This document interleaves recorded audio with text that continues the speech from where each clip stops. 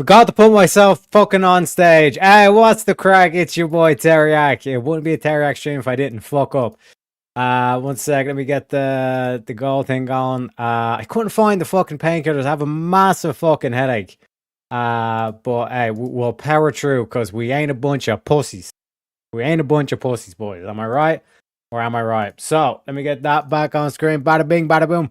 Welcome back, everybody, for another show. For another show of the Deductionist Files, ladies and gentlemen. Let me introduce the chat. Of course, we got Shantae. Unbelievable, Shantae.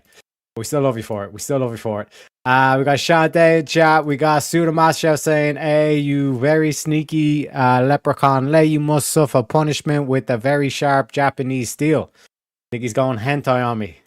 Bear in mind for the tentacles. Also, we got Jungle in chat as well. Welcome in, guys and pals. That's a much better way. Shantae, take note, okay? Take note. Get him, Pseudo Master Chef. What's going on here? Grace saying, what the hell is going on? What the fuck's going on here? You sneaky leprechaun. Hey, who says I'm a sneaky leprechaun? You know, I'm a crafty leprechaun. You know what I'm saying? Boys?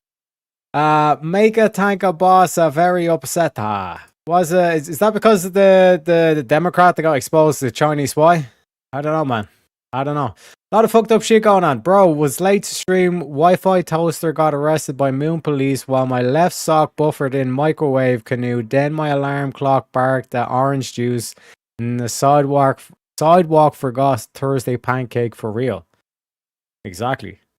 You know what I'm saying? That's when go there, Tarek. Your goal will still be there after the stream. Count it then. Hey, what can I say, guys? What can I say? I couldn't find the painkillers. I couldn't find the fucking painkillers. Finally ran out of the Tylenols. Yeah. What can I say? Had to use the shitty paracetamol. What can I say, boys? What can I say? Take a bit of sea salt. Chase it down with some water. Yeah, no, that's the thing. I had a shit ton of sea salt as well, but thankfully, like, the sleeping pattern's back on check. So it was only like I was getting less than 6 hours sleep. Like, and I was trying to sleep. You know what I'm saying? So like that's what was like fucking up the sleeping pattern. But I'm back up to 7, which is a good sign at least. But yeah, I think I need to lay off the coffee. I think that was the main thing that I was trying to. I think it was either last week or the week before. Like I was pushing it in terms of like the research that I was doing, and then like trying to squeeze in. I was trying to squeeze in too many things. Like get like stuff done, like edit the wheels for the Wheel of Madness and all this kind of stuff.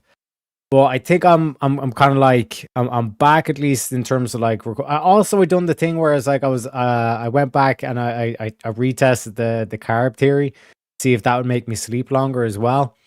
But I think that was like 3 weeks ago. No, it's probably longer at this stage.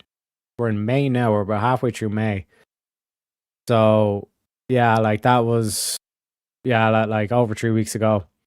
But I think it was because of the carbs. Like it's based like what Jordan Peterson was saying. It's like it's literally like a month before you're back, or you get somewhat back to the flow of things at least. But yeah, I think I'm back in order now, except for the headache, of course. But we'll power through, boys. We'll power through. Yeah, the other I got no coffee past like 4 p.m. No, like what I was doing is like I was having my cups of coffee like early. You know what I mean? But I think it's basically I'm gonna take the rest of the week off in terms of the coffee and see if that has any changes or effects on it. But I'm obviously gonna need the coffee for the 24-hour stream. Am I right, boys? Am I right? Crazy saying 3 weeks ago. Unbelievable. But ladies and gentlemen, welcome back to the Deductionist File. If you want to hop on board, if you want to hop on panel, you need to get the goal going, as they say. But we are going to be keeping it strictly to the Deductionist Files because, ladies and gentlemen, let me introduce you to the riddle of the midnight shot. Wrong. Your left. What? What the fuck? I am left-handed, not gonna lie. But this one is a bit of a curious one.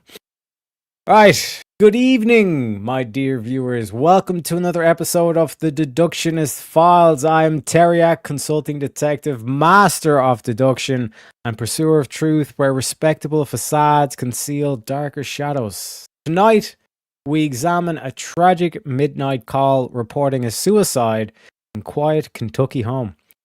A husband claims he was outside when he heard a gunshot and found his young wife dead. Police arrive to a disturbing scene, yet small contradictions emerge almost immediately. Multiple possibilities present themselves: a genuine suicide, a random intruder, or something far more calculated within the home itself. We shall dissect the evidence methodically as Holmes would, pulling each thread until the web reveals its true architect. Stay sharp, my friends. The game is afoot once more. So here's the timeline, right? June 29th, 2022, in the evening, police receive a 911 call about a possible suicide in Leachfield, Kentucky. Officers arrive at the mobile home on Decker School Road. Lexis Wilson, 23-year-old mother of four, is found deceased with a gunshot wound. Her husband, Orbe Wilson, who's 28, is presented and claims he was outside when he heard the shot. Initial assessment raises immediate red flags for investigators and the coroner.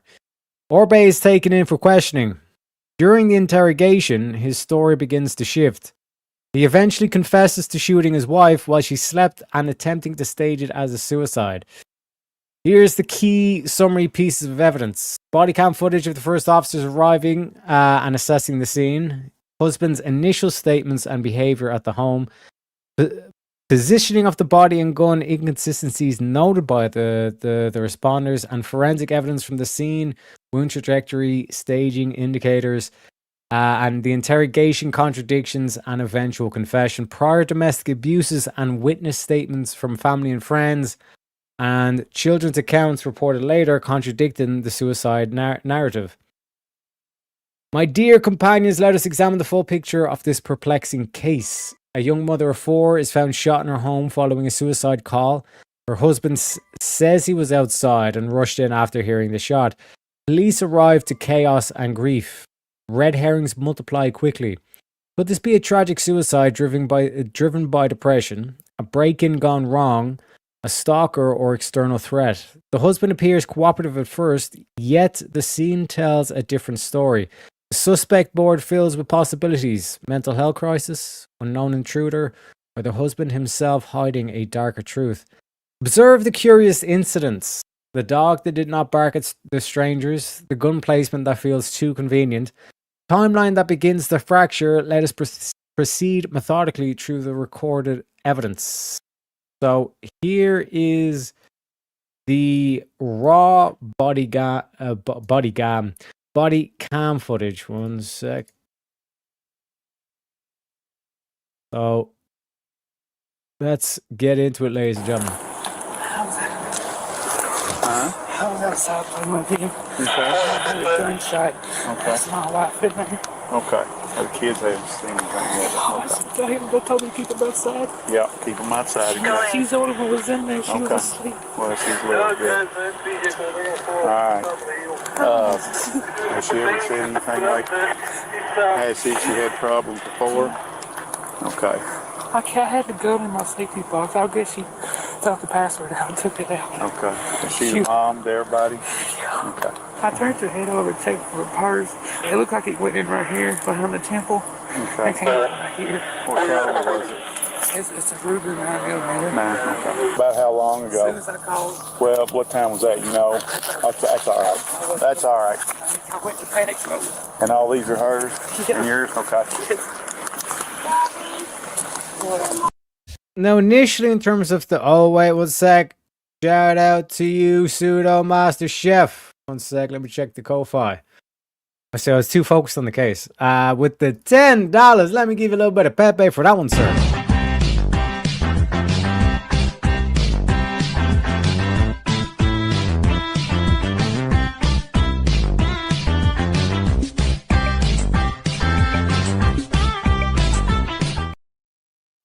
Appreciate you very kindly, sir.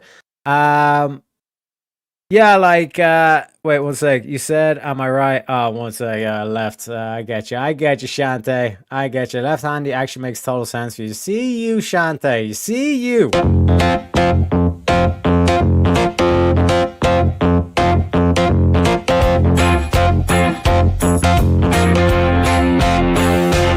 You're a cunt. Appreciate you, Shante. Appreciate you. But just like my initial thing in terms of the body language there, he seems kind of like too focused in terms of the cop. Like he's clearly upset, but he's like he's kind of how would I describe it?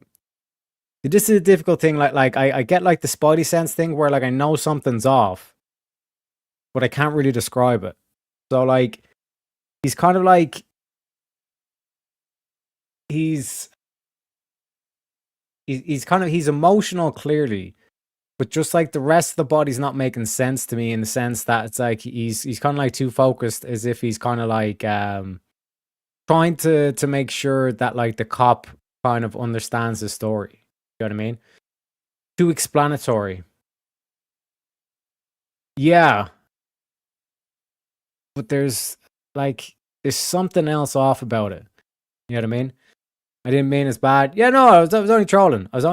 But is being left-handed a good thing or a bad thing? Because I remember when my dad was in school, like he was a lefty, like he was left-handed, but they kept like breaking his hand until he learned to write with his right hand. You know what I mean? Because being left-handed was seen to be off the devil. You know what I mean? So it's always got to keep that shit on cloak and dagger.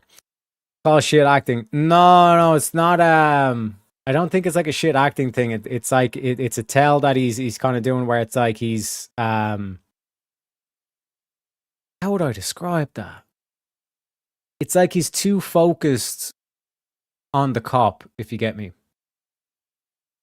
Like he's kind of like upset and distraught, but he's too focused at the same time.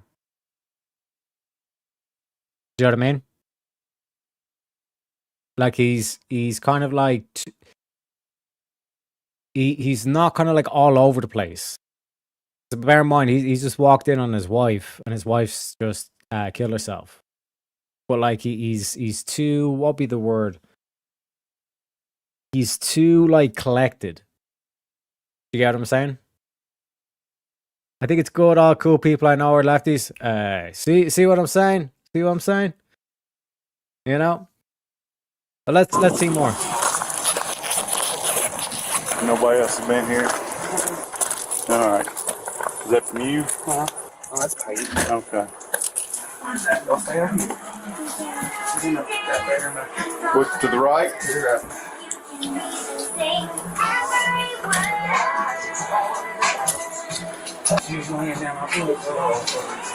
Okay. I see it. Okay. EMS is on the way, and she's got a history. Well, we got man. Now, do you see the way like he's kind of like way too cool, calm and collected when he's like standing in the same room as his dead wife? You know what I mean? Like he's too kind of like normal rather than being distraught or upset. You know what I mean? That to me is kind of like, okay, there's something going on here. You know what I mean? This ain't your kind of like run the mill kind of like type shit. You know what I mean? See, I can be nice. See, even Shante can be nice. You know what I mean? Just sitting there with a cup of coffee, enjoying the show. You know what I'm saying? You gotta love it. You gotta love it.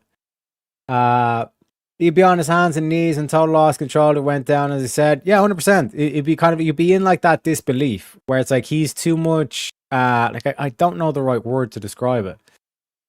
He's too, like he's too collected, if you get me. And like the fact that he was like he was kind of like all kind of like crying, all this kind of stuff, and then like when he's walking in, he's just giving clear, direct clear directions or clear kind of like answers and all that shit. You know what I mean? Okay, yes. But he is kind of like shaking at the same time, so he is definitely nervous, but he's not like he's still collected. You know what I mean? Okay. Me and her got into it the other day. Her mama knows everything else. We all got into it. But she's been making threats all the time. That's why I keep my guns up and say. And like the fact that like when he was standing in the fucking room, like right beside the body, and he didn't. One sec, let me go back to it. Alright, so he's there. Okay. That's what I'm saying. That's His hand is shaking, so he is nervous. it. Okay. EMS is on the way, and she's got a history. And he's completely focused on the cop. So he is focused and collected in terms of like that aspect. But he's not like, oh, fuck, like, and all this kind of stuff. Like, you know what I mean? Like, he's not like, he's not like confused or questioning why this happened. Do you know what I mean? Like the fact that he can just like stand in the room like that and he's kind of like collected. People like, what the, you know, that to me is kind of like, this is off. You know what I mean? You can play nice all you want. You got them crazy eyes. Hey, leave Shantae's eyes alone. Leave Brittany alone, okay?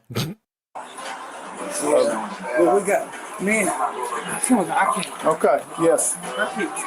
Okay. Me and her got into it the other day.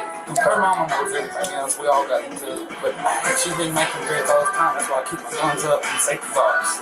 We got into it this morning because, I'll be honest, I don't know what she's about to fall into. I'll be honest with the safety box. I didn't know she was on do it. Right. We're turning TV down. Yeah, sorry for that. That's all. You're all right. I was on move the gun by the side. Yeah, exactly. Don't. Yeah, you did good. Y'all stay right there, okay? Pretty obvious. And the door's closed. How you doing? Well, you related? Grandpa. To his dad or her? Lexi. Lexi? Okay. Well, she's taking her own life, it looks like. She been diagnosed with anything that you know of? Her mom will be here in a minute. She'll be the one that will have to tell you all that. I'm not really her dad. Okay, I understand. Well, baby, let me get you son. She's on her way. She's coming from Bowling Green now. Okay. She's in the hospital with her brother. They'd already started.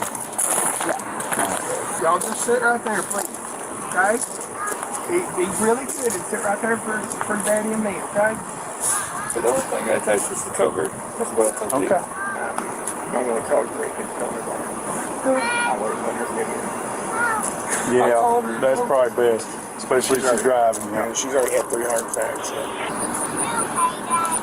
Alright. I can't believe all the children were living in there. I know. That's going to be the next thing.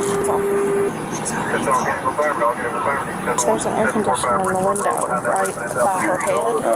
But I think she's a little extra cold. Think so? Yeah. Well, he said he heard, and I don't know what the timeline is yet. She's done like death light. So that was kind of odd too. Her color just looked like she'd been gone a while. And then when I touched her and she was pretty cool. Right. When they give it at 4:02, So it's been like, that's only 22 minutes. yeah. And I mean, she's cold. When he I talked to moved me, nothing. I literally Right. touched her neck. well, I'm getting her to ask if she's left-handed because the gun's on the left side of her. Yeah. I ain't no So it's corner, only but I'd say 20-some she's been down minutes. for 120 minutes. Right. She left her right-handed, you know. Right-handed. I think I'm the only one that came around here. I can't believe she did this. And how long before you called as soon as you heard the? I was outside playing. So I'm not trying to stutter. Right, you're right. I was outside playing with them 3. She was in the crib asleep. She was awake. And I heard a gunshot. I thought it was a fire, but I know she knows the password to the safe, so I run up here and check. And So you checked right when you heard it? Yeah. Okay. And then, As soon as I you called- called right after yeah, I that? called her mama first, and I called y'all. Okay. 'Cause I didn't know what to do. Right. I understand. She was in there screaming and crying. I wish you smoked. You sick bitch. Well, I might be able to help you out. I don't smoke, but I carry them for other people. Can I have one? Yeah, I think I got some kind of menthols or something, but well, they can't take them in jail with them, so I collect them. Oh, well, that's her too. Yeah, I'm about out though. I guess I ain't taking nobody in a while that had cigarettes. Oh, look, I'm down to my last two. Oh, no. Hey, Jackie, it's Clay. I've got a Noel for you. Well, the stepdad didn't think so. He thought he was only left-handed going out of brunch. Since he's left-handed, he would probably know. I didn't even know there was a trailer out here that anybody lived in. GPS took me to the bar down here on the corner. Oh, that's probably about right. I ain't from here, though, I don't think. I know he ain't, because he had a 600 social Well, he security. wasn't born here, but he's got a Kentucky driver's license. Does he? 'Cause I don't know. I don't know him. And my boyfriend's their age, so I don't I ain't never seen her either. Hold up right here by Jimmy Renfro's old house. Which is what we got. Hold up where this old oak tree used to be. So if you put us in there, which you said the gun was on the left-hand side, so was the holster. You would think she would cut the gun on her left hand, the holster on her right hand, and leave the holster on the right-hand side. Not do this. Right. Well, 20 minutes ain't very long either. She's, as long as you think. And Joe Brad can tell, I'm guessing, can he? We'll see what he It's says. just most of the time, by the time we get here, especially on shootings like this, they still look like they could be alive. Like, she didn't even look like she could be alive. I was here quick. He says he called just as soon as it happened. So within 20 I minutes. just can't imagine. Don't get me wrong, women kill themselves every day, but one, they normally don't do it with a gun. I thought that on my way here. And two, me and Billy discussed it on the way here. And two, I could never imagine my life being bad enough for me to kill myself with my baby laying in the crib right beside me. Yeah, now I ain't gonna say that, but I because couldn't a lot of imagine. them do. Were we out about me? They do. Well, she told Like- And this is like the kind of like instinct thing that kind of like runs through your head. You know what I mean? Why they not pull the baby away? I think it's because another kind of like aspect of this as well is like you don't want to be kind of like intruding in with the family and all this kind of shit and like acting as though like you're the you know better than the like the parents and all this kind of shit. Do you know what I mean? And like the fact that the granddad's there already, or the step granddad and all that kind of stuff. You know what I mean? It's like more so, and I think this is probably a smart way to go about it, where you kind of like just want to let them kind of like in their natural kind of like ways, and you just kind of like sit there and kind of like pick up on whatever you can. You know what I'm saying? He was saying, "Wake up, mommy." To fuck. Well, like that's going to be an interesting thing that comes up on this as well, Shantae, is the kids and what the kids say. You know what I mean? They don't got to take the baby themselves, but they should tell them to step out with the baby. No, like they're like outside the barn kind of like thing, or the living area kind of here. Oh, you can't see the cursor, but like to see like behind the car, like the little shed thing, like that's where the body is. So like they're outside, but you don't want them to like where else are they gonna like pretty much go, if you get me? You know what I mean?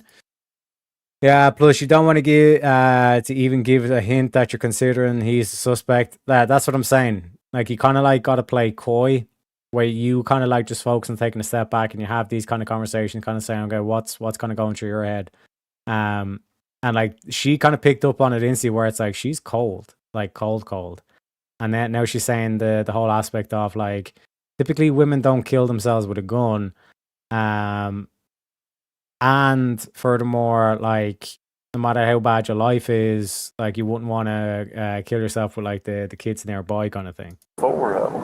Right, but it'd been one thing if they was all outside. He said they've I got couldn't imagine with the crib. into arguments before, and she's threatened to do it. Mostly those people that threaten to do it don't ever No, do it. not usually. Mom will be here soon. She'll know more, I It's guarantee awful, it. those poor babies. The poor baby's living in this place. If I'd come Yeah. to this place before this happened, I'm with you yeah, there. social services had already been here. You got here quick, because if he thinks anything, I'll be making a phone call. And hopefully you don't. I mean, hopefully it is just a clean cut, you know. But either way, something needs to be done about this living with these children. What's up, Bradley? What's up, bud? What we got going on here? Gun laying beside her.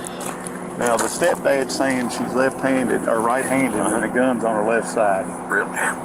Yeah, and EMS is saying she's too cool for how long So, yeah, we'll see what you say, and then we'll go from there. It's a filthy ass place.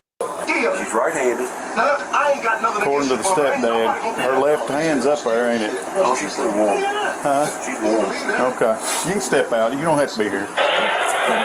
Okay. I don't see a remote. Probably over Where there. was he? He was outside. According to him. He was outside with the kids. 3 of them, and the little one was right here. He said all he did was pull the covers back. 2 AAAs.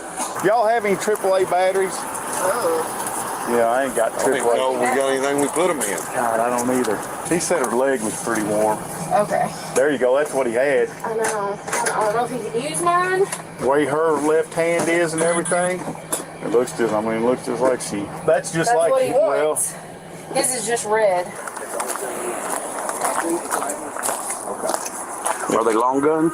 Are they long guns? What does that mean? Long guns? Like shotguns, rifles. No, I got a rifle. One's a rifle and one's a gun. Here. No, not here. Okay. I only brought that. That's the only one you have here. Yeah. Yeah, his probably just reads low. You see, I didn't realize I switched off that fast. Let's get that thing blowing on too, but. And you're looking at 40, almost about 50 minutes now, Air probably. conditioner. But she had cover on, right? Yes, she Well, did, but he pulled it off. said when he come in here after he heard it, he pulled the cover off. See if you all can try the Child Protective Services. I called it, nobody will answer, and just have them call myself. What's her birthday? Don't know for sure. She's 1 though. You don't know her birthday? I left my wallet in the house. Okay. Only kid I know is. There's your mama. Alright. Why don't they have the lights on? They gotta get her to the hospital. Honey, she's not in there. Oh my God! Why are you here? She hates you! She hates you! You don't need to be here! Now that's typically the reaction you'd want to see, where it's like you're basically just like screaming shit, like you're kind of just like whatever the first thing's coming to your head, that's what you're saying, kind of stuff. Kind of like you're not kind of like focused or collected. Like that's the kind of reaction that I was expecting out of the husband. Not the husband to be standing in the same fucking room as her and then kind of like still having a coherent conversation. You know what I mean? Tell them to step out with the children while their mother is dead isn't letting on to anything. Baby should be seeing as little as possible. Yeah, no, like that's that's what the cop like initially did. Like it's like when the cop went in, the dude followed him. The husband followed with the kid, and like that's the other thing as well, Shantae, where it's like he's still carrying the kid, and then he's saying shit about the whole situation, and it's like he's too collected. You know what I mean? Whereas like that reaction we're seeing from the mother, that's kind of more so where she's like, she fucking hates you, and all this kind of shit. Are you? I gotta see her! You don't want to see her. Like the angriness and all this kind of shit to it. She's not in there. You gotta stop her. She ain't gonna listen. What's your relation here? Her mother is my sister. Okay, but y'all don't get along evidently. Are you and Well, somebody?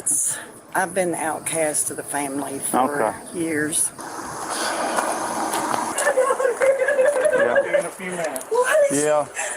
I don't know. Come on, these grandbabies need you.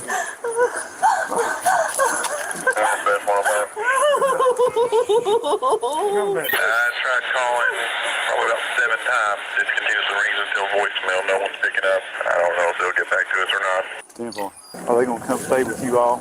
No. Okay. Is there anybody that can bring them out some clothes and stuff? It'll be a little while. How bad is she? Oh, I don't know that. Can you find out? Well, I mean, she shot herself. I can tell you that. But I mean, I don't understand. and she's had problems before. She has. Bipolar. Okay. But a mother's not supposed to have to say goodbye to their child. I understand. Oh God, I haven't been able to let Mama go, and now I got it. We're gonna go here. Oh my God. There's a whole lot of babies to take care of. Yeah, like that's the thing. Like the confusion is kind of the aspect, but it's not an accurate enough word for it. You know what I mean? Like that's what I'm trying to find like a word to like pinpoint exactly what's off about this dude. I just can't think of the right word to describe it. Do you know what I mean? But there's definitely something off. Like and that's why I say it's like sometimes, like I'm able to like tell shit without actually being able to explain why. Like all I can really kind of like say is like the spidey senses are tingling, especially with this dude here. You know what I mean, welcome in. Hope is all is well. Hope all is well with you too. Him being shirtless says clean up to me. Well, you never know. You never know with people, especially when the sun's out and all this kind of stuff. You know what I mean? It's not like a telltale sign per se, but everyone else does have their shirt on. You know? What's that? Am I allowed back in there? Where you need to go? I need to get her sippy cup. It's in the room in her crib.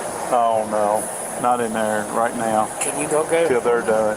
Hold on a second now. Hey, Nate, you. All right. They're needing a sippy cup out of here, too. Remember how her hand was up by her head? Yep. Had that blood get on the back of her hand.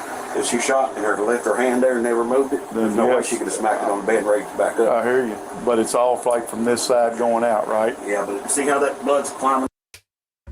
Now that's again a great piece of evidence right there from the coroner. He's saying, remember when you said that her hand was beside her head and she pulled the trigger? How the fuck did the blood end up on the back of her hand? That's a physical impossibility. When you look at like splatter patterns and all this kind of stuff. Like the same thing with like Kurt Cobain. We went through like the Kurt Cobain diagram. It's like how the fuck did the bullet end up like on the opposite side of where it should have ended up? You know what I mean? A physical impossibility, as they say. Up that pillowcase. Yeah. How long it takes to we'll climb up that pillowcase under her arms 99 degrees. Oh hell. So time is right. Well, we don't like that spot on the back of her hand. This puddle matches exactly. It matches the outline of that puddle right there. Her hand was propped up there like that. Yeah, but I don't remember seeing blood on the back of her hand. Because I took a bunch before I ever touched the blankets or anything. He says there's a sippy cup. They won't answer the damn phone. They ain't gonna stay here tonight. I'm sure they're going with grandparents or something. There's my fourth picture right there. It's there. Prints or anything will be on her, and his prints are gonna be on the gun anyway. We can bag her hand and do it out her at the office. Well, there you go. Can you do that? Yeah. Okay. Well, that'll tell you right there. What they're talking about there is the gun residue. When you fire a gun, it's going to be like small, like micro particles of like gunpowder that'll end up on your hand. And like that's basically like gun residue that'll end up in the hand. And they can test for that to see if you've actually fired a gun and all this kind of thing. You know what I mean? Unless he's got SPF zeros wrap around a sunblock can 15 times, he'd burn up a Christmas sun. Yeah, that's irrelevant, Suda. What we're focused on is the key pieces of the evidence right here. Do you know what I mean? I missed the beginning. Did he say he wasn't home when he came home and found her? Yeah, no, he said he was kind of like, he wasn't in this place. He was like somewhere else with the kids and he heard a gunshot and then he came running into this place. That's at least is his story. That's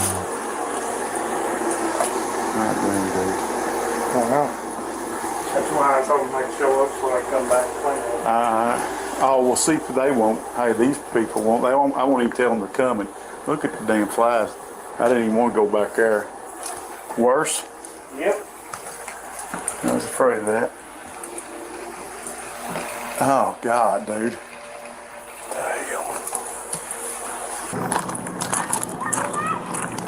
He's probably gonna go to her mama's house. He is. With the kids? With the kids, good. Yeah. I don't know if y'all been in the house or not, but they fight. Like, I mean, it's probably as bad as some of them I've ever seen. I've never been up that's here. That's one thing they stayed in with because she wouldn't get up and help him. She's had a history of mental illness. Yeah. And she's ran off with a dope dealer the first time for 6 months. I moved in with my son, had to take care of the kids. He dropped the EPO and let her come back, thought she was going to change. Nothing didn't change. Started all over again. A couple days ago, she was at the Nolan Lake with another man. Okay, so again, like she ain't no saint, to say the least. You know what I mean? Well, as like the EMS is saying, like the people who threaten to do it don't typically end up doing it. You know what I mean? Like typically when they're saying they're going to do it, like self delete, more so like a cry for help than like an actual affirmative statement kind of thing. Do you know what I mean? That babies break my heart. Well, like I said, like that's why they keep calling noting like the condition in the house and all this kind of stuff. You know? But hey, it is what it is, and that's a good point too. Though, like I would have like checked the washing machine. You know what I mean? That would have been a good bet. See, is like check the washing machine for like the shirt and all this kind of stuff. You know? Her come back again. There's the girl she's been talking to on Facebook. He found out that she went down there, and when she left the first time, she was on meth. She done really good for a solid 3 years. And then it came back up again. So he's gonna stay with her mom until I find a place, and then he'll finally move in with me. I've got CPS on the way. Oh, who'd you get? Rachel. Is she on call? She said she wasn't, but she'd get her call on and be this way. Okay. Evidently, she's run off 2 or 3 times and been on meth and got all kinds of mental problems and a pretty good little history for no older than she is. And somebody went down and get her. They will. They'll take her in this truck right here. Is she on any medications or anything? She quit taking every medications. Okay. Bipolar, schizophrenic, 3 different kinds of personality, depression medicine. She quit taking all of it. Oh, and she's supposed to have had surgery the 30th, and she canceled it. For? They told her she didn't have it. She was going to die. Pancreatitis. Part of her pancreas is dead, and her gallbladder has got filled with a bunch of stone. They said if they don't get it, because she's been staying sick from it. She went to the hospital today, and I gave her some pain pills and stuff, but she didn't take every one of them damn things. Tumor on her It's brain. not tumors, but swollen tissue on her brain. Yeah. And she's been staying really sick. She went to the hospital the other day, last Friday. You got to go to my office for a while, okay? We do a post-mortem exam, then we run toxicology. See if she had any drugs or anything. Yeah, see if she was taking her medicine for us. Well, no, she wasn't. But that's the only pill bottles you know it's got her name on it, okay? That's the only thing I'm sure Okay. There's the maternal grandparents out here. That's where they're going tonight. You've seen the lock marks, you know, he's talking about. No, but I ain't looked at it. Well, there's the deal. You know, he said he kept his gun in the lock box. Yeah, he did say so. Okay, yeah, I agree with All that. right, I agree with that too. But then when I asked him about her medicine, he said he had to keep it in the lock box because she overdosed. So, well, if she can get the gun out, she can get the medicine out. Let me ask him what's that. Where's the lockbox at with a gun in it? Entertainment center. On what? Entertainment center in the bedroom? In the entertainment center. It's open. I never did close It's underneath it? Yeah, it's open. Okay. So she can get in there to get a gun, but... Right. And there's meds in there, Bradley. That's to keep her from getting to her medication, right? I guess. According to the stepdad, all the other guns were taken to his house because of her. He's still out. I believe that's correct. I'm gonna check KSP and see if they've got anybody. We got a suspicious person laying in the ditch about the Hart County line on 62. Tell him that's against the law, too. What's that? Got having grandmas? Having grandma's in. Yeah. Yeah, I know it is. I don't care that you got it, I'm just letting you know. See the back of the house. I know, I went back there. Make him cry. Dang, dude. Now, that's one of them was saying that's what they argued about was she didn't Yes. help or knew nothing, and one of them was saying that she had taken off twice. Any of them kids only for talk. Who's the oldest one of the bunch here? I'm going to guess she is. Can I talk to you for just a second? Go talk to him, okay? We'll go over here in the sun a little bit. So where was y'all at? Was y'all out here playing? Yeah, Okay. With Daddy? yeah. And then what happened? Mom got me got out of bed. Mommy didn't get out of bed? Yeah. Okay. But you didn't go in the house, did you? Nope. Good deal. All right. Little girl said they was out here playing and Daddy running in there and Mama wouldn't get up. She's hard to understand for a 5-year-old. Dude, she ought to be farther ahead than what she is. I mean, even then, you could twitch afterwards, could you not? Yeah, I mean, I don't know. All of her shot the deer. Good, but would she twitch enough to lay an arm out and pick it back? Well, I don't know. Yeah, I don't know. But see, the blanket is the thing, too. I don't know where it was at. I know he said he checked her for a pulse. Did he check her hand? That's possible. I'm asking him that. Where'd you check her for a pulse at? On her neck. On her neck? Okay. Yeah. Which side of her neck? Don't really know. Okay. Get in there. I think it was about side of me freeze. Said she heard a gunshot. I heard a gunshot too. That's why I tried to keep him outside. Which one's the one I talked to? Okay. So she come in with you? All of them come in. Oh, okay. I kept them in the living room. Okay, I see. That's when I called and whoever I talked to, 911, I talked to Tom doing outside. Yeah, okay. I was like, my nerves are. I run in there, and all I seen was blood just squirting out of her head. It was just coming out of her Just head? coming out of her head, and I pulled the cover back, and I tried to check her purse. I was going to stop the bleeding, but it was too late. We got another deal. Social workers coming too. What? Because the house? Yes. I know that's going to happen. I know you're all going to your mom tonight is the plan, but she'll talk to you. But yeah, the house is nasty, dude. I know. I mean, it's nasty. I know it's nasty. I've been Y'all got bed bugs? No. No? I Okay. don't think we do. Or a ton of flies. Yeah, I know. And it's just flat out nasty. I know there's cup fries. So I can tell her too. I know it's nasty. I've been trying to clean that, but she won't hurt her mood. It's bad, dude. She won't help me clean the house and nothing. Okay. Everything else. I'm the one doing all the cooking and cleaning and everything else, and it's kind of hard with 4 kids. I like getting in the refrigerator too. So. Is that why you got locks on it? That's why I got locks on. Okay. No, I wouldn't say so. I mean, generally when they come in, they make you clean up, but if you're going somewhere else. I can't stay here. I'll just get I can't do it. Social services is coming, CPS. They're going to your house tonight? Yeah. Okay. So she'll want to talk to you and go from there, so. Did she feel any, is there any way she felt pain? Oh, no. No. No, I would say no way, no how.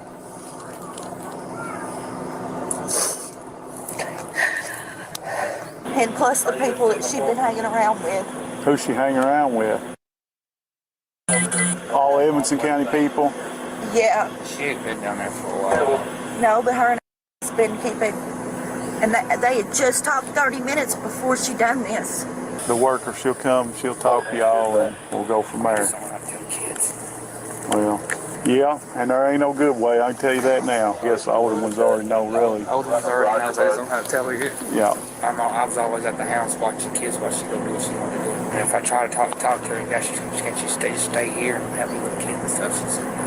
She didn't care. I come got them the other day because she was getting violent. Was she? Yeah, we come got him, all 4 kids. Oh, yeah. She just stayed at So you took all 5 of them and left her here then? I see. I never dreamed of her doing something like this. Well, she got off her meds, I guess, but she had threatened it before? She threatened it several times. Right. I love her. She's my baby. Right. But if she got mad at you, she'd make a threat that she knew hurt you. She just had this side to her. Her bipolar would really kick in and she would do or say whatever she had to make you hurt. Threatened to take the kids away from me, run off and everything else. Right. You know, we tried our Just compare like the reactions to like him and the mother. You know what I mean? Like the stepdad or the step granddad, whatever the situation is, dude, like to the right over here, that's not on the camera. Like the whole kind of like step aspect to it, you can kind of understand, but it's like he's kind of like not the same as her, but I don't know how to describe it, if you get me. Like that to me is kind of like, dude, you're not acting right if this is supposed to be your like wife. Like your wife's just like killed herself, and like you're kind of like almost kind of like adding into the whole thing of like, yeah, like she didn't really help out and all this kind of shit, rather than trying to kind of step in and say, yeah, but like she was a good person, like the typical things of like trying to defend your wife kind of thing. You know what I mean? Check her purse. I think he meant check her pulse, but you know, it is what it is. Welcome in, Joe. Welcome in. Everybody know a white woman look like that. It is what it is. It is what it is, Joe. His mama too. She seems more than happy to speak poorly about her.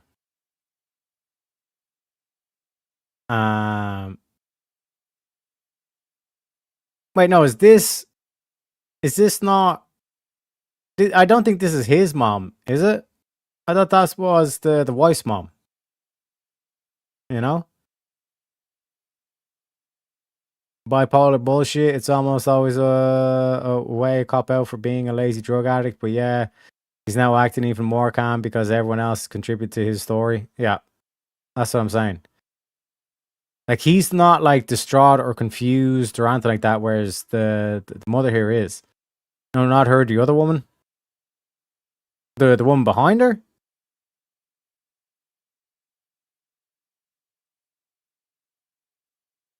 Fuck. 1 second. Let me go back to try and see. him.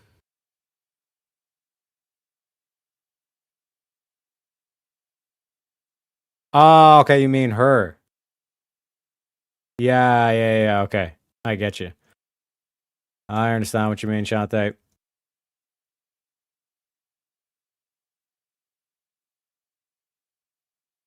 So I think we're right about here. No, we were... This dude steps away, and then we're about here. Take the kids away from me, run off, and everything else. Right. You know, we tried our best to deal with it. I even called Rivendell once. They told me she was over 21. There was nothing I could do. Mental health and then even drug use. You can't help somebody that doesn't want it. You can't make them do it. I know. That's the hard part. I don't know how to give up my baby. I've been talking to Mama. Evidently, she's been so bad not taking her meds and shit. They came and got the husband and the 4 kids and got them out of here to get them away from her. Really? Yeah, that was the other day. What about it, man? Another day. Yeah. According to reports, the unusual blood splatter pattern and other factors triggered investigators to bring the father, Orby Wilson, in for further questioning later that.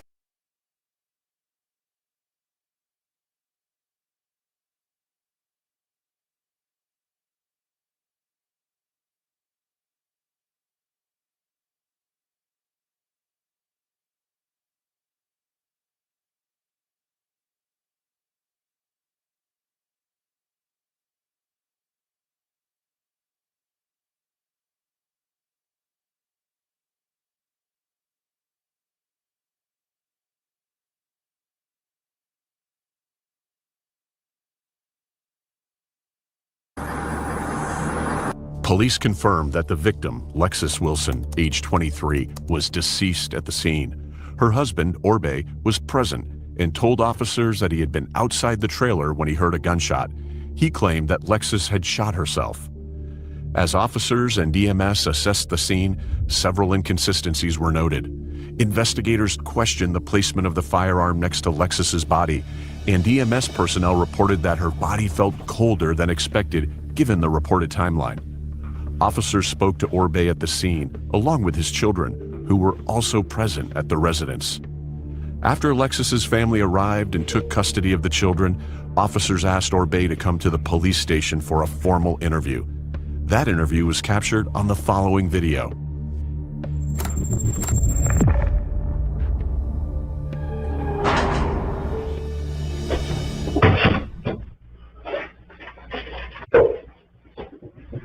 You don't have your ID on you, do you? Oh, that's my wallet in the car. Okay.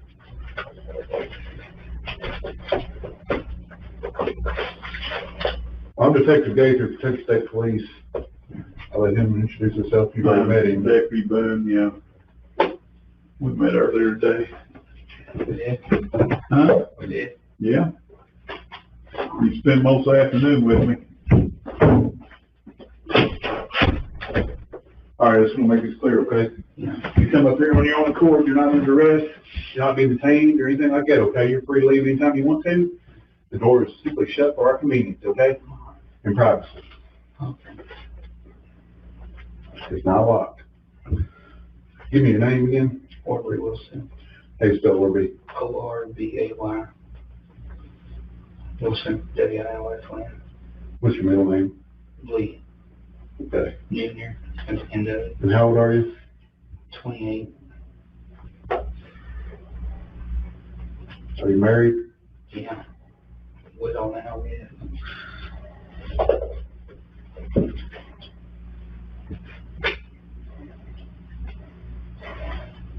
What's your wife's name? Alexis Wilson.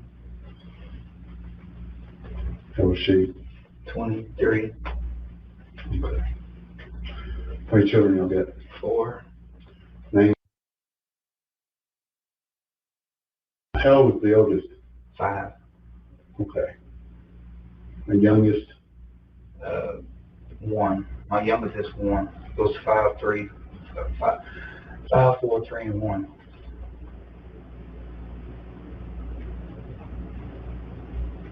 What's y'all's address? Gore Road.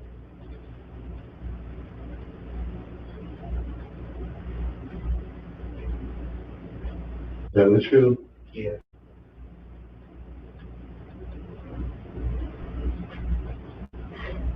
Give me your phone number. 270. Got it. Your wife got a number? 27. And again, I think he's just going through the base details just to kind of like think of like a polygraph test. You're gonna have like what you call it? Like normal questions just to kind of like gauge a base level. You know what I mean? Because then, like I said, once they start asking the hot and heavy questions, that's when you see changes, essentially. You know what I mean? So I think this is just to try and set a standard. I think this is at least the detective's kind of like angle to it. Like he basically goes in, he kind of like tries to set like a base level, just kind of like base questions that you shouldn't have any issue answering. And then once he starts kind of drilling down on key things, that's when he'll be able to kind of gauge, kind of like, okay, there's definitely something different acting here and all that stuff. You know what I mean? Dude saying he got fed up with her met shit and maybe they were arguing, so he lost control. Not at all. Am I justifying it? I just think that's what happened. Well, like, from his kind of like story, like, he's the one that's like fucking cleaning, looking after the kids, and probably working a job as well. So, in terms of kind of like motive, we could be looking at something where, like, I think what you're trying to say is you're trying to work out the motive, pseudo here, where it's like maybe he's just like, he just snapped and he's like, I'm fucking sick and tired of shit, and then, you know what I mean? Like, didn't see any kind of escape route other than this, essentially. But the thing for me is that, like, she was in the bed, you know? So I don't necessarily think there was like a screaming match and all this kind of stuff, because they were having a screaming match. Then why would then she like get into the bed and then he pulls the trigger kind of thing, you know?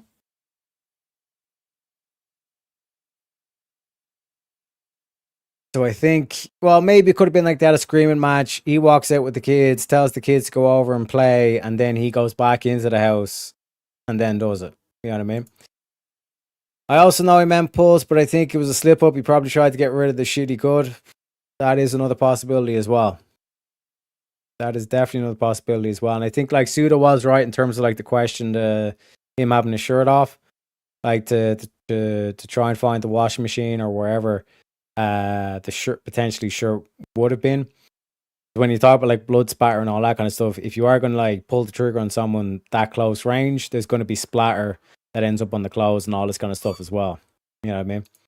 Muted. It wouldn't be a Teriyaki stream if it wasn't muted, Shante. You know what I'm saying? I'm sure he was on meth or something also. Usually a sober person isn't going to stay with the junkie. That's another possibility. And like another thing that I noticed as well is that is like his hand was shaking or his body was shaking, but his face was kind of, there wasn't anything really showing on his face. You know what I mean? Like his face was, let's say, a collected face. It wasn't kind of like a distraught face. Comparing it to the wife's mother's face, where it's like just like visually like upset and just confused and all this kind of stuff. His face was kind of like relatively normal, but his body was like, he was like constantly shaking, like even like an hour after the event and all this kind of stuff. Do you know what I mean? This case feels so familiar, but I don't remember it. Could be. Look at his Crocs, very stylish. Yeah, never trust a man who wears Crocs. You know? Honestly, I could care less about either the parents. They were both shit. I think he's on the junk too. I mean, in general, they were arguing on a regular basis. Yeah, but I mean, there's other ways to handle this shit. You know what I mean? And like the dude's age, he's 28, she's 23. You know, there's plenty of time left in like what should be your life to correct your shit. You know what I mean? Like everyone that we like look up to now, like they have like a D-Gen past or the shit that they've done and all this stuff. Not about falling off the horse, it's about getting back on the horse. You know what I mean? So in terms of like that aspect, you have to be cognizant to try and course correct or at least try to see if you can course correct. You know what I mean? Now, like I said, like you're 4 kids in, your wife is basically bedridden all day. She's going away with meth dealers or dope dealers and all this kind of stuff. You know, it's very easy for you to feel trapped and like there's no way out and all this kind of stuff. You know, but in terms of like the aspect of trying to refocus and trying to come up with solutions that will actually work, you know, definitely something to think about. Like you shouldn't just like throw your life away because you know you're 25 or 23 or 28 and you're a meth addict and all this kind of shit. You know, there's always like we always kind of talk about like the success story. You know, the story where it's like, yeah, I was in a bad place, but then I came back from it, you know? No one lives a perfect life, you know? No, I meant there was argument as in general in reference to my first statement about direct argument leading to his murder. But yeah, no, like that's another thing that like it's clearly like a dysfunctional relationship. And at least he says he's the one that's, you know, cleaning up, he's doing everything. So then like to bring up the question that always gets asked in whatever podcast, it's like what is the wife bringing to the table? You know what I mean? And in terms of like how would that affect the dude's mental state, if not consciously, but at least subconsciously, where it's like, you know, like what am I doing? You know? He wasn't doing shit. Well, clearly, yeah, like in terms of the places to keep and all this kind of shit. You know, but in terms of like your general kind of like poverty or poor, like per person's place, you know what I mean? It's not like you're living in the five-star hotel kind of like type of quality and all that kind of stuff. But there being flies in the house, you know what I mean? And not just like flies, but like a whole kind of like group of them and all this kind of thing. You know? But in terms of like I said, like that's why I keep saying it's like in terms of at least what he's saying, you know, I'm trying to like kind of like dig around in terms of like his mentality, you know. And again, like Suda was saying, it's like this is not like a justification. This is more so like trying to understand, okay, like what is his perspective at least in terms of this. His perspective could be complete delusion and complete bollocks, but in terms of like what he was actually the thoughts that was going through his head at least at the time, you know. If he was, the house would have been clean. True. The other thing as well is like the putting the locks on the fridge and putting the locks on everything.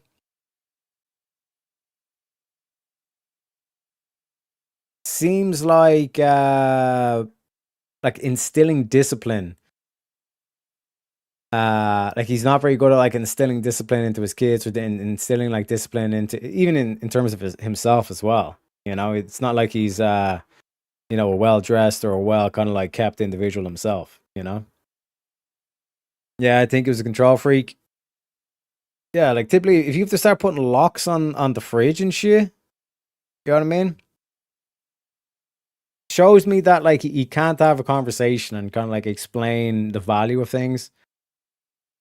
Because oftentimes when you explain the value to the kids to the point that they can actually understand and to be able to reason with them, you know? I know parents that did that shit was more of control. Kids can't breathe without your say so. Oh, 100%. Like that to me is like you're putting a lock on the fridge. What the fuck is going on? You know? Yep, he may have been less of a mess than she was, but it wasn't even close to being a real father. And like there was also mentions where Child Protective Service came over and like they basically kind of took him and the kids away from the mother. But in terms of the aspect of like the dad himself is not really as what like Suda says, like the real father or like a role model essentially for the kids either, you know. But let's see how the detective does his work. I got her phone in the covers. How long have you been married? 5.5 years now. Okay.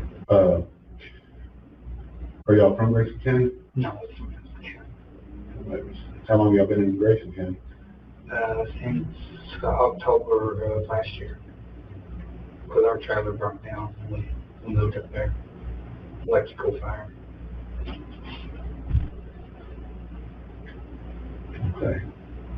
Who's y'all's support structure? Like, do you have family members that help you out or anything like that? Our mom and my mom.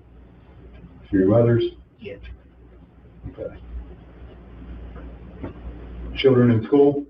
No, my oldest one's supposed to start in August though. Okay. Where's she gonna go to? One in Litchfield. Okay. I'm gonna get her transferred down here in Ennis County. She had any problems in any schools or anything? No. Ever been to school at all? No. Okay, did you start? You ever been to preschool or anything like that? Okay. We couldn't find a preschool to take them because they want to find something to how far along they are. Okay. You ever been in trouble with the law at all? No. Never? Well, one time for over a dog, but I had a misdemeanor. What is it? What kind of misdemeanor charge? Dog neglect and dog security. It wasn't my dog, but I took the bank, so I was taking care of it. What about Lexus? Yeah, she was in Riverdale. When she left, or she left me the first time, like 2 years ago. She left, got on drugs, everything else, and I got an EPO and a DPO on her. But she straightened herself out, and I dropped it, and I let her come back. So she's used stuff in the past? Yes. Okay. And you had any drug use? No. Look, I'm not the dope police. I really don't care. I'm not smoking like a joint now and then, but I don't hardly smoke. So every once in a while I'm going to smoke a joint? Yeah. Okay. Like, I'm not dope get rid of my headaches. Okay. Okay. I used to a long time ago on drugs, but I quit everything. Any troubles in the past in y'all's relationship? I don't know if I know of. No other men, no domestic violence, anything like that? Her ex boyfriend, the one got her on drugs. So you've had issues with him? Yeah. When we was with the RO trailer, he kept on coming up there and trying to kidnap her a couple times and everything else. What's his name? His name's Matthew. He goes by Matt. I think he's back in jail. Any recent problems? Y'all been fighting recently or anything? We got into it the other day because other day, when was that? Well, what time is it? It is 10:53. Last Friday, before last Friday, because she wanted to go camping with another dude, one of her friends, another dude with his 2 kids, and I was at the house with our kids. And we got into it about that because I didn't want her to go, because I told her she could stay home and help me with the kids and stuff. Okay. And she was depressed and everything else. So everybody has a problem in a relationship, everybody. I mean, we have problems since we've been married and we're bipolar and stuff, but I kind of got used to it. Okay. Do y'all fight about the kids ever or anything like that? No. Okay. Just mainly about drugs and her depression and stuff like that? Yeah. Okay. And this is where it's kind of like, it don't really make sense. You know what I mean? Where it's like, she was like an absentee mother, essentially. Like a mother that's like not kind of like contributing or anything like that. And you're kind of like, oh, I just kind of got used to it. That's kind of like, okay, a bit fishy, because like how I'd kind of push more down on it. It's kind of more so, or at least this is where my angle would be. It's like, I don't know, man. Like to get on his side, I'd be like, if I was in that position, I'd feel like at the end of my rope. You know what I mean? I'd be on edge. I'd be like, I feel trapped. You know what I mean? Like that's how I kind of go about it. You know what I mean? Then they says, I didn't know he was removed from the home. That makes me even more him even more shady. I'm going to assume is most likely abusive. Well, like that was I can't remember if it was the mother or if it was his mother that was saying that like, oh, like she was kind of like getting physical and all this kind of shit. You know what I mean?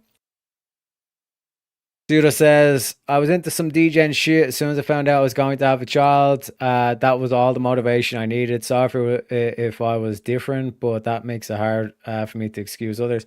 No, 100% Suda. Like that stuff either If that stuff doesn't wake you up, then I don't think anything is. You know what I mean?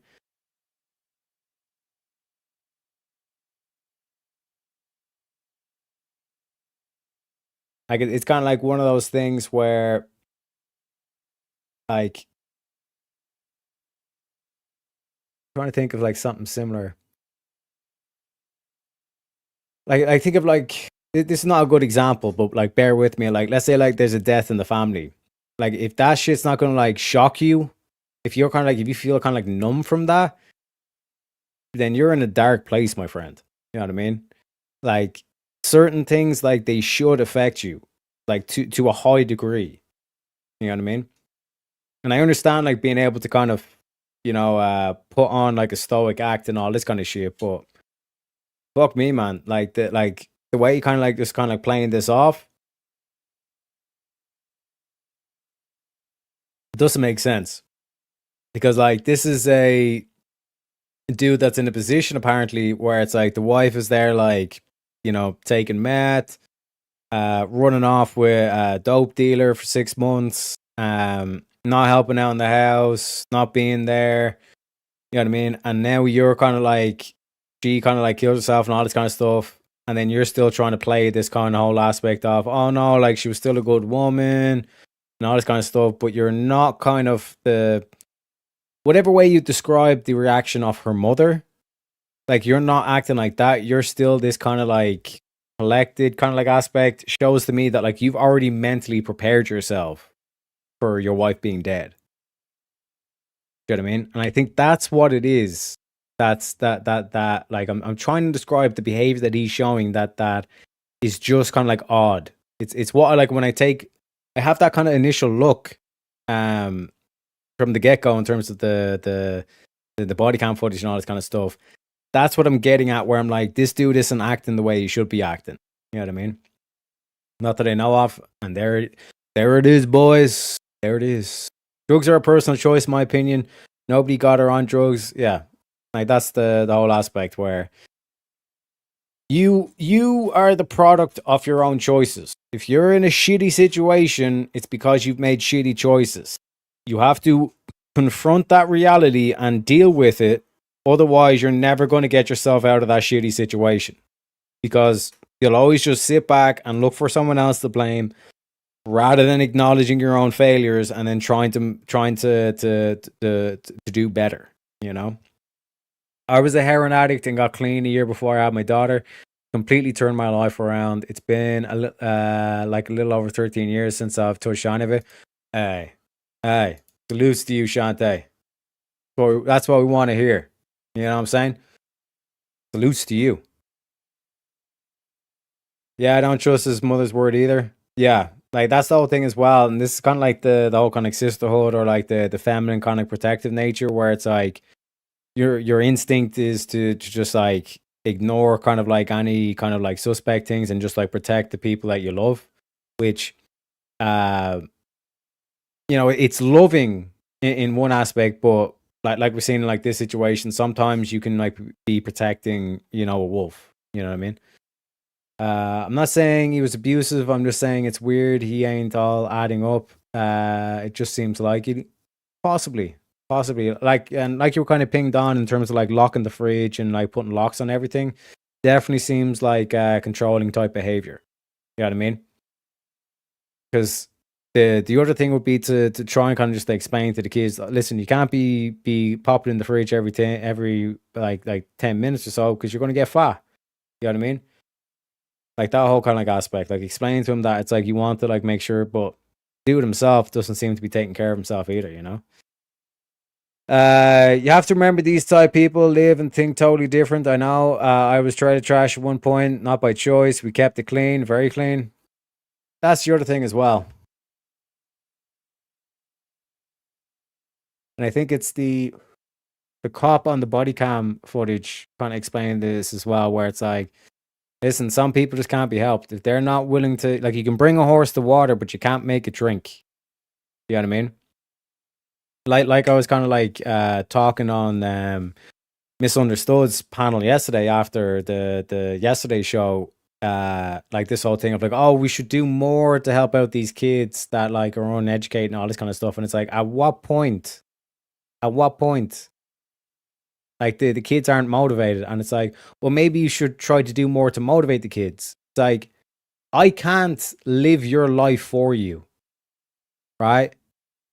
If you're going to sit back in class and try to doss off, because like I was in school, I know the whole spiel. The kids at the back of the class were the kids that slacked off, didn't want to pay attention, didn't give a fuck, thought they were better, thought they were smarter than everyone else, and you know what I mean. Life turns out shitty for them. The kids at the front of the class who were eager to learn, who always done the homework, who actually wanted to make something of themselves. You know what I mean? Tale as old as time, as they say. Crazy, I was an addict and never have ever lived like this. 100%. You know what I mean? Because you made that decision to say, no, I don't want this shit. I want something better. You know what I mean? And you went out and you got something better. You know what I mean?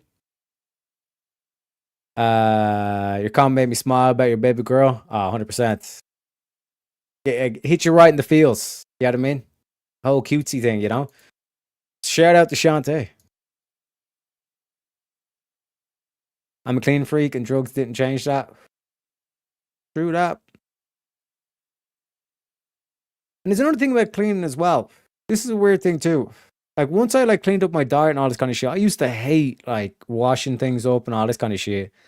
And now it's kind of like almost like an OCD thing. I can't help if I see like glasses or like bowls or anything like that, like in the kitchen. Like I can't help just throw them in the sink and like get that shit done. You know what I mean? Weird. Very weird, but hey, it is what it is. Exactly. That's why I hated Narcotics Anonymous. They say it's a disease. That's bullshit. Nobody says I want to try some cancer. It's a very good point. Very good point, Pseudo. I always believe drugs amplify the kind of person you are.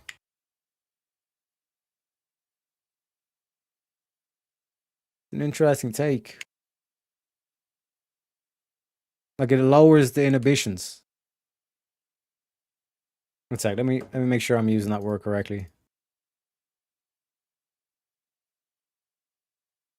Inhibition is the conscious or unconscious restraint of behavior, emotions, or mental processes, acting like an inner check of free expression or activity. It refers to the act of stopping or slowing down processes, whether psychological or physiological.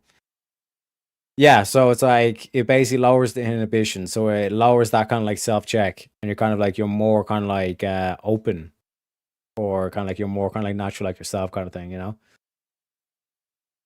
Cleanliness is godliness, is what I was raised by. Not a bad saying. It's not a bad saying. If you're a shitty person, drugs will amplify that because I still cared about others while I. Good point. Good point. Only time locks on a fridge or door, etc., is acceptable when they're taking care of someone with dementia.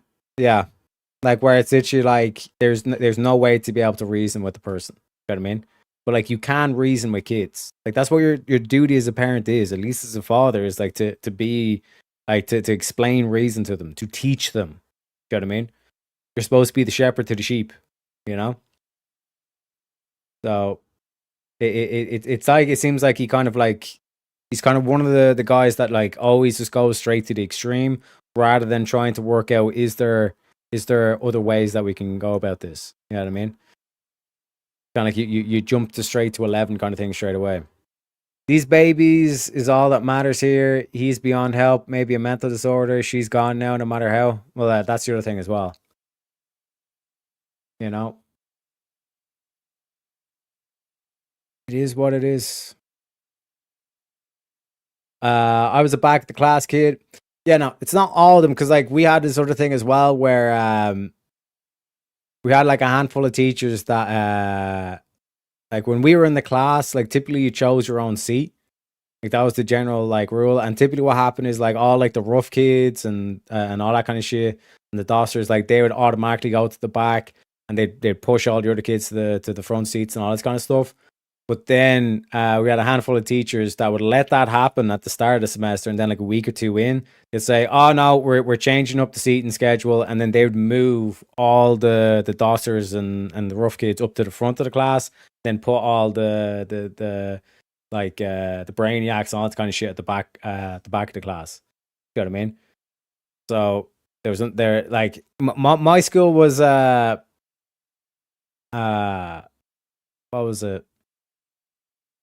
It was kind of like it was still kind of like the what I'd call like the old format of schooling. It was also like segregated. It was an all boys school. You know what I mean? Which looking back on it like that, I think that's the proper way of doing schooling. I wouldn't want a mixed school. You know what I mean? We also done a thing where like we separated the kids based on intellect. So if you like scored high in all your tests, you'd be in like the A class, and then there was like the B class, and then there was like the C1 and C2 classes. You know what I mean? I was the first kid in the history of the school to be in the A class for mathematics, and then the C class for everything else. And then after 6 months, they done a thing that was like if you had enough, like if you scored well enough, then you'd be upgraded into the B class, and I got upgraded into the B class. So, like I said, I was a kid that was kind of like a dosser as well, but it was kind of more so that I just didn't have interest in things like geography or history or any of that bollocks. I was kind of more so like give me problems, give me mathematics, give me like the technical shit and all the stuff. But like, you know, it is what it is. It is what it is. Now, even when I was an addict, I would never. That's gross and gross behavior. True that. True that. I sat at the front of the class test to have a 150 plus IQ and look at all the mistakes I made. Lamau. No, like this is the whole thing. Like the IQ doesn't determine everything. You know what I mean? Like as a general rule, the kids at the who tend to gravitate towards the front of the class, they're typically going to be the most interested, the most eager, and all this kind of thing. But there's plenty of stories where like the brightest kid in the class ends up homeless and destitute and all this kind of shit. But on an average, those kids typically tend to fare well. But there are, like I said, scenarios where, you know, you go through a rough part, like a tragedy happens to you, like when you're kind of like 18, 19 or whatever, just as you're getting your life started, and that kind of sets you back 10 years or something like that kind of thing. You know what I mean? So it's never never an absolute, if you get me, pseudo. I know alcohol will you show your true colors, 100%. Lessons inhibitions, 100%. And welcome in, Hugh. Welcome in. Could the locks protect the food? Save it for him? Could be. You know what I mean? Like the dude's not a role model. Like let's be 100% truthful here. You know what I mean? Welcome in, Hugh. Welcome in. I feel called out. I was made to sit up the front too. Jonte, did you go to the same school as me, or the same type of school as me? Could have been. Nothing but trouble, Shante. Unbelievable. Maths. Nerd! Yeah, no, like I said, man, maths. Like all the kind of real, like, technical shit. Like, that was kind of like my thing. Like, I think that's why I'm so good at logic.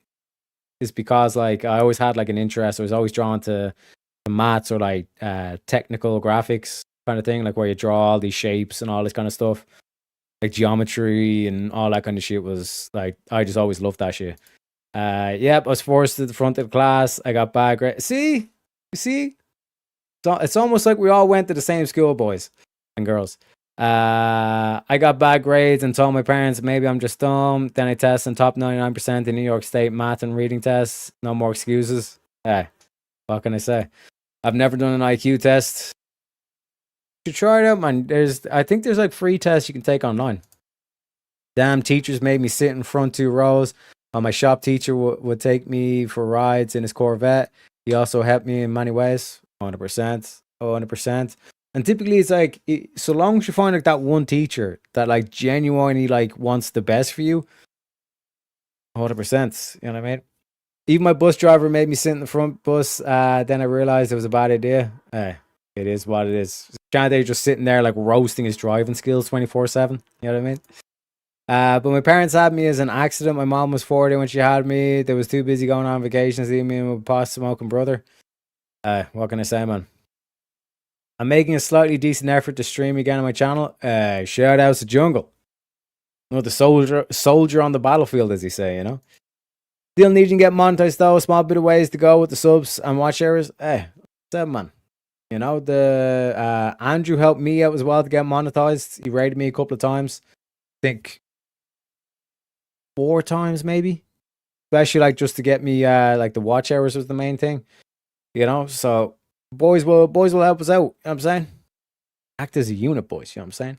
I was never I was never like bad really. I just say whatever the fuck I want. Just like here I interrupt constantly. That's why we love you, Shantae. That's why we love you. Hugh, I was arguing with JS. It took 2 within a couple hours. 1 paid, 1 not. Completely skipped over any math question that I could not figure out in seconds. What can I say, man? What can I say? Welcome in, J. Kim. Welcome in. Pull up a chair. I love math, but I still think the IQ thing is kind of bullshit. Hey, it is what it is, boys and girls. It is what it is. PE teachers were the fucking goats. Yeah, my PE teacher was a head case. Do you know what I mean? Like, he'd be there, like doing the whole PE lesson. Like, we'd be out in the field, like, sweating our bollocks off, and then he'd be, like, there, like, having a smoke. We're just kind of going, wait, you're talking to us about health and fitness, and you're there, like, smoking right in front of us? What the fuck's going on here?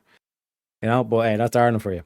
I'm a shit talker. That's who I am. I've always been. I'm damn proud. That's why I always got into trouble. Hey, it is what it is. It is what it is. Sometimes you got to talk some shit. You know what I'm saying? Watch the channel, Jungle. DPG Tang on YouTube's Mama. Hey, J. Kim. Hey, Shante. The girlos are in. I did it on my own name, streaming videos and stuff. I got, it's a deserted island. Gotta get some content back on there. 100%, bro. 100%. You know what I mean? But let's get back to the interrogation video. She's supposed to have surgery. She has got like swollen tissue on her brain. She's supposed to go look at it, but she never go look at it. And she's got pancreatitis. Half her pancreas is dead. She's supposed to want to have surgery, well, pre-op. Today the 30th, ain't it? Today, or 30th. And she called and canceled, and she said she didn't want it because I wonder if she didn't do it, it's going to kill her because she has infection in her body from it. So you say she suffers from depression? Yeah. Has she been institutionalized or? A long time ago. That's when Riverdale and stuff was. So she don't work or nothing? No. She ever worked? No. Well, when we lived at her mama, she worked at a dollar store for about 2 weeks, and because she couldn't take it no more. I've been taking care of everything. You work? No, I draw a check every month. What do you draw a check for? I don't. Oh, okay, right. I give people the benefit of the doubt too much, man. Where the fuck? I thought this cunt had a job. He's just sitting on the fucking scratcher. And the house is an absolute kip. So what the fuck do you mean you do everything in the house, you dumb motherfucker?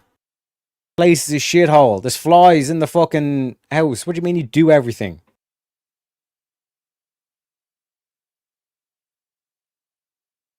You sit on the scratcher. What are you doing? This is unbelievable, man. The story is already starting to unravel. Unfucking believable. What we say, folks, you can't be giving everybody the benefit of the doubt. Read that good, or spell that good. Okay. And I got ADHD too, and everything else.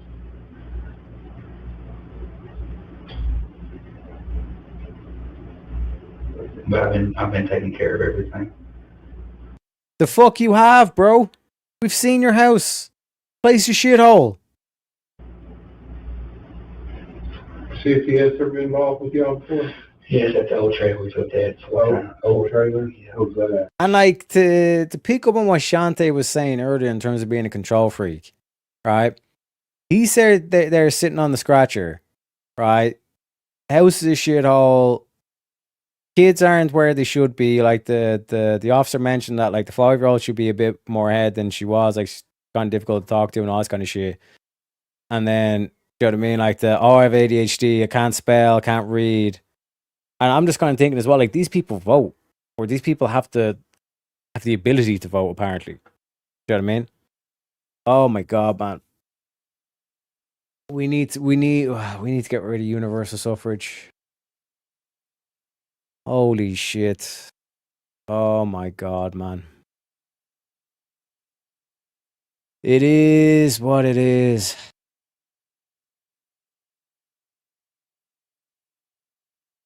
This is gonna get brutal. This is gonna get brutal, folks. Wingfield, over in Wingfield. What was that about? The trash in the yard and stuff and everything else. The trailer was a wreck. Do you feel like you're the main caregiver for the kids? Yes. And had to clean the house and all this stuff? Yeah, I'm always. Is that what y'all mainly would fight about? Yeah. Because you feel like she's lazy or something, or what? Bro, the house isn't clean. The house isn't even clean. So what the fuck do you mean that, like, this is one thing where it's like, I don't think I would actually be able to sit in the interrogation room and, like, unless I was like the bad cop. You know what I mean? Because, like, I'd be like, okay, you do everything. Okay, list me through what you mean when you do everything. Right? Because the kids ain't being educated.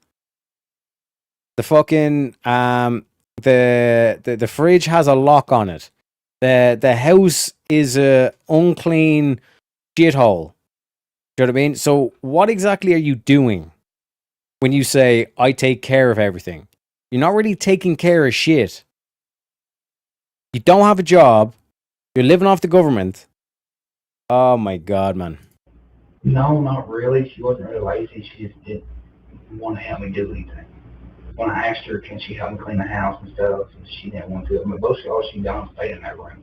Stay in the room. That's all she did, stay in the room. That make you angry? No, it made me angry.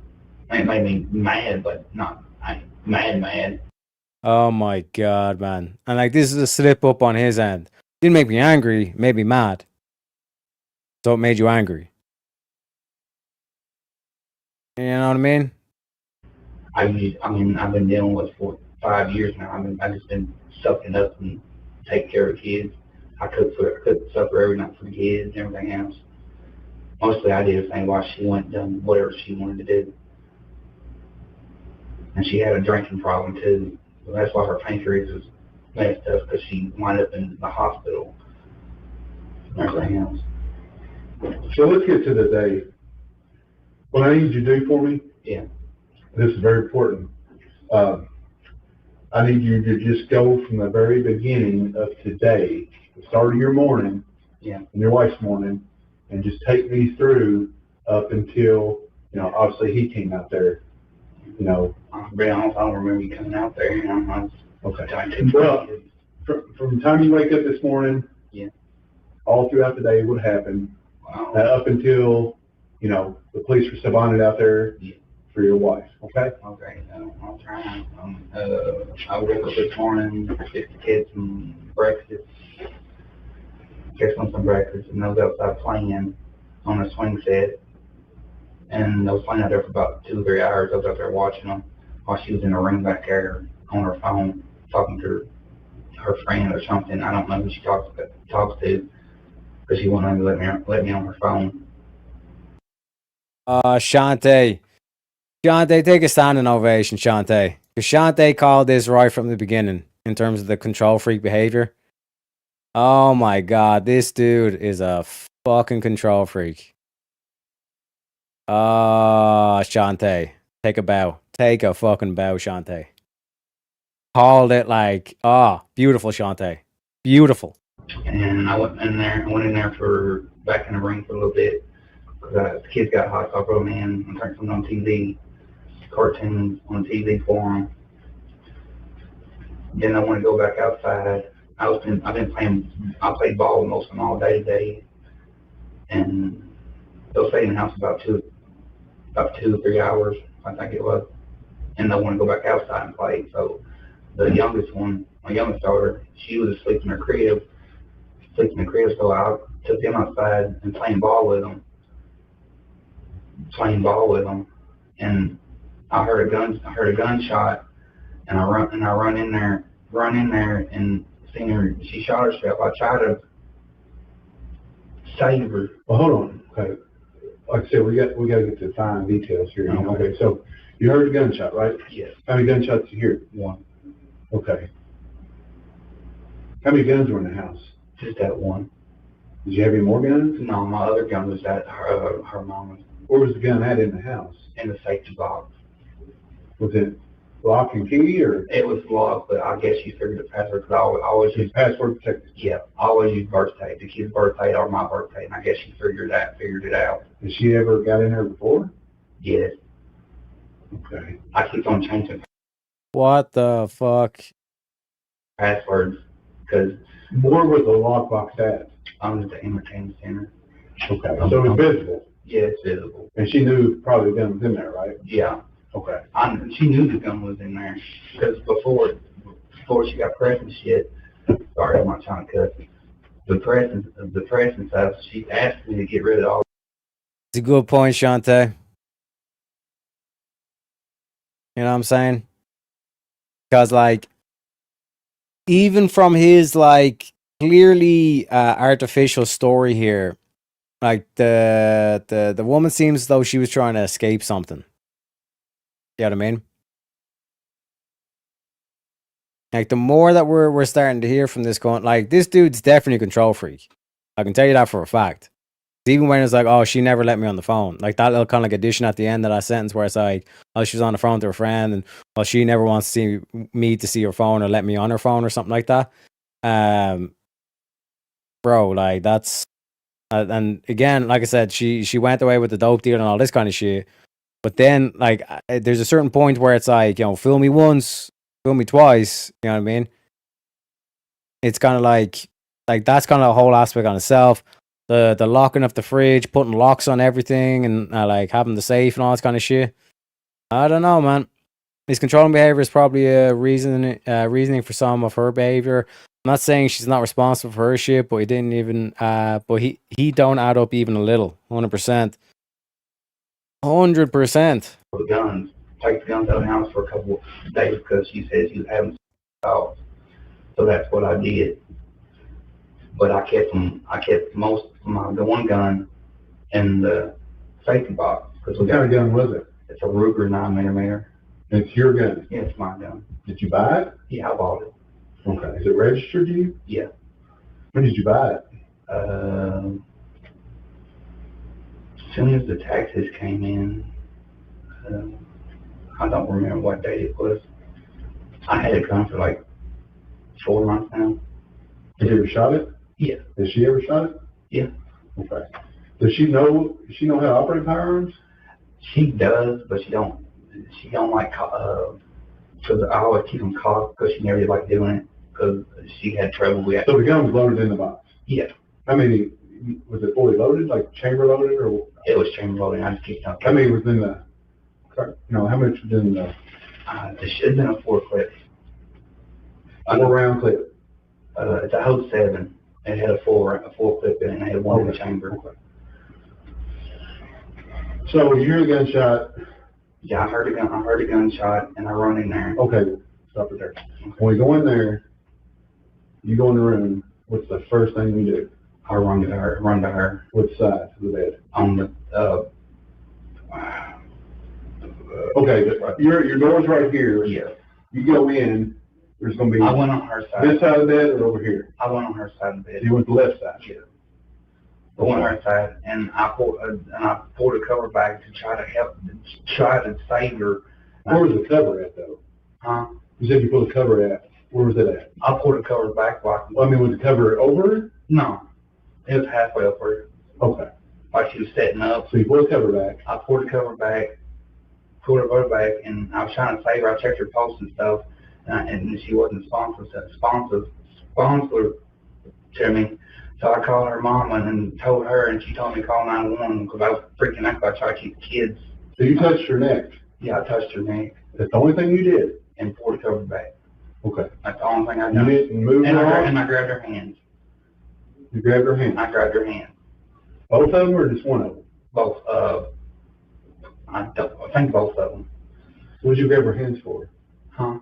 Why'd you grab her hands for? Because when I went in there and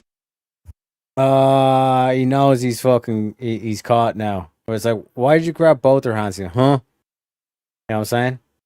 Went in there and tried to save her. She was like jerking and stuff, and I tried to help her because I was panicking. I was trying to keep the kids up when I was running there and singing it. Okay. And that's when I went outside. So I went outside and called her mama and told her what happened, and I told her she told me to call 911, so I did. And I don't remember who I talked to on the phone. I called 911 and I told her what happened. I told my wife to shot herself while I was outside my kids and I ran in the house and she shot herself and she's not responsive. Stand up and show me how she was doing whenever you go in the room. Like, you show up in the room, you said she was like doing this, right? Yeah, she's laying on the bed and like this. Yeah, I tented up. Did you see the gun? I seen the gun beside her head. Where at? But right beside her head. Okay. So she was like seasoned. Yeah, like seasoned. And you actually grabbed, what'd you do when you grabbed her arms? I grabbed her hand. Well, that's what I mean. Did you pull them apart or did you just hold them? I pulled them apart. I pulled them and tried to hold her hand and try to help her, but it wasn't nowhere to do. That's when I called 911, and they connected me to someone else. I think that connected me up here, and whoever was on the phone told me to take the kids outside, keep them outside till they got there. Did you put your hands on the bed or anything? I leaned over the bed, like leaned on her side of her knee, on her side. Did you like land a full of blood or anything? I had blood on my hands, but I washed them off. Like, here's the weird thing, right? Like, the gun was found on the left-hand side of her, right? So, when he's saying that he went over to the side of the bed, he went over to the left side of the bed, right? Meaning that, like, she would have pulled the trigger on the right-hand side with her right hand, but the gun was found on the left-hand side of the body. Meaning that she would have pulled the trigger with the left hand. So, like, already, this shit, like, 2 + 2 not equaling 4. You know what I mean? I got the kids out. I was holding my youngest one. I didn't want blood all over. Okay. Did you turn her over or anything like that? I didn't touch. The only thing I done was grabbed her hands and pulled it over back. That's the only thing. I checked her part of the pulse. But that's the only thing I done. You didn't touch the gun? I didn't touch the gun. Okay. Was the TV on or anything? Yes, TV was on. Okay. Because my youngest one, I had music playing for the youngest one. She liked going to sleep with music on. So from the time, whenever you were outside playing with kids and she was inside, when did y'all have contact last? Like,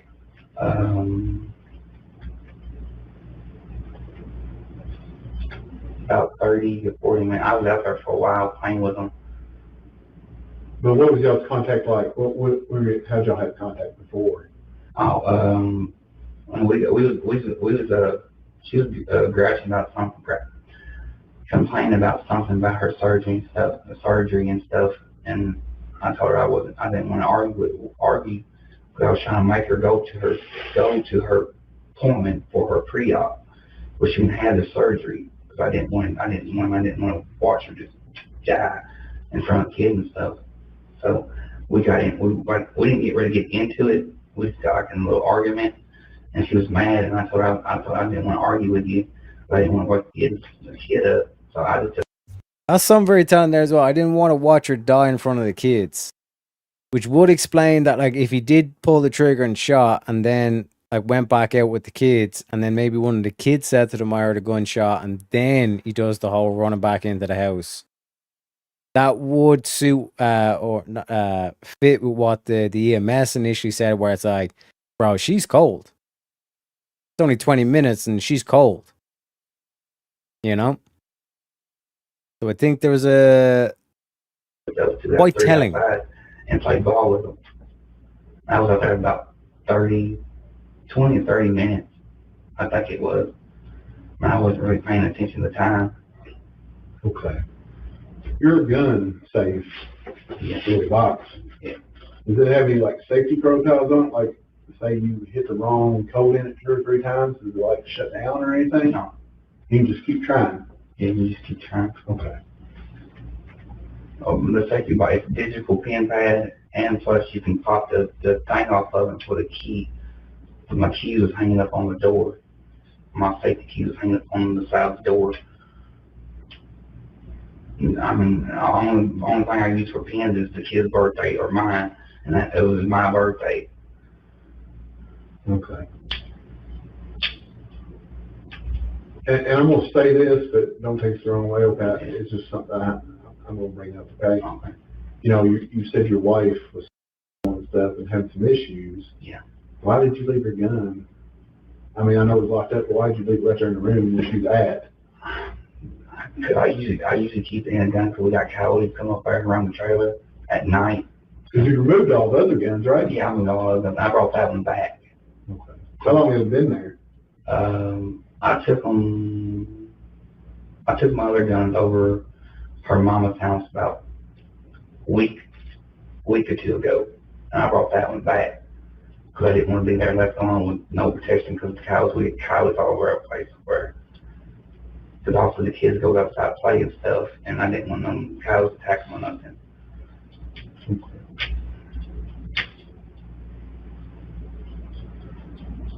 What were the children doing during this? Well, the children, like when the gunshot went off and you went in there and then you would have came out, what were the children doing? I told them to stay outside and was playing on the swing. Did they say anything? Well, my youngest one did. My oldest one did. She said she heard a gunshot. Because when I heard a gunshot, I took off running in there and see. And I told her to stay. I told her to stay outside. Again, that doesn't make any fucking sense, bro. Why would the oldest one say they heard a gunshot and then like he says, "Oh, I heard the gunshot. I already took off running." You know what I mean? And were you the only adult there? There wasn't nobody else? Yeah, I was the only one there. No neighbors come over or anything? No. Okay.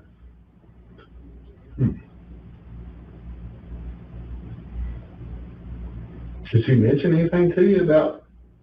What makes a lot more sense is that he pulled the trigger, whatever. He came back out of the house, back to wherever the kids were, and then the oldest one said, "It's like I heard a gunshot," and then he starts running back into the house to do the whole like fucking rigmarole and the acting game and all this kind of shit. Ending it or doing anything like that? Multiple times.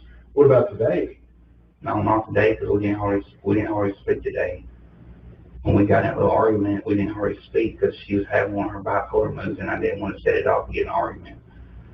We didn't really talk to each other, and we got in a little bit of like a little fuss because I told her she didn't need to cancel her appointment. But everybody telling her she needs to get it done, and I already told her multiple times she needs to get it done. It's not the doctor during wonder because she had affection in her body from it. I said she keeps putting off it if I wind up killing her. So she went to hospital Friday, this past week. 1 sec. I said she keeps putting off it if I wind up killing her. I said she keeps putting off it if I wind up killing her.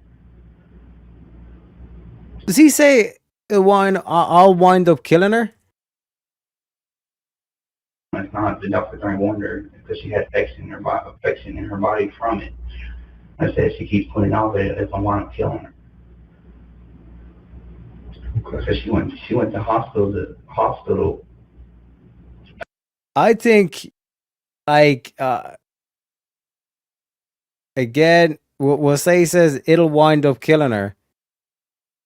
It seems like he based that like that's something that he would have said to the wife, like, I'll wind up killing you if you don't actually get this shit done, all this kind of stuff. And that's why he has this kind of like pause with the next sentence. He'll choke up. So she went to hospital Friday. This past week, not this past weekend. Yep, Friday I think it was. It was Wednesday or Tuesday, I think it was before Friday. And they was trying to get really detailed about like the specific days and all this kind of shit. I don't know, man. He went to the hospital over it. And she. Yeah, no. I'm not saying that like he basically said I'll wind up killing her, but the fact that it was like it'll wind up killing her, like that might have triggered something to a moment where he said he had basically said to her, like, "I'll wind up killing you if you don't get this shit together," or something like that. Like that's basically why he's done this whole. It's like the next following sentence is what he's explaining is basically he's fucking up, and he's he had the whole thing where it's like sentence where it's like he had, what's the word, like the lump in the throat, couldn't say Friday or couldn't say hospital, and then like he goes, oh, it's Friday, and then like yeah, and the next and then he starts saying, oh well, Tuesday, and then Wednesday, and he starts trying to go into specific detail about the next thing. He already had thoughts. I mean, I wasn't really thinking. I was trying to protect the kids from the coyotes that outside. I mean, I didn't want to stay there with nothing. And now he's trying to like defend the whole fact that it's like, you're telling me that your wife was suicidal, but you kept a gun not only in the same house, but in the exact same room as her, which was like right in front of the bed. Not exactly 140 IQ thinking here, ladies and gentlemen. You know what I mean? And this is why all of a sudden he's kind of like seeing how the picture looks, and it ain't looking too well.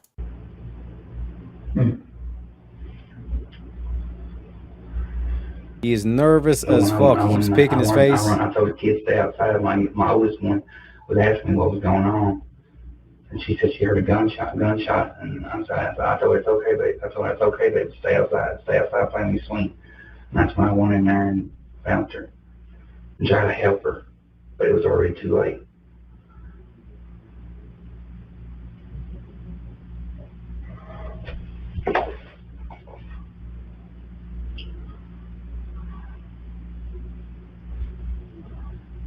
You said your wife wouldn't let you on her phone, is that right? Yeah. Boom. Detective picked up on it, Shante. Detective picked up on it. Why is that? Because she didn't want me to know who she was talking to. So I feel like she might have been cheating on you or anything? Don't know for sure. I mean, she cheated on me in the past, but was made up and stuff. And this is the weird thing that he's playing too much as like, oh, I was protecting the kids, like there's coyotes at the house, like trying to justify like bonkers fucking thinking. You know what I mean? Like if you were like, oh, like if you genuinely want to protect your wife, you would have removed all guns out of the house. You know what I mean? And it's like, oh no, like she cheated on me in the past, but we made up and all this kind of shit. You know what I mean?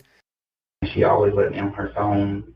I needed some. I knew her password and everything, and my fingerprint was in and everything else. And she changed everything about 2 weeks ago, I think it was, and she wouldn't ever let me on it.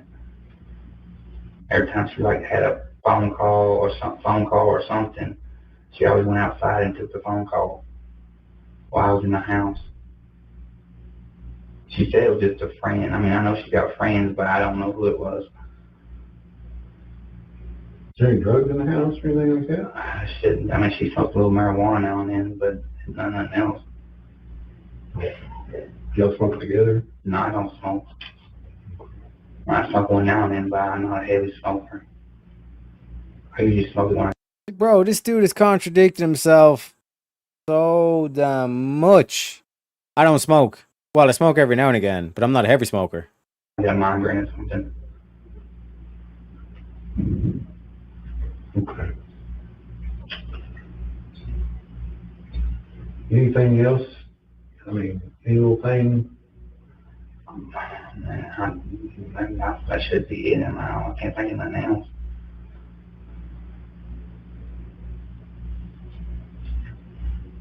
And she was a heavy. She was usually a heavy smoker. Dude can't even fucking talk at the moment. That's how fucking rattled he is. You know what I mean? Constantly touching his face, constantly fiddling with his hands. You know what I mean? And just the general demeanor. You know, compare like his reaction to the wife's mother's reaction. Like this distraught. You know what I mean?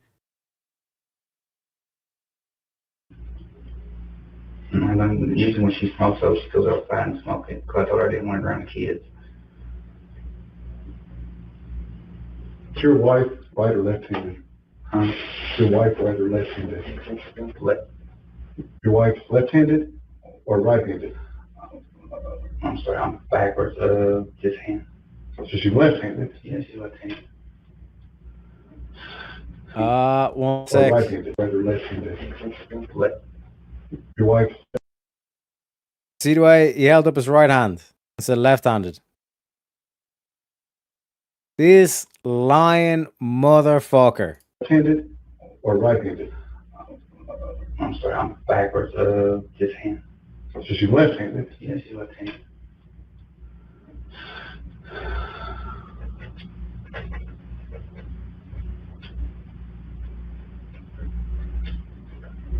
So, but she uses both though. She can use both. well, you said she shot the gun before, right? Yes. What hand did she shoot it with? Left. Shot left-handed, like this? Yeah, left-handed. Not right-handed? Yeah, that's, Is she right left-handed? yeah, sometimes. But I'm saying she does both. What does she normally do? She usually does the left. What about eating? Eating, left. Is there any family members that back that up? I don't know for sure. Okay. Are you, what hand are you? Me? I'm left-handed. You're left-handed too? Yeah. Okay.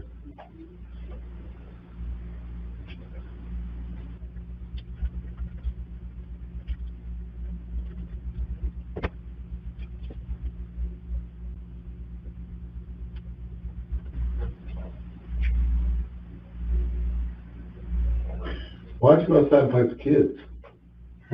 Why was you outside Because playing with the she kids? didn't want her bipolar moves. That's it. That's all reason.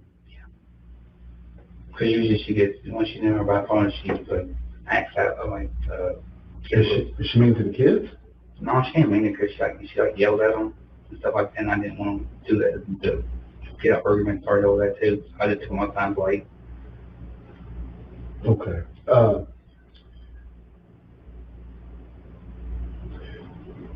Did she ever hit you or anything? Like once or twice. Throw stuff at you or anything like that? I mean, yeah, she throws stuff at me.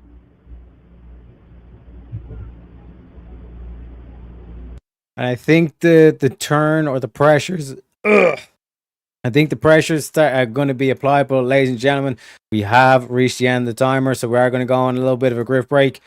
Okay, so now's the perfect time to, perhaps grab a drink, maybe some popcorn, because the fireworks are going to start off. So one sec, let me restart the goal there. Goal's restarted. We're going to put down the curtains. We're going to go on a wee little grift break. Now is the perfect time to get those donations in. If you want to open up the panel, he's got to get her done, folks, okay?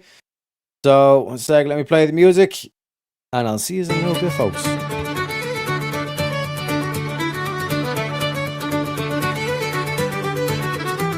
In the merry month of scams, from a hidden lair I started, left the suckers crying, their wallets nearly parted, saluted me old ma, who popped some Tylenol, made me slow of wit, but a trickster after all. Then off to spin the yarn, leave where I was born, cut a shamrock crook to charm the fools and nobles, a pot of rainbow gold, promising the bold, and swindling all the cold on the rocky road to Grifton. 1, 2, 3, 4, 5, hunt the mark and turn 'em down the rocky road, all the way to Grifton, whack full all the raw.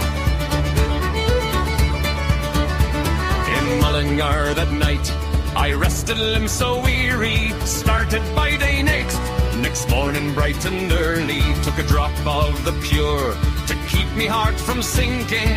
That's the Terriac's cure whenever he's on for drinking. To see the lassies smile, laughing all the while at me curious style, 'twould set your heart a bubbling. They asked me was I hired, the wages I required, till I was almost tired of the rocky road to Grifton. 1, 2, 3, 4, 5, hunt the mark and turn 'em down the rocky road, all the way to Grifton, whack follow the raw. In Dublin next arrived, I thought it such a pity to be so soon deprived of view of that fine city. Then I took a stroll all among the quality. Me bundle it was stole in a neat locality. Something crossed me mind when I looked behind. No bundle could I find upon me stick a wobbling. And while I'm for the road, they said me Connaught brogue wasn't much in vogue on the rocky road to Grifton. 1, 2, 3, 4, 5, hunt the mark and turn them down the rocky road. All the way to Grifton, whack full of the rock. From there I got away, me spirits never failing. Landed on the quay just as the ship was sailing. Captain at me roared, said that no room had he. When I jumped aboard, a cabin found for Terria. Down among the pigs, I played some funny rigs, danced some hearty jigs, the water round me bubbling. When off Holy Head, I wish myself was dead, or better far instead, on the rocky road to Grifton. 1, 2, 3, 4, 5, hunt the mark and turn them down the rocky road. All the way to Grifton, one full Eldorado. The boys of Liverpool, when we safely landed, called myself a fool. I could no longer stand it, blood began to boil, temper I was losing. Poor old Aaron's Isle, they began abusing. Hurrah, me soul, says I, me shillelagh I let fly. Galway boys were by, saw I was a hobbling. With the loud hooray, they joined in the affray. We quickly cleared the way for the rocky road to Grifton. 1, 2, 3, 4, 5, hunt the mark and turn them down the rocky road. All the way to Grifton, whack full of the rock.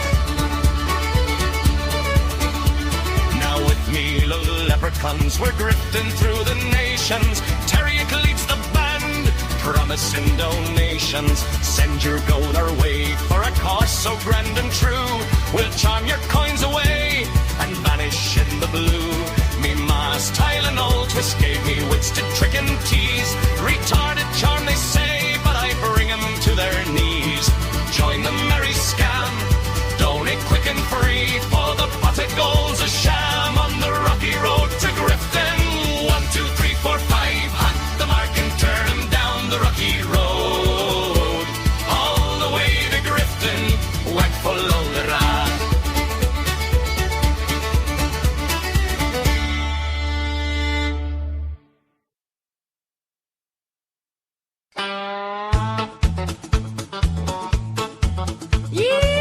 Yeehaw! Sugar! Well, I'm a little old leprechaun, 5 foot nothing in green. Got a rainbow for on me and a pop that's looking lean. I've been dancing on TikTok, selling shamrock and FTs. But the gold's running low, darling, won't you send a little to me? I'll jig on your screen, do a reel with me, beer. Drop a super chat, sugar, make a poor Sprite feel cheer. It's a wee bit of grip, but it's honest and true.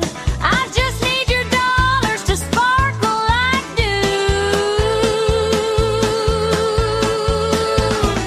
Fill me pot of gold, pretty baby, won't you fill me pot of gold, make it overflow. Send a 5, send a 10, send 100 if you please. I'll be dancing all rainbows down my knees. Fill me pot of gold, honey, don't be shy. I'm a grifting little leprechaun with a twinkle in me eye. Come on, y'all, Venmo's have Leafy Grift 6 nights. I've got Lucky Charms courses, just $9.99. Millionaire mindset from a fella who's never seen a dime. I'll bless your PayPal with a 4-leaf emoji spell. If the pot stays empty, I'm heading straight to well. I'll trade you a selfie with me pot for a tip. Add glitter and filters, make your timeline flip. It's a hustle with heart, just a wink and a nod. Help a leprechaun live like a country five god.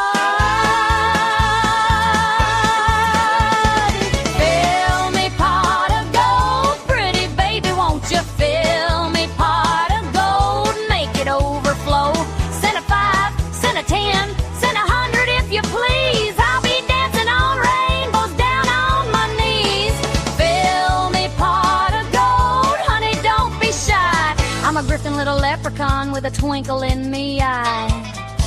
Cash App, Zelle, crypto, whatever floats your shamrock.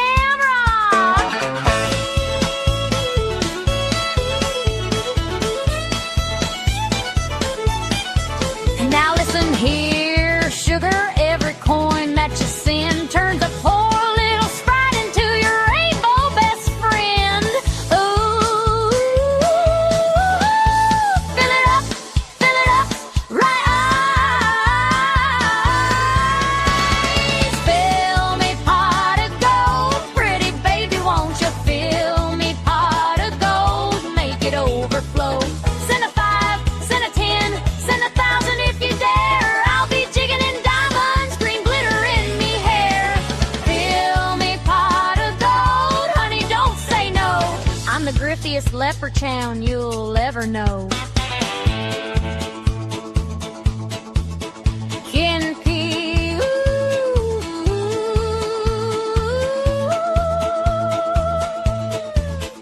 fill me full.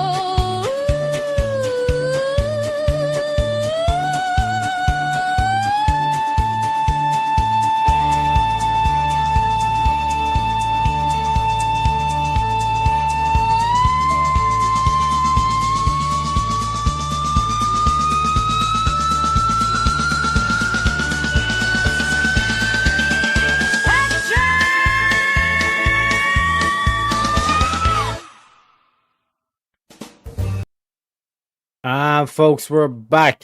We're back, baby. Also, we got our boy, Pseudo Master Chef on the Ko-Fis. All right, just directly on the PayPals with the $5. Let me play you the money clip for that one.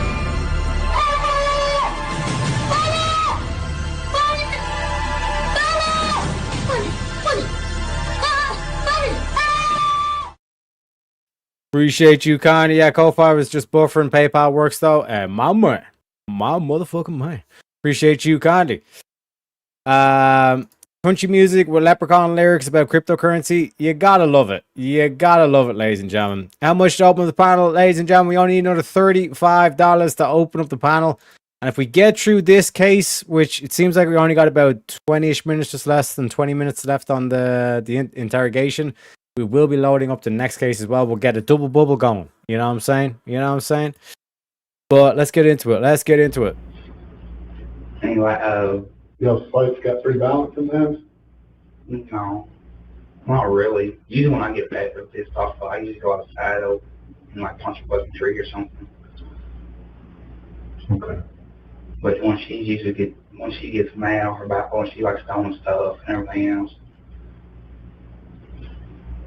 that's why my entertainment center broke, because she had one of her moves.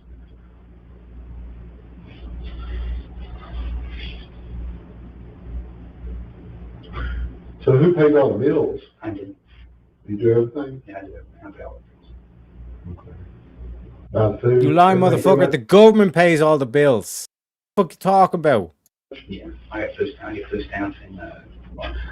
stamps in my check every month, and she gets the K-Tab. It was under me, but they couldn't put it on me no more, so they'll put it on her. And all of that, we pay the bills for everything on that. But I'm the one that paid all the bills, because she never did like doing it. The only thing most of she done was shop for the kids, them diapers and everything else. I can't. Okay. Well, hang tight for a minute, okay? We'll be back in here in a second, okay? Just relax. I told you. I told you. I felt it coming. I felt it coming. And I noticed as soon as the detectives leave, then he sits back. Now he thinks he's like, he's safe. You know what I mean? And this cop doing his best to hold his song 100%, bro. 100%. Sometimes you gotta kill him with silence. Does this dude even work? No! He doesn't. And then, like, he was there saying, I pay all the bills, and then, oh, we had to get, like, some benefit or whatever in her name, and then she didn't like paying the bills, so then I paid the bills for her. So it's like, his whole thing is just complete bollocks. He lies about everything.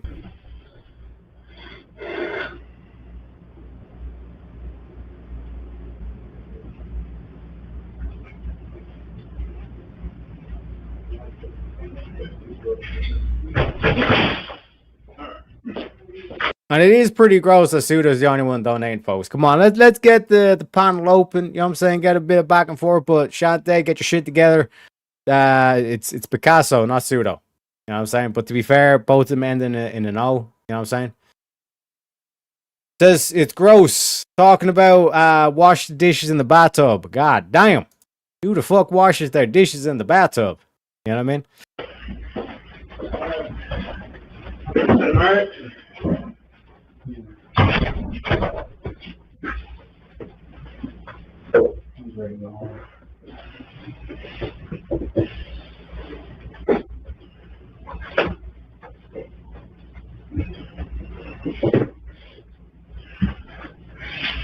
Okay. You know, my job as an interviewer, investigator, sometimes I have to ask hard questions, okay?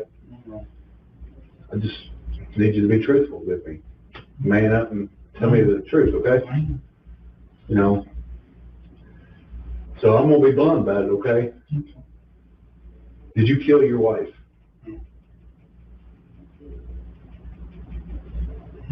You didn't shoot your wife? See the way the reaction is? Like, think about the situation we're in here. Your wife has killed herself, and now the police are accusing you of doing it.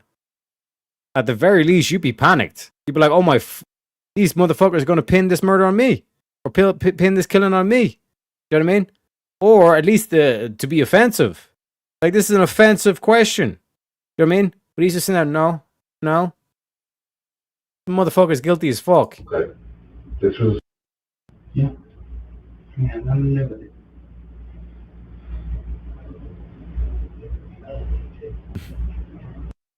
It was at this point Llewellyn knew he fucked up.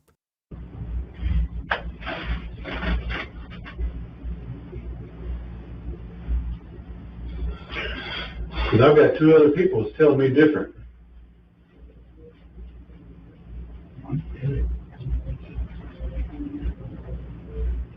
About my kids.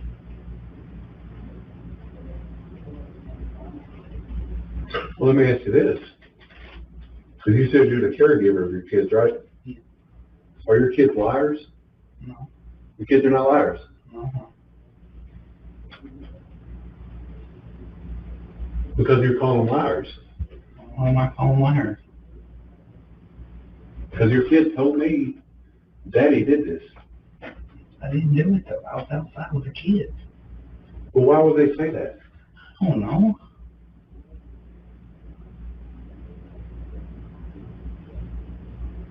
Why would your kids say Daddy shot Mommy?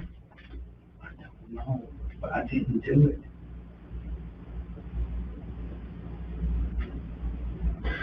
Listen, man, y'all had a lot of issues. You got a lot of issues going on, okay? Yeah. I mean, you know, there's bad people in the world, okay? A lot of bad people. But, you know, 99.9% of people are good people. I think you're a good person. I think you got a lot going on your plate and in your life. You've got to take care of all these kids. Your wife lays in bed, doing drugs, talking to other men. What man wouldn't say it's enough? I've had enough of this shit. You know what I'm saying? Bro, exactly how I would have done it. You know? Come on, guy. I'm a man too. I would have been at the end of my rope. I would have been like, bro, like I would even cancel that appointment for her. I would have been like, okay, yeah, let's get this over with. I'm trapped. You know? My wit's end. I'm on the edge. You know what I'm saying? I'm your buddy. Like, listen, I can be like your PR director here. We can talk to the media. We can soften this blow. But you got to tell me the truth, bro. Doesn't mean you're a bad person. You just got tired of it.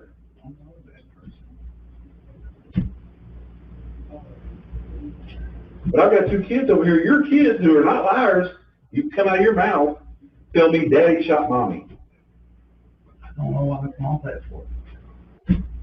Well, that's what I'm saying. Are they lying? Yeah, no, I mean, I was outside playing with the kids. Well, why would they say that? You know, that's part of my job. You know, That's part of your job. is this guy that I'm talking to over here, is he an animal? Is he that 1% that are just turds? Or is he a good person that made a mistake?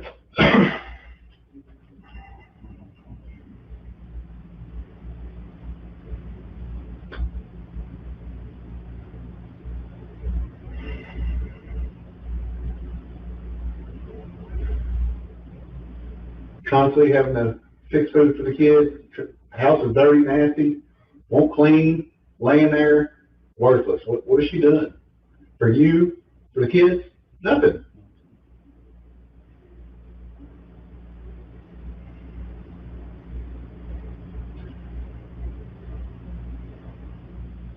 She has a lot of issues going on. Maybe, I mean, you just put her out of her misery?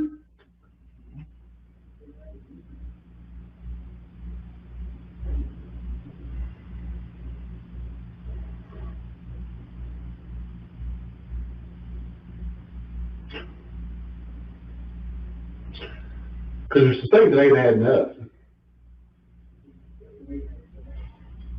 The thing don't add up.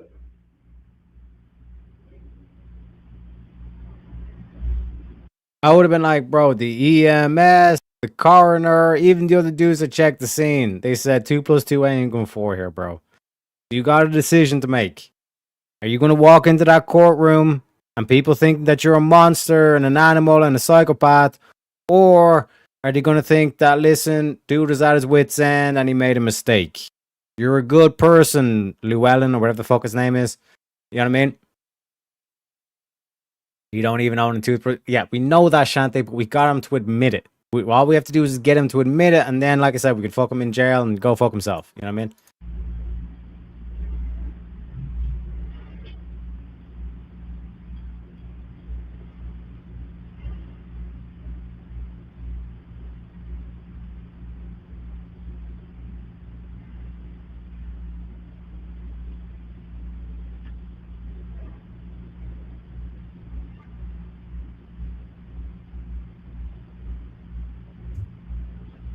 This is when you should play on the kids. Like, do you want your kids looking like growing up and thinking daddy's a monster? Or do you want them growing up thinking, listen, daddy made a mistake? You know what I mean? Llewellyn? I don't know. I'm just plucking a random fucking name. I don't know the dude's name. It is what it is. Go home. You said I can leave.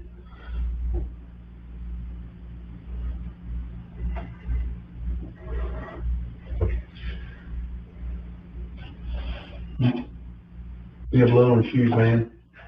Huh? You got blood on your shoes right there. How'd that get there? I don't know. Blood on your shorts. Why won't I grab her hands? Why would they be on your shorts? I'll wipe my hands off.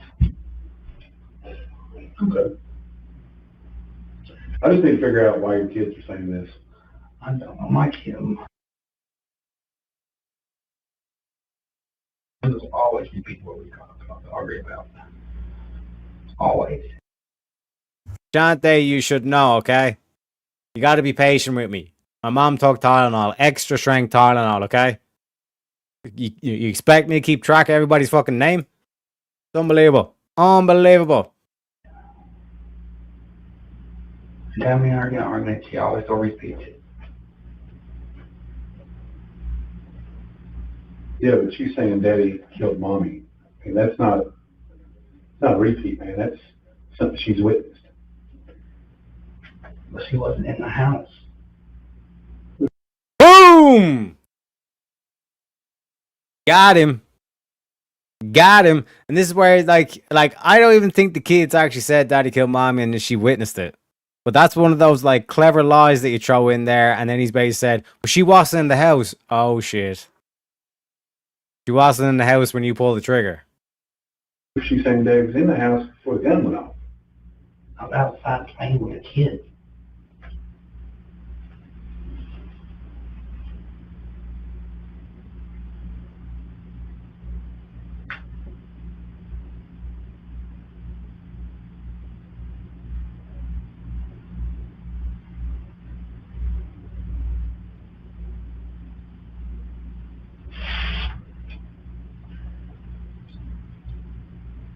We just need to make sure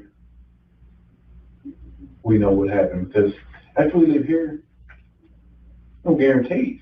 I mean, now's the time. We've got to have the truth, because we're going to find the truth. And if we leave here tonight and we catch you in all these lies, it's not going to be good for you.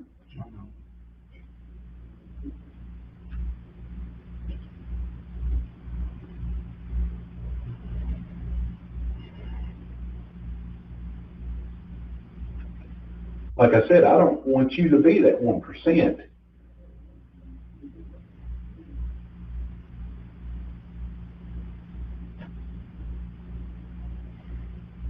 I'm hoping you have some humanity about you. And if you made a mistake, then you're just willing to tell us and get it over with.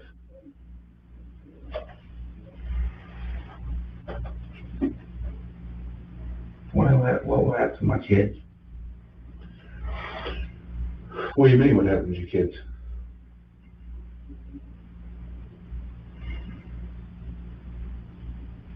Sounds like you have a good support structure.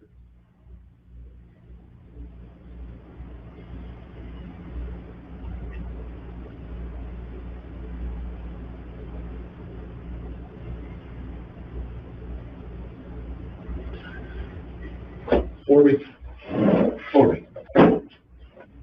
Okay, Shante, his name's Orby, okay? Remember that, Orby, because I probably will forget it. I'm not going to lie. That's it, emitting right there. 100%. But even just look at the body language. He's constantly like stroking his fucking head and all this kind of shit. He's done. Look, man, I know you did this. I'm just trying to get you to release this burden from yourself. I don't know the answer. He knows the answer. Look at the leg. Look at the leg is shaking. Her family needs to know. Her kids later on need to know. They deserve to know what happened. That's why we're here. Your wife deserves it. You deserve it.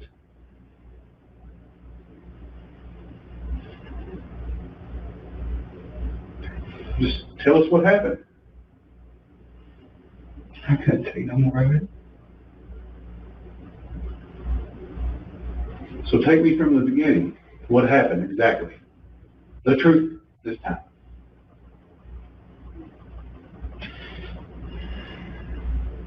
We got into it. I couldn't take no more of it. She was still talking to another dude. I grabbed the gun out of the safety box and put it to her head and pulled the trigger.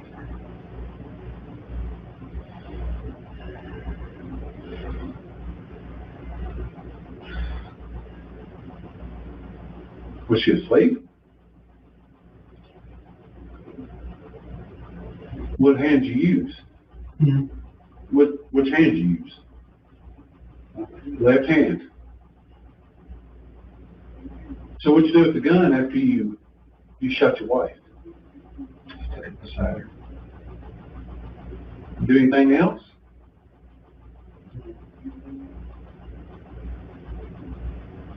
I pulled the cover back. And I called the ambulance. Did you call her mom like you said you did? Or is that a lie? I called her mom. Would you lie to her and say she shot herself?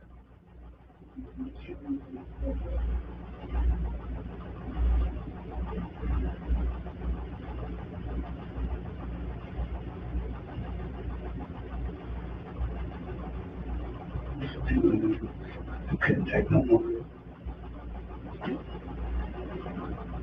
I didn't want my kids to go through it no more. I was arguing and everything else. And I was trying to think of my kids. And I screwed it up. Badly.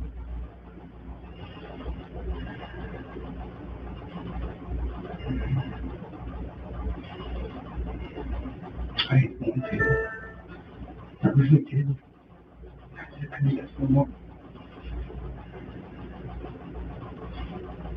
So it's just because of laziness and all that, you have all, you know, you're bearing the burden of taking care of everything, doing everything?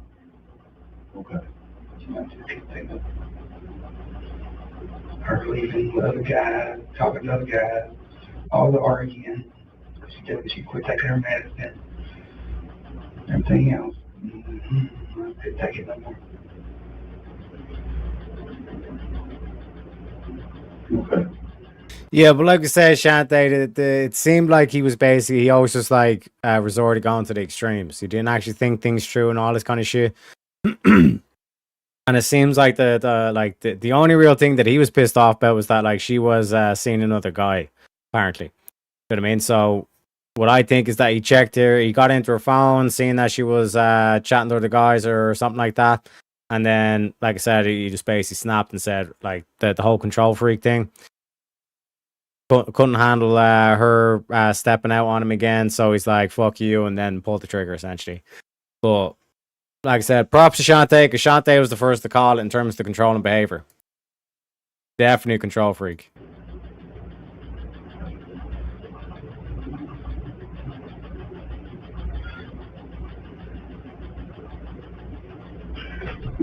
Hang tight here for a second, okay? I'm on here. Hang tight. I'm back on the call. Get your phone, yes.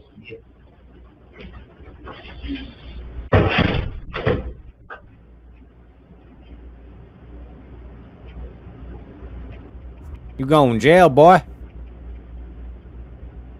You going to jail for a long time.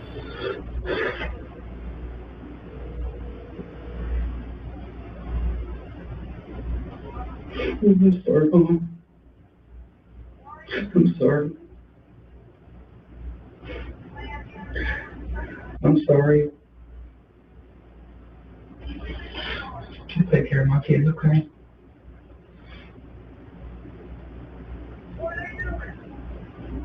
I'm going to jail. I did it. I did it.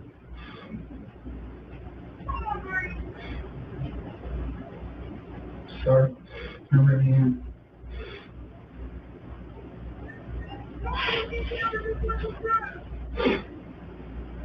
I couldn't take it no more.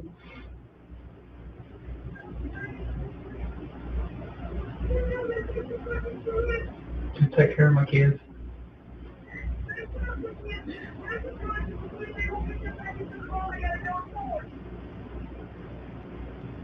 Don't touch the kids. What? Don't touch my kids.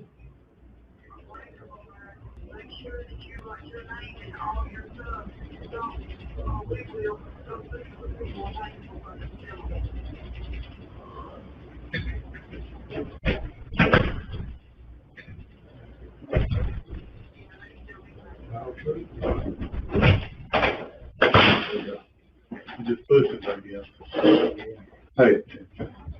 Hey, y'all phone. Mom, I gotta go. Mom, where y'all taking me? I'll take it anywhere right now. I need y'all phone. I gotta go, Mom.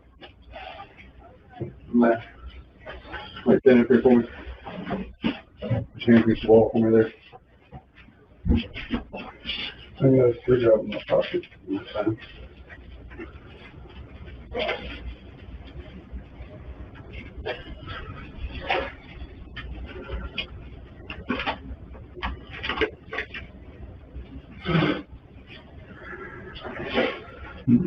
Put your left hand behind me.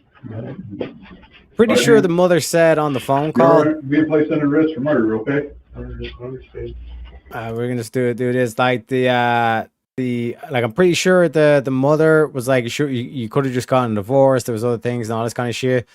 But again, shout out to Shante in terms of like that control freak type behavior. Like I said, it was more like that's why I keep saying, like, your ego is your own greatest enemy. You know what I mean? Could have got a divorce, could have done a lot of fucking shit, but straight to the extreme and all this kind of thing. You know what I mean? It is what it is. I'm gonna go ahead and read you this first, okay?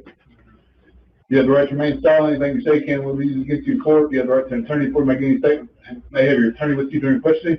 If you cannot afford an attorney and desire one, the court will appoint you one. You may stop the question at any time, refusing to answer further, or requesting consult with your attorney. All right? Hang tight, okay? Thank you. Are you okay? No, I need help. I understand. This could take no more of it. I get that, man. Just, bear with us, okay? Just hang tight.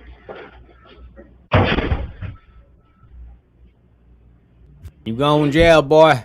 During You're his going to jail interview for at a the long police time. department, Orbe Wilson ultimately confessed to killing his wife, 23-year-old Lexis Wilson.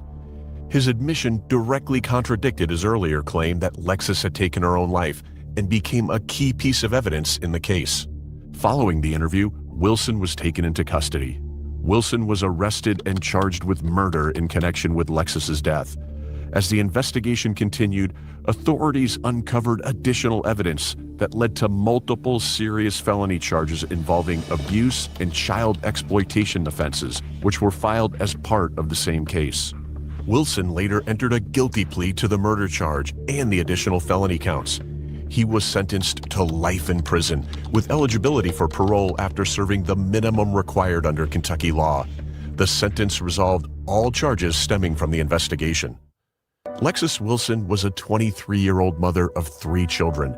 She had faced mental health struggles, but she was deeply loved by her family and those who knew her. Those closest to Lexis remember her as a devoted mother whose children were central to her life. Her loss left a lasting impact on her family, especially the children she left behind.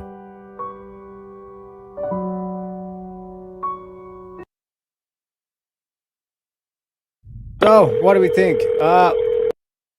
What do we think, folks? How'd you find this, Teriak? Hey, I got my methods. But I will, one sec. On June 29th, 2020. So this is the interrogation file. So one sec, let me give a shout out to the channel. There's the channel, 227k subs. So if you want find more, dig more in terms of the interrogation files, this kind of shit, go check out that channel. But I got my own methods. Crazy, okay? Oh, now she's devoted, huh? Yeah. Hey, it is what it is. It is what it is, Shantae. Alright. But let's get into the next one, because like I said, this is a 2-parter. This is a double-parter, as they say, right? So, alright, one sec. I need to rejigger my tabs. Wait, not that one. Un momento, por favore. Un momento, por favore. Alright, so, my dear companions. Oh, wait. Wait, where the fuck am I? Yeah, I need to edit the title as well to throw this one in. So this one is The Enigma of the Suitcase in the Hallway, ladies and gentlemen. How do I edit the title? Oh wait, I can't do. Oh, I can do Hall. Beautiful. Anyways, so we've re-added the title. Okay, bet you won't do that anymore. What? What the? What? What? Wait, what's going on? Hey, like I said, please be patient. My mom took the Tylenols, okay? But anyways, my dear viewers, welcome to another case of the Deductionist Files. I'm Teriak, consulting detective, master of deduction, and also just remind you, we're $35 away from opening up the panel. Don't listen to Picasso. That sound advice right there. Tonight we examine a disturbing discovery in a Florida apartment following a reported domestic dispute. A woman is found deceased inside a suitcase, and her boyfriend claims it was a tragic accident during a game. Police arrive to a chaotic scene, yet small contradictions emerge almost immediately. Multiple possibilities present themselves: a horrific incident gone wrong, a spontaneous act of rage, or something more premeditated. We shall dissect the evidence methodically as Holmes would, pulling each thread until the web reveals its true architect. Stay sharp, my friends. The game is afoot once more. So the timeline, all right. February 2020. Sarah Boone and her boyfriend are involved in a domestic incident at their Orlando apartment. Police respond to the residence after a 911 call. Officers arrive on scene and discover a woman inside a zip suitcase. Boyfriend provides an initial account claiming it was part of a game that went wrong. Scene assessment and evidence collection begin. Boyfriend is transported for formal questioning. Oh wait, I think I have this backwards. Yeah, sorry, it's the girlfriend. Yeah, sorry, the boyfriend's in the suitcase. All right. Interrogation reveals multiple inconsistencies in the timeline and explanation. Forensic details and digital evidence, photos, videos on the phone, emerge over the investigation. Body cam footage of first officers arriving, discovering the scenes. What we're going to review. Initial statements made by the girlfriend at the time. At the apartment. Forensic examination of the suitcase, positioning of the body, and cause of death. Digital evidence, including the photos and videos are taken on the phone. Contradictions between the girlfriend's account and physical evidence. Witness statements and prior domestic history. Multiple early theories. Tragic accident gone consensual play. Heat of the moment rage, or deliberate act with staging. My dear companions, let us examine the full picture of this perplexing case. Following a reported argument, police arrive at the apartment to a shocking discovery. A man zipped inside a large suitcase. His girlfriend explains it was part of a hiding game that turned tragic. Officers find a scene of confusion and distress. Red herrings present themselves strongly. Could this be a terrible accident during intimate play? A spontaneous outburst that escalated uncontrollably. An external intruder who fled the scene. The girlfriend appears cooperative initially, yet certain details invite deeper scrutiny. A suspect board grows crowded with possibilities. Accidental death, momentary loss of control, or hidden motives. Observe the curious incidents.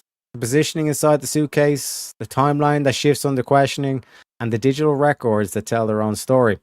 Let us proceed methodically through the recorded evidence. So, here is the body cam footage. Let us examine it closely.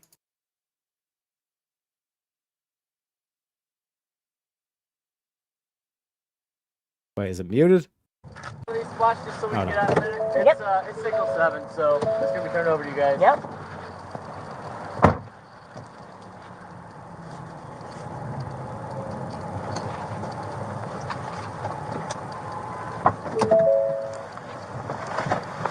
He was last seen last night, so...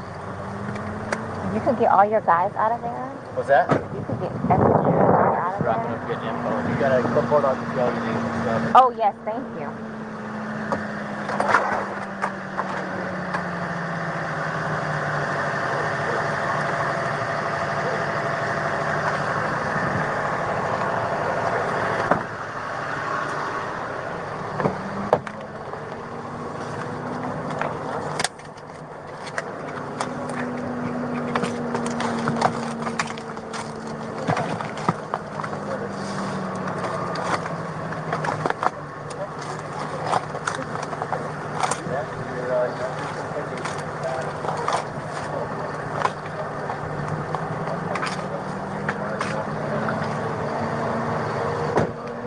Now.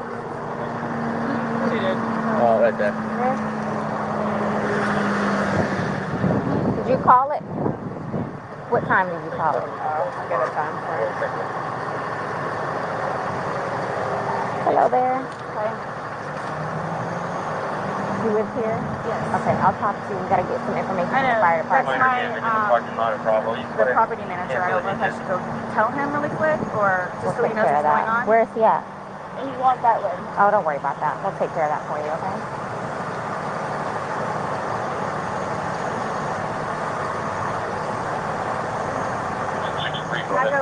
I had a cigarette lit. I'll get it for you, okay? Wait 1 second, okay? I really need something to drink.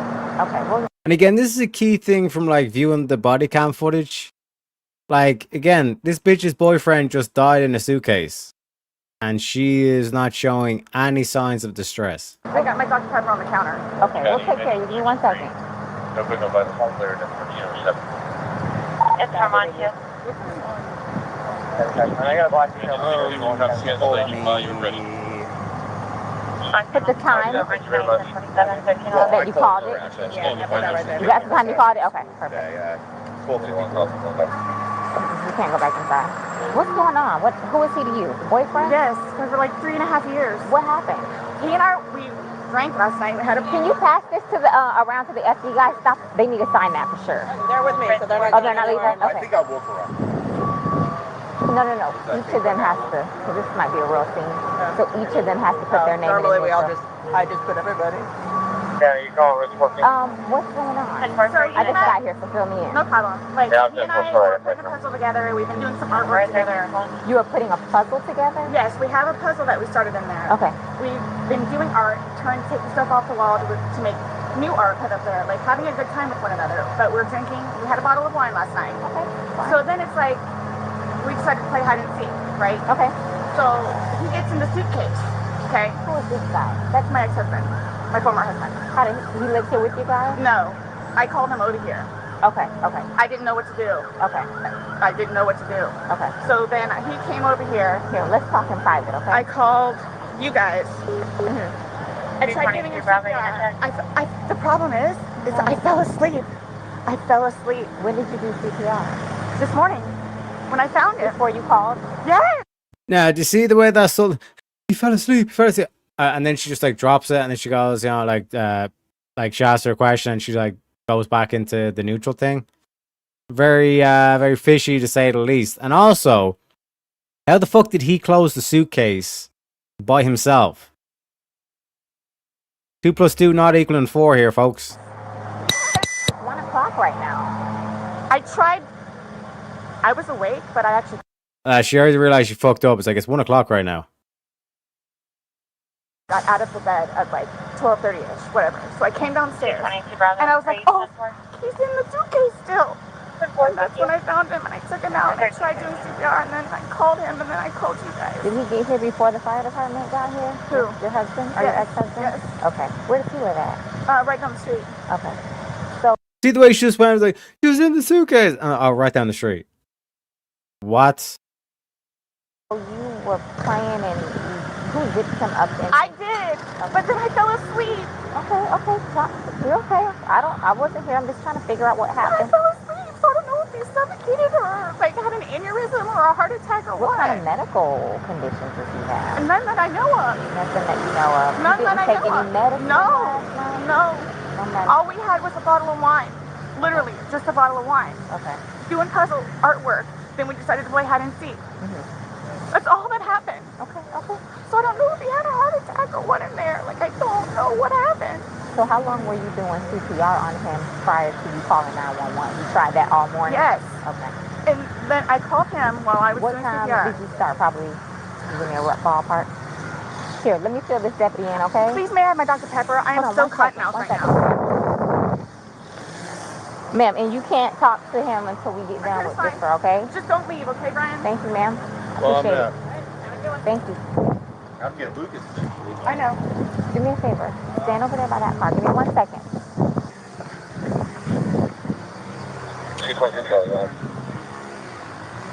Just give us a second, okay? Somebody else on that call break. It's on the counter. I can't move anything from out of the house. Here, I want you to sit down because I don't want you passing out. This is probably a lot for you to deal with, right? Sit. I don't want water. I can get you some water, okay? I want you not on your feet because I don't want you passing out on me. I need water. Okay, I'll get some for you. 222 Charlie, but you on it.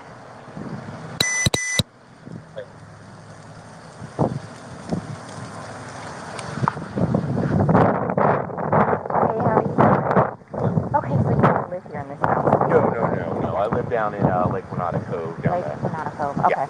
So kind of tell me how you came here today, or... Well, I had been calling... Come down here, we got to talk. I've been calling since...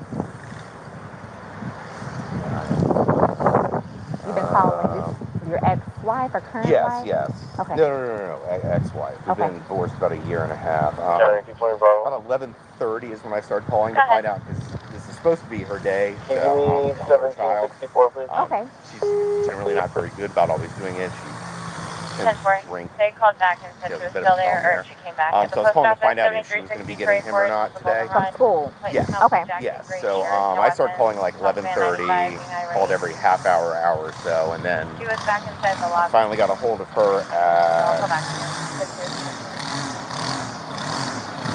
12:49, which is when she told me what was going on and if I'd come over here. So I came over. She called at 12:45. Yeah. Okay. Or 12:49. 12:49. Got over here, told her she need to call 911, get somebody over here, and then basically she said she needed to go outside, have a drink and a cigarette. I walked back out the house because I didn't really want to. Who called? Did you call or did she call? Well, I called. She called me back when I was on my way to make sure I was coming over. But I called her Give me 1 initially. second, okay?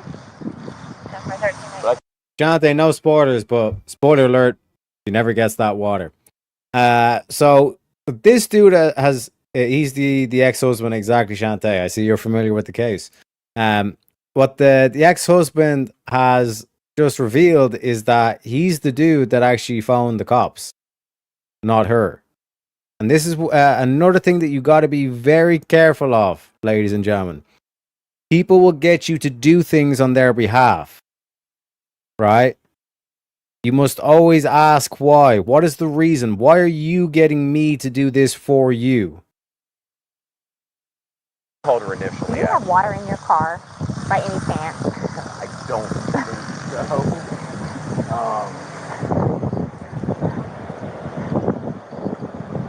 Nothing? No, Okay. No, I don't. Okay, so she calls, you get over here. Well, I called her first. Okay. Trying to find out if she's going to get Lucas. That's when she told me everything was going on. I got my stuff together, put the puppy up in this crate.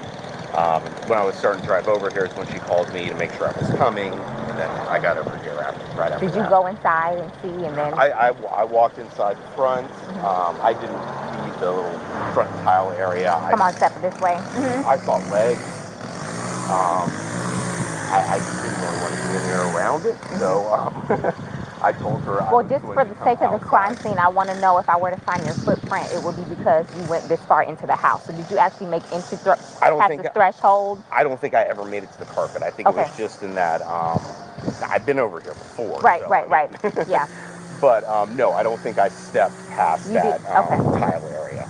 Okay. No, the reason why I say this, Picasso, right? Good point. I'll log this away in case my ex decides to put some dude in a suitcase. Is because this dude is what you call a nice guy. He's one of these nice guys. Yeah. These motherfuckers don't think, why is my ex-wife calling me? Right? That her new boyfriend is dead in a suitcase. Right? She's calling me to come over, and then she gets me to call the cops. You know what I mean? If you're a nice guy, this is why I say God is reason. You need to ask why for everything. Everything. Right? Because there's a reason for everything. Okay? So, I touched doorknob. I don't think I touched anything in the kitchen. I don't know if that really. Yeah. 100% shut there. Oh, shucks. She needs my help. I'm going to be a nice guy and I'm going to help her because she's in a stressful moment or whatever the fuck. He's not thinking, this psycho bitch just killed her boyfriend. Matters. Yeah. Okay, so that's pretty much the gist of what you have. Well, sit tight for us. We're going to make a few phone calls and then we'll go from there. Do you know if he has any medical issues or? I don't. Okay, but you've met him before? I've met him before, yes. Okay. Yes, they've got a whole fun history. Oh, really? Oh, yeah, you guys have been called over here quite a few times. For the two of them? Yeah, he's been arrested like I think 5 times for this minister, so. Really? Okay, I'm not familiar with. So, I haven't been here personally. So they have he's currently on parole because of it. So because of domestic violence with her. Yes. Oh, okay. Yes. Last time he got whatever it's called, retrial something or other. He had to go to a domestic violence class. Okay. I know he was doing it, a parole officer, stuff like that. But I mean, like every time she'd have him arrested, the next day she was trying to get him bailed out too. So I don't know what it is. Oh, she's getting water from the tap. Probably gonna pass out on us. Okay. Well, listen, please do me a tight. Oh, no. I'll make a few phone not a problem. calls. I mean, where's your kid need to be picked up? Lakeline Elementary. How soon though? 3 o'clock. 3 o'clock. Okay. I normally leave out. Let me try and get this going for you because I know you need that.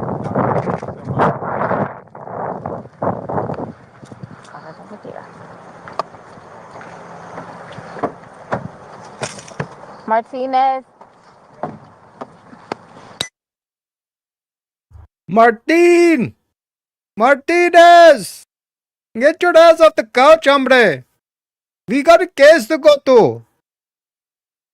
Martin! So she's taking notes of this. I'm pretty sure that even the officer here is like, this ain't adding up. Let's go ahead and start making the call. Ma'am, could you go ahead and give me his last name? Torres? Spell it for me. Torres. And his first name? George, Jorge. Jorge. Jorge.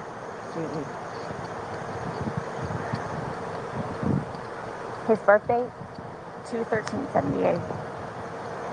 And this is the boyfriend? Yes. How long? 3.5 years. Living together that whole time? Yes. Okay. And your last name? Boone. Spell it. Boone. First name? Sarah. Sarah. Birth date? 10/10/77. So, you've had a second to kind of collect yourself. Tell it to me again. You guys were playing last night, drinking a bottle of wine. Putting puzzles together, doing artwork. Doing puzzles, artwork. Okay. Had a bottle of wine and then decided to play hide and seek. Mm-hmm. So he What time was that? Do you remember? I mean, I know that I was in bed probably by like, what, 12:30? Okay. Well, I went upstairs at least, and I fell asleep. Okay. Forgetting that he was in you the guys suitcase. were playing the hide and go seek. Yes. So again, like she apparently falls asleep or goes up to bed around 12:30. Right, so half an hour past midnight, and then she doesn't wake up till 12:30 during the day. That for 12 hours? Must be some crazy bottle of wine you're drinking. You know what I mean? I believe him too. He probably thinks she's a mess and they have kids together. I believe he shows up for her. Yeah, 100%. But this is the thing. You must always ask why. When people are saying, like, this is the a friendly tip. Like, if you ever get a message of someone, they say, "Oh, can you pop on this channel, or can you do this, or can you do that?" Why? What is the reason? At some point, you put him in the suitcase? No, he got in the suitcase. So he thought it would be funny to be put in the suitcase. So I was like, okay, well, I'm going to joke with you and I'll zip you up and make him, squirm a little bit, whatever it is. Mm-hmm. But then I fell asleep. Mm-hmm. Well, hang on a second. We're playing hide and seek. And then he thought it'd be funny to get in the suitcase. And then you close the suitcase. Doesn't that kind of beat the purpose of hide and go seek? I fell asleep. Where was the suitcase? Right where it is. Right down there? Yes. You zipped him in there? Yes. Thought he would be funny, a little joke. It was. was. We both were laughing about it. Okay. And then I fell asleep. Where did you fall asleep at? Upstairs. In your bedroom? Yes. Okay. Totally forgetting that he was in the suitcase still. Okay. And then you came back downstairs? This morning? Or this afternoon, yes, when I got up. What time? 12:30-ish. I was awake, but I totally forgot that he was in the suitcase. He can tell you there's a lot of things that we have been going through. Jobs. Yeah, he did tell me. Life, all that good stuff. So I just totally forgot. So you began to do CPR on him? Yes. Yes. About what time this morning did you start doing that CPR? No, it was the afternoon. It was afternoon because I was awake. But then I finally decided to come downstairs at like 12:30-ish, whatever it is. And I was like, I forgot he was in the suitcase. And he wasn't moving. Nothing was happening. So I unzipped him, took him out and started doing CPR on him. Mm-hmm. He was on his way over here. I called you when he got here. Once he got here, you called us? Yes. Okay. And air was coming out and he was gurgling, but I could just tell by looking at him. But you knew how to do CPR. You were doing that on your own? Yes. Okay. And then the person that was on the phone with me also, I counted with him doing it. And he's got no medical? He doesn't take any medication? I don't know. I don't know medical-wise. I know he doesn't take any medications whatsoever. Okay. Dude, look at her body language, for fuck's sake. Just look at the body language. You know what I mean? This is not the body language of a person whose boyfriend has just died. Like, look at the way she's like, I forgot you were in a suitcase. And then she goes back down to like that kind of like neutral, kind of like tone, all this kind of thing. The only thing, like I said, I don't know if alcohol had something to do with it, but we had a bottle of wine. Okay, all right. Here's I want you to sit back down because I don't want you. Can I have one more sip of water, please? Yeah, go. Denver, Signal 29, residential, audible, 13023 Island Bay Drive. I'll do what I can to get you a cup because I don't want you to have to keep doing that. Maintenance didn't have the proper cancel the indication. Shante, by the way, she actually does get the water, but she's drinking out of a tap at the moment from her hands. So.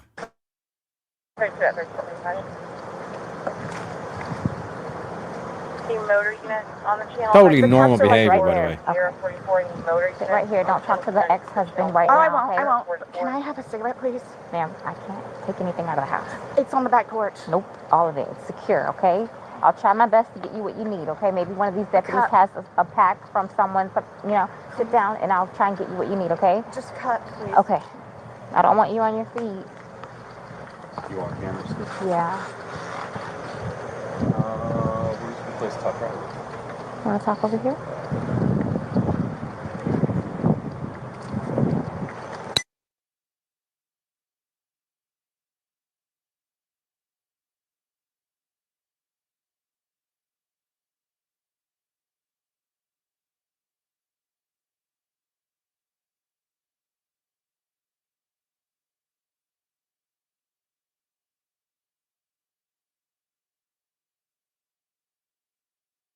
Let me skip forward to when there's audio again. Wait, where the fuck did the audio go? It's still booming. Okay. Yeah, and then your first name? Brian, Brian. Brian. And your date of birth? 5/27/75. And your child is in school right now. He's not here with you. No. He's in school. He's in school. How old is he? This will be a fun one to explain. He is 9. He's third grade. I can't even start with how you would explain something like this. Okay. 6th grade, you said? Third grade. Third grade. 9. 3rd grade. Okay. Yes. All right. So sit tight for us. I'm sorry it's so hot. Maybe the middle of that would be a good spot to stand. So we'll take it from there. I'll keep you updated. Okay. Okay? All right. Thank you.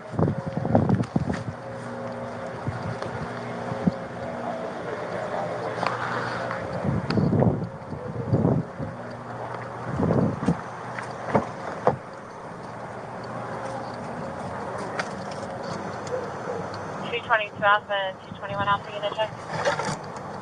4 pounds, 2 Central. Number 1012 and 1332.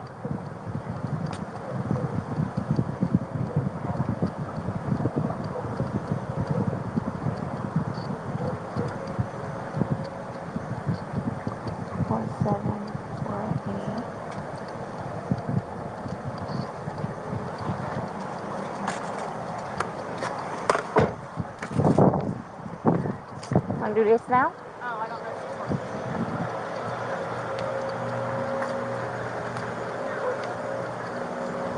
Did we get that dog by any chance?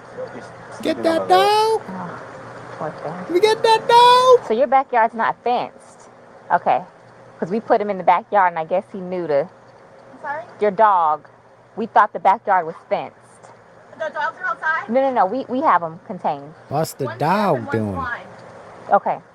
That's why I was making sure they were under the table. Nope, that's yours. So we just stand, wait for get the instructions on what to do next. Gonna pet that dog. You got some water, good, okay. Can I please just have a cigarette? They're on the back porch. Not right now, we can't have you go and get anything. Why don't you sit in the shade? You're okay right there? Or maybe a little closer here where the shade is?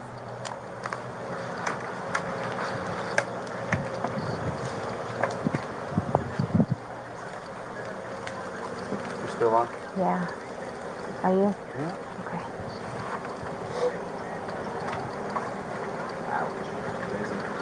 You're getting up left-handed today. Oh no, you're in 24 right now. What in the world? 23 unit check. I'm like, nobody's going up there? I heard silence. I said 220. I was leaving Econ in 50. Just gonna go get me a sub. Oh my god, the inefficiency from these police officers. Holy shit. Am I able... Someone asked... 1334. And then you said, wait a minute. My ex-husband, Brian, has a cigarette. We can't let you guys communicate right now. I know, so I was asking for one. You want me to get a cigarette from him and bring it to you? That's okay. I could probably do that. Ask for a lighter. Thank you. No problem.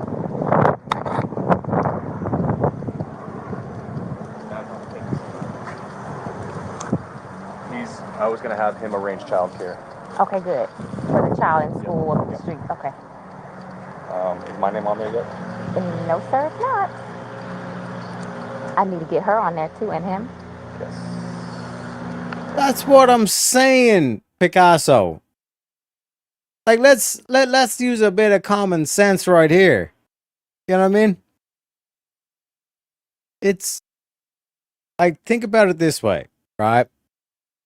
She's just said to you that they're playing hide and seek, and then she's also said to you, it's like, oh, we thought it'd be funny if he turned around and got in the suitcase,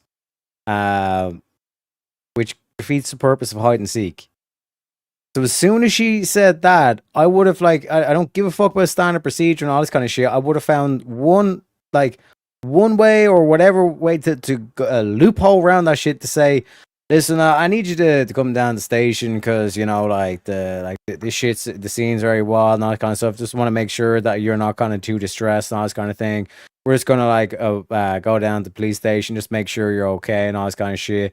And even lie to be to say, hey, it's just standard procedure, don't worry and all this kind of shit. As soon as I get her down the thing, basically scope out all the fucking evidence and all this kind of shit. You know what I mean? Because 2 + 2 ain't adding up.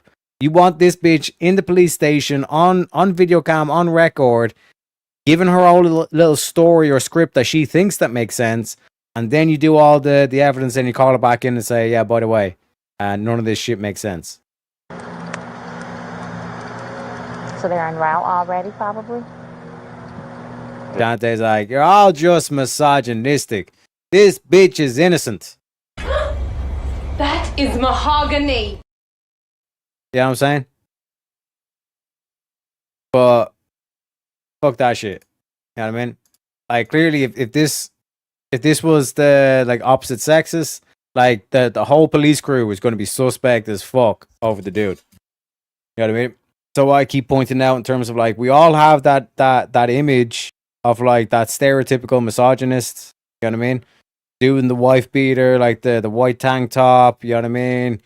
Aggro looking, probably has a goatee, probably bald, insecure, all this kind of shit, right? So, like I said, it needs to be an equal standard.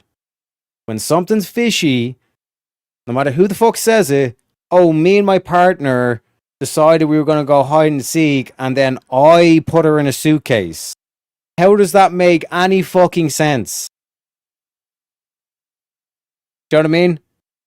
The inefficiency from these cops is ludicrous. Did anybody call? No, you want me to call? Yeah. Oh. This bitch saying, oh, I'm going to get a sub later. Bitch, what the fuck you talking about? I thought you were calling. All right, let me get homicide. All right.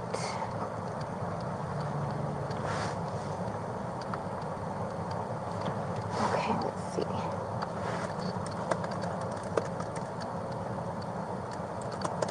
Oh, 100%. My read on this bitch is she's a goddamn psychopath. I think she knows better, and she has this whole ego complex that she's the master manipulator. She can pull the strings and get her way and all this kind of shit. Wouldn't work on me.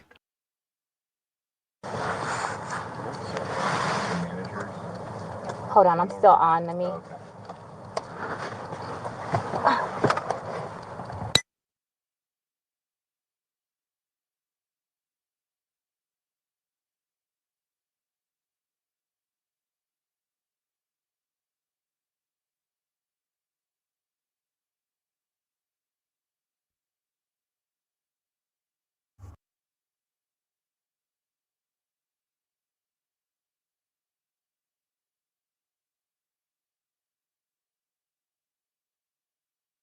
All right, the audio's gone again.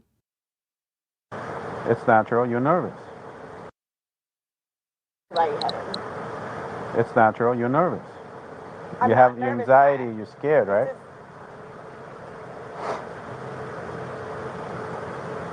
I don't know how to explain it to you. It's okay. You don't have to. I don't know how to. I'm just waiting for whoever, so. I could tell you this. I'm going to be here just as long as you are. Including my... It'll be a while. I'm welcoming this breeze right now. It's kind of warm. All right, so just bear with us. I know. All right. If you could like give me whatever updates or anything that you know of, that's just how I work, so I know like kind of what. Well, let me look at my computer, see.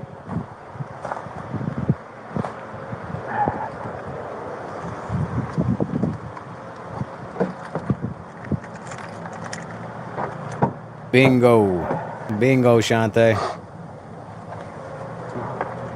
That's what I'm saying. You always should ask why. But he's a nice guy. And she thought, oh, like maybe I could like just like lead him into this kind of scenario and say, oh, what do I do? What do I do? That whole like playing dumb kind of scenario.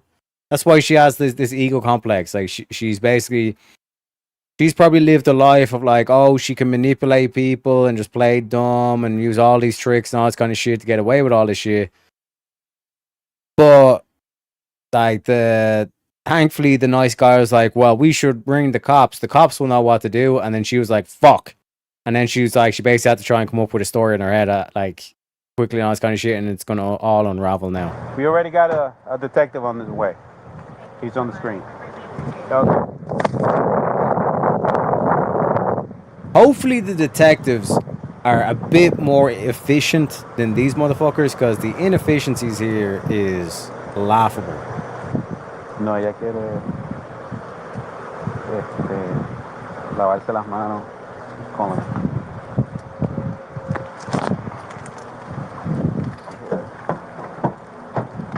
Honey, that's my corporal. Let me pick it up. Mm-hmm.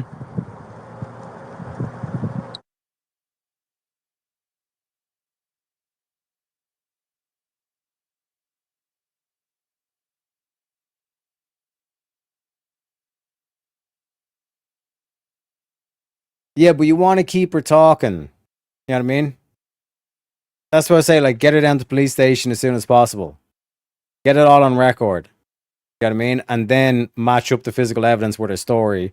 Then call her back in and say, hey, we just have a couple of more things, clarify, a couple of questions, all this kind of stuff. And then you do what we've been seeing, where it's like you do the whole good cop. And it's like, oh, yeah. I am. Oh, yeah, domestic. Oh, he must have been a really bad person, all this kind of shit. Lure him into false sense of security, leave the room, let her sit there for about 20 minutes, come back in and say, bitch, none of this physical evidence makes sense. Start talking or you're going straight to the judge.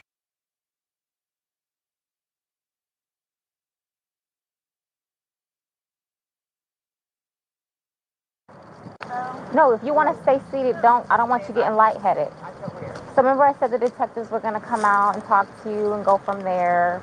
You know what I'm saying? They're here. They're going to ask you a few questions and then go from there, okay? All right. All right, sir. My name's Chelsea. My partner, Scott. To my understanding, you reside here? Yes. Okay. Is it just you, And George. Okay. And I have a 9-year-old. It's 50-50 with Brian, my former husband. Your former husband. Okay. But you reside here with George, and then your son lives with you, or it's 50-50? Yeah. Okay. So from what has told me, she explained last night that you guys were drinking a bottle of wine, and around midnight, you decided you guys. 12:30ish, yeah. Okay. You guys decided to play hide and seek. Well, we were playing hide and seek, and then. Was your son home at the time, or no. Okay? No, with my with Brian. Okay. Decided to play. We're just stupid like that. Like, sure. We were putting puzzles together. We were doing artwork. You can see the puzzle that we finished in there, and then the artwork, and then decided to play hide and seek, just being stupid. Okay. So he decided to get in the suitcase. So I thought it would be funny and he was laughing about it too, to dip him up in there. I go upstairs and fell asleep. So this morning this afternoon when I actually got up out of the bed, I thought for sure he was downstairs on the laptop because he was being really quiet. But then I came downstairs and I'm like, where is he? Like, and then that's when I found him. Okay.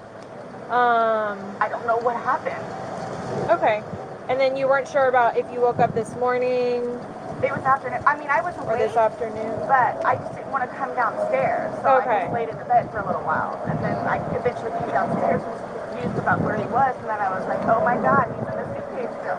So I pulled him out and I stretched him out and I started to try to do CPR on him. I called you guys. Well, I called Brian. Okay. And then as soon as he got here, which is 30 seconds down the road, I called you guys. Okay. And the person on the phone had me do the concussions continually still and count with him until you guys showed up. Okay. And so as a part of our investigation, we obviously have to go inside the house. We have to look at things. Are you okay with us going in the house and looking at things? Yes. Okay. Okay. And forensics, so we have to have our forensics crime scene investigators come out. Are you also okay with them coming inside, taking photographs and? Okay. Okay. And while we send in the forensics crew, you know, you just come down to the station with us. We'll talk things through. You know what I'm saying? Man, maybe get you a bite to eat, all this kind of stuff. Do you know what I mean? Whatever excuse you need to think about it, get her in the fucking station on cam, etc., etc. I'm sorry, George, was he diagnosed with any kind of medical history? Not that I know of. Not that I know of. I don't know. I mean, he doesn't take drugs. I mean, we'll have the occasional bottle of wine here and there, but I don't know, like... That was going to be my next question. So you guys don't normally drink? You just drink once in a while, or...? Well, I'm going to say, like... Okay, I guess normal drinking is, like, we will have, like, a glass of wine or two, like, while we're cooking dinner, or something here, and we'll play a board game with him. I mean, 12 games in there. But, I mean, it's not, like... A couple of beers a day? Well, but I don't understand, though, like, for the little bit that we had, like, not had anything to even do with it. Like, I don't know if he had a heart attack or a stroke or an aneurysm or what happened to him. I don't know. And were you guys together all day yesterday? Yes. Okay. Here? Yes. Like, neither of you left the apartment yesterday? I think he drove up to the main floor to get cigarettes. Okay.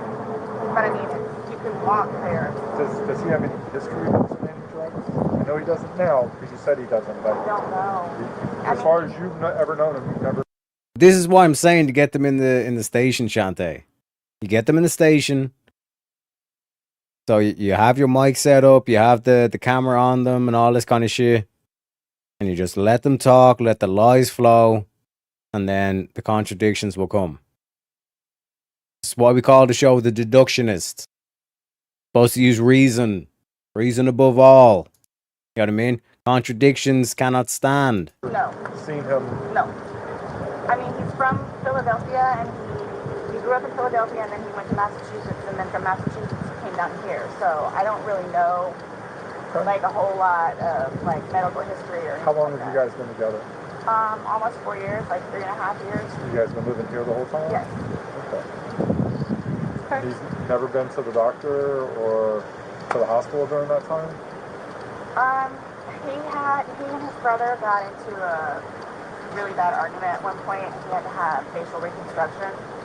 But he has been in the hospital from that. And then I talked him into going to see, like, a regular physician so he could get just, like, a regular, like, checkup thing. Yeah.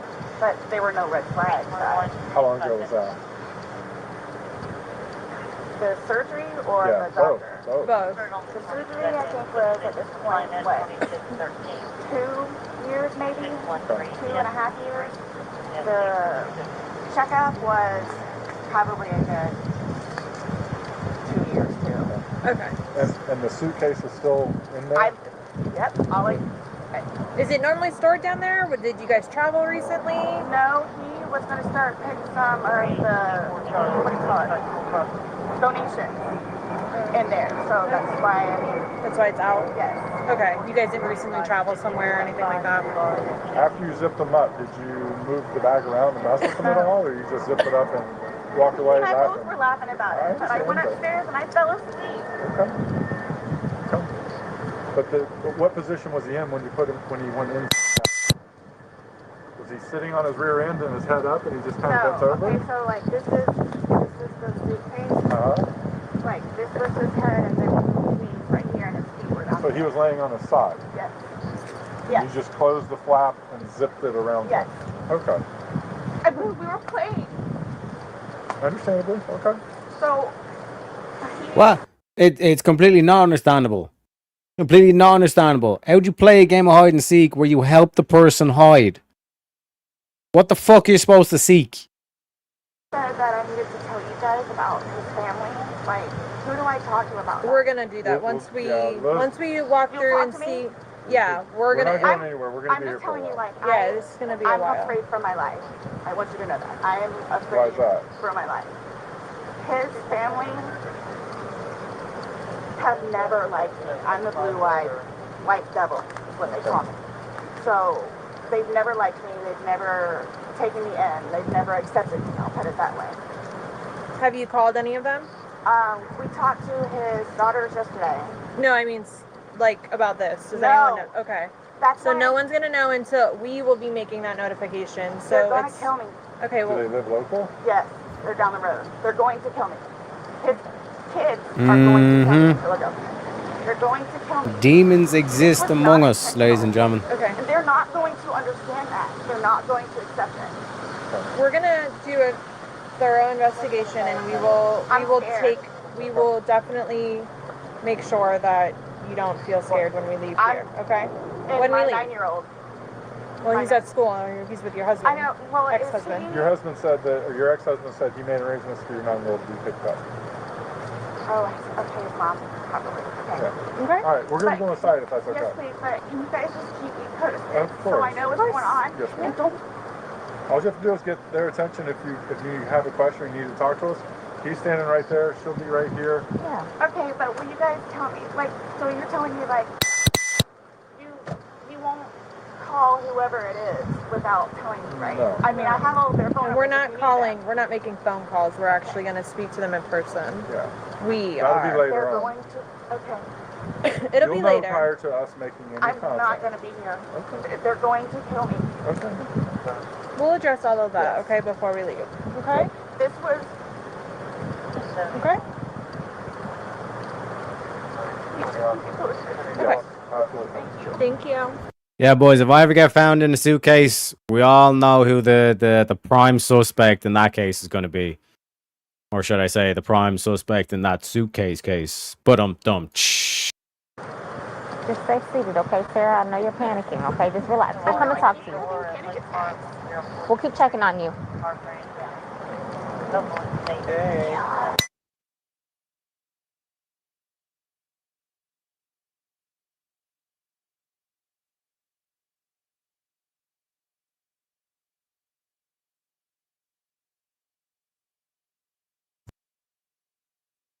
yeah, Pseudo, this is why I do this series, because it's not just like there's multiple reasons why we do this, right?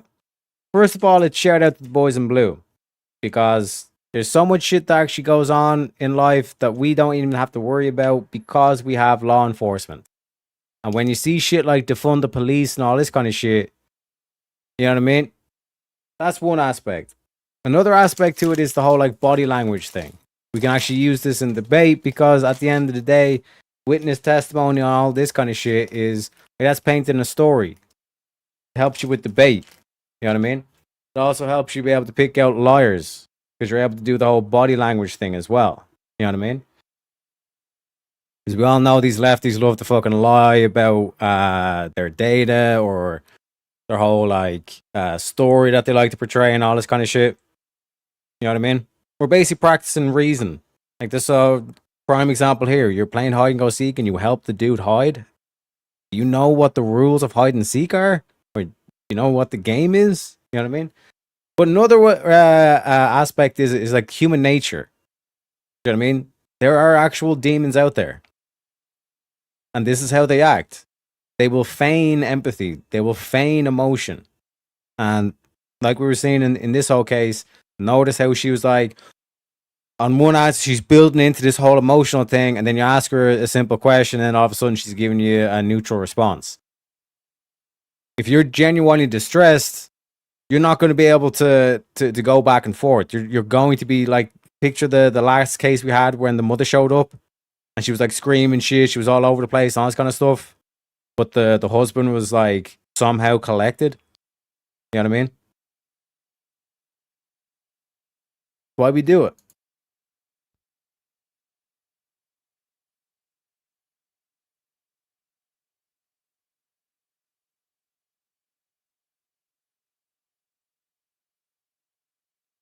Okay, Shante. By the way, you want to play hide and go seek, Teriak? Unbelievable, Shante. Unbelievable. I don't even own a suitcase. Okay, that makes me rest easy. You know what I mean? I do have a dishwasher though. Oh fuck! If I'm ever found in a dishwasher, boys, you know who the prime suspect is.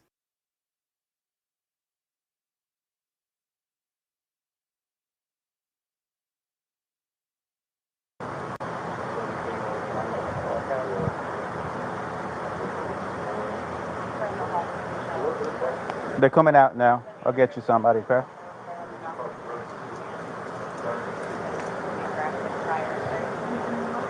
She wants to say something. She wants to talk. I'm on. Yeah.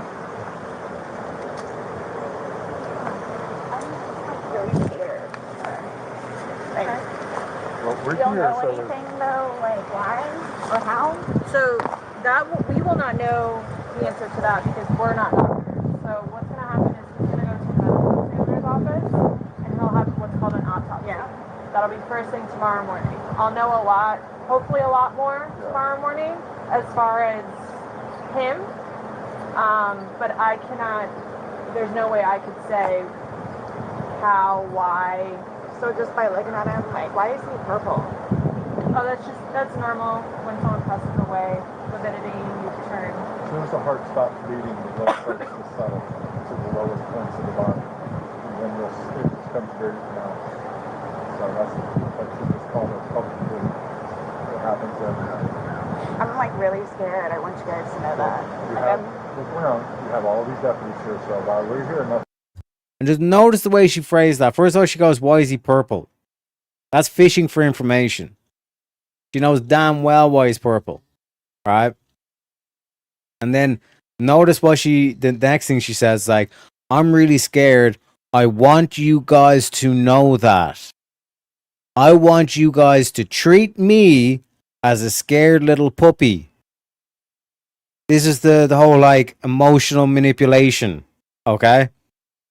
I tell you an emotion and I want you to know that like this emotion. I want you to feel this emotion.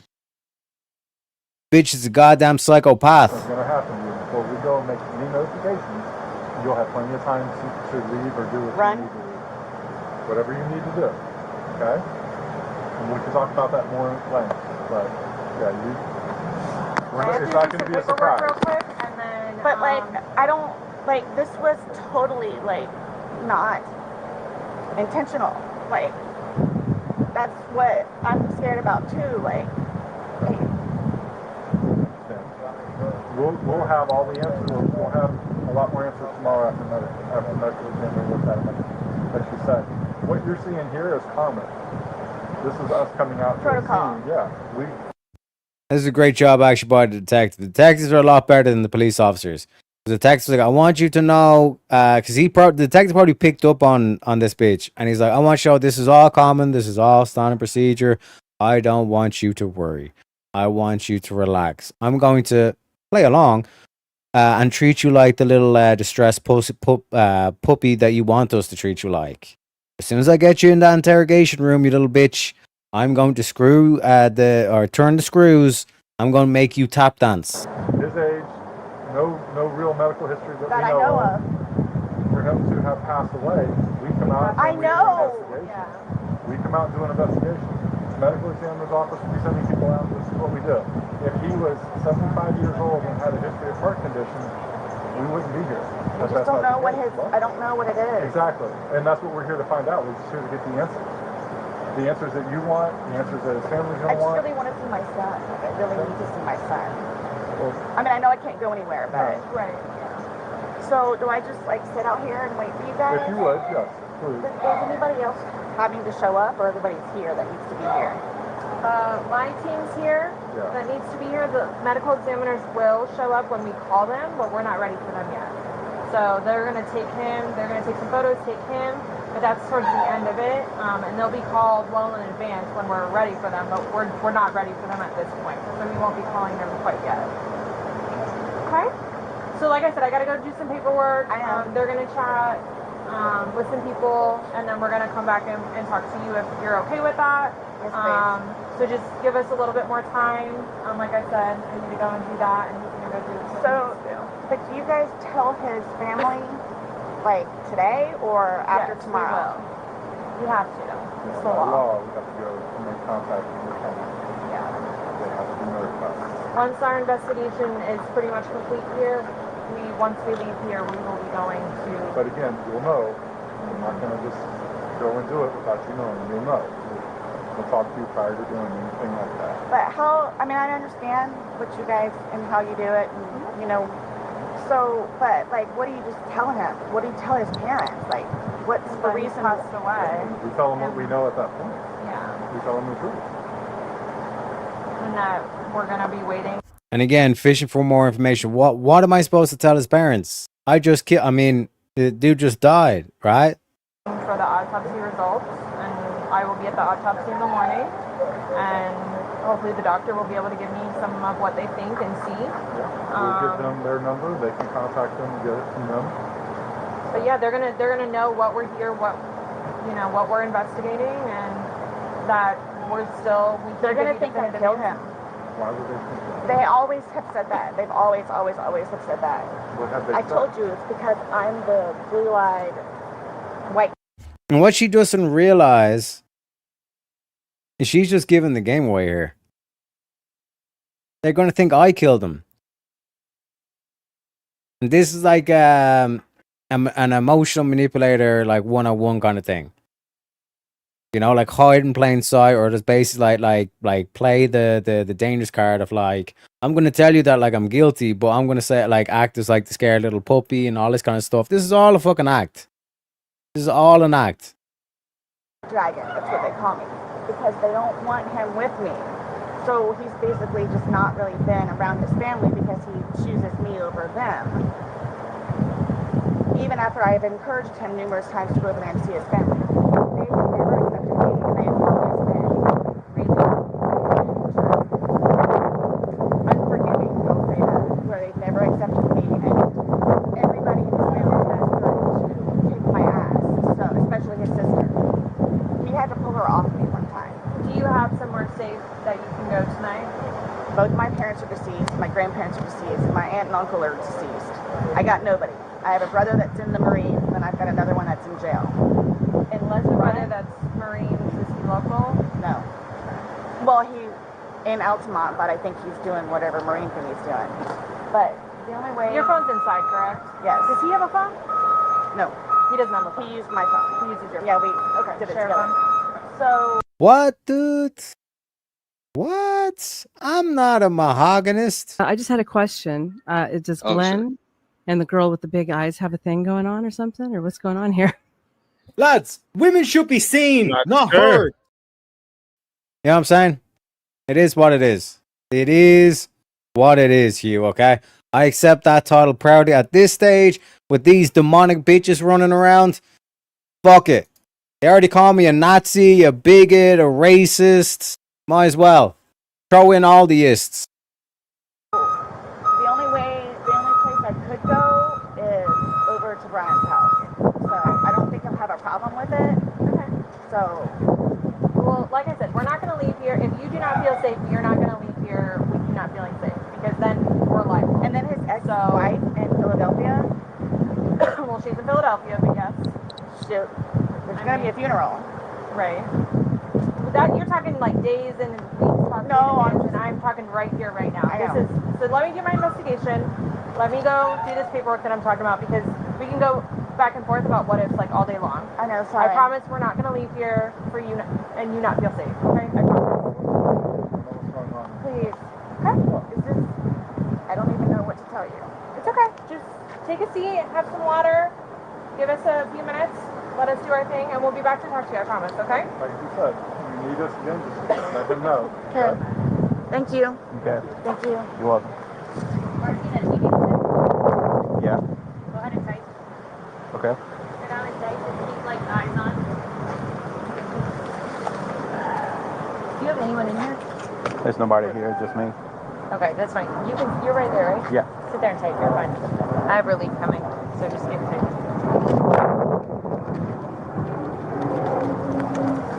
So that's the body cam footage. Let's get into the good stuff. Let's see this bitch sweat. Let's see this motherfucker sweat.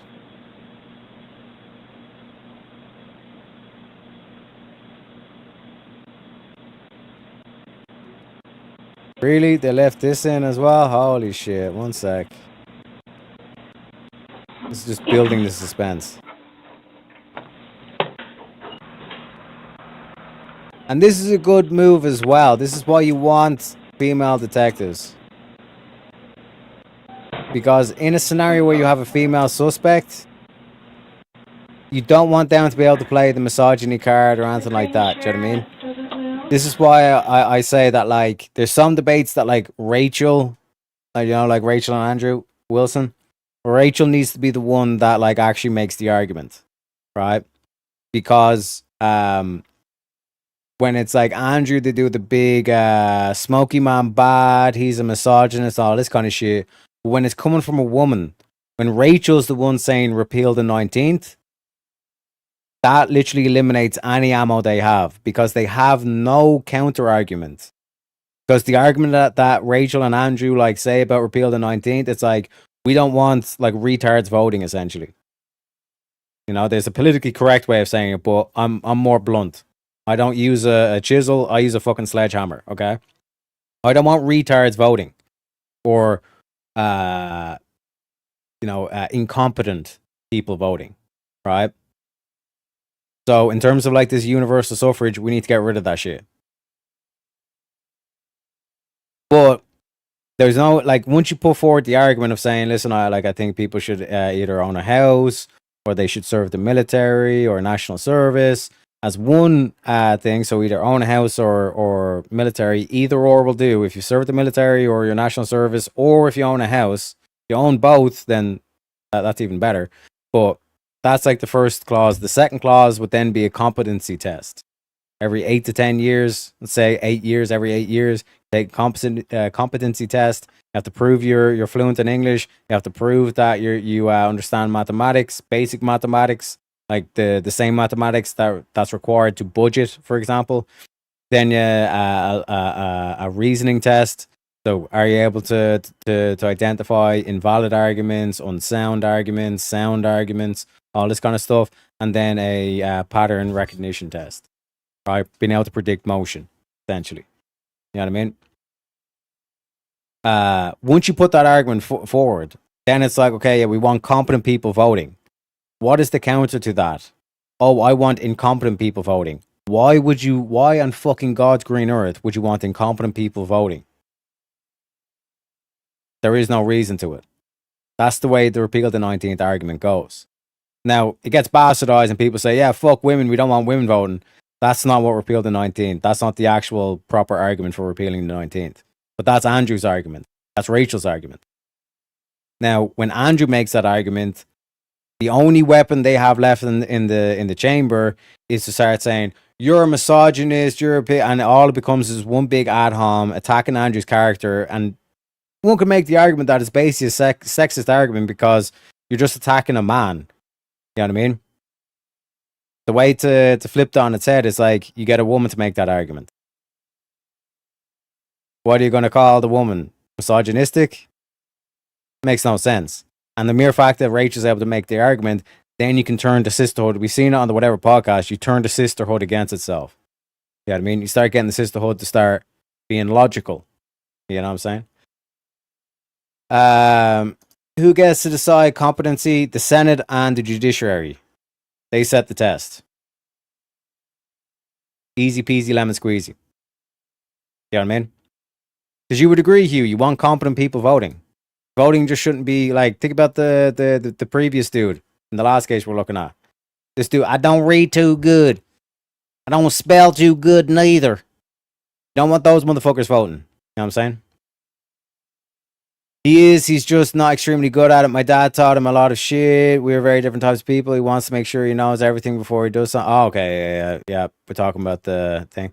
I'm a misogynist. Not on like, as in like a genuine, like Jack the Ripper type shit.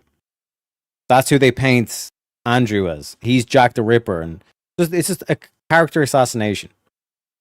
the mere fact that you're a man, you're a piece of shit. You don't understand what it's like to be a woman and all this kind of shit.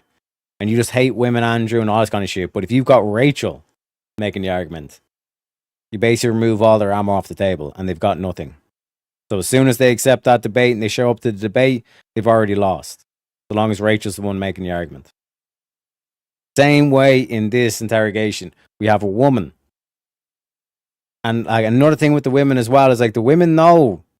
Like Shantae saying like I'm misogynist, and it's like Shantae knows when these bitches are lying. You know what I mean? Appreciate you coming in. Yes, ma'am. And I want to ask you about these whenever we have a moment. Sure. And also Pseudo saying, guess y'all don't want an open panel after. What's the fuck up, guys?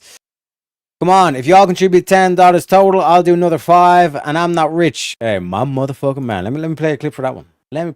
My fucking man! Appreciate you kindly. The judicial system. In America, there is 3 pillars of government. There's the president, there's the Congress, and then there is the judiciary. So the Senate is above the Congress, so Senate and the judiciary. It's a group effort.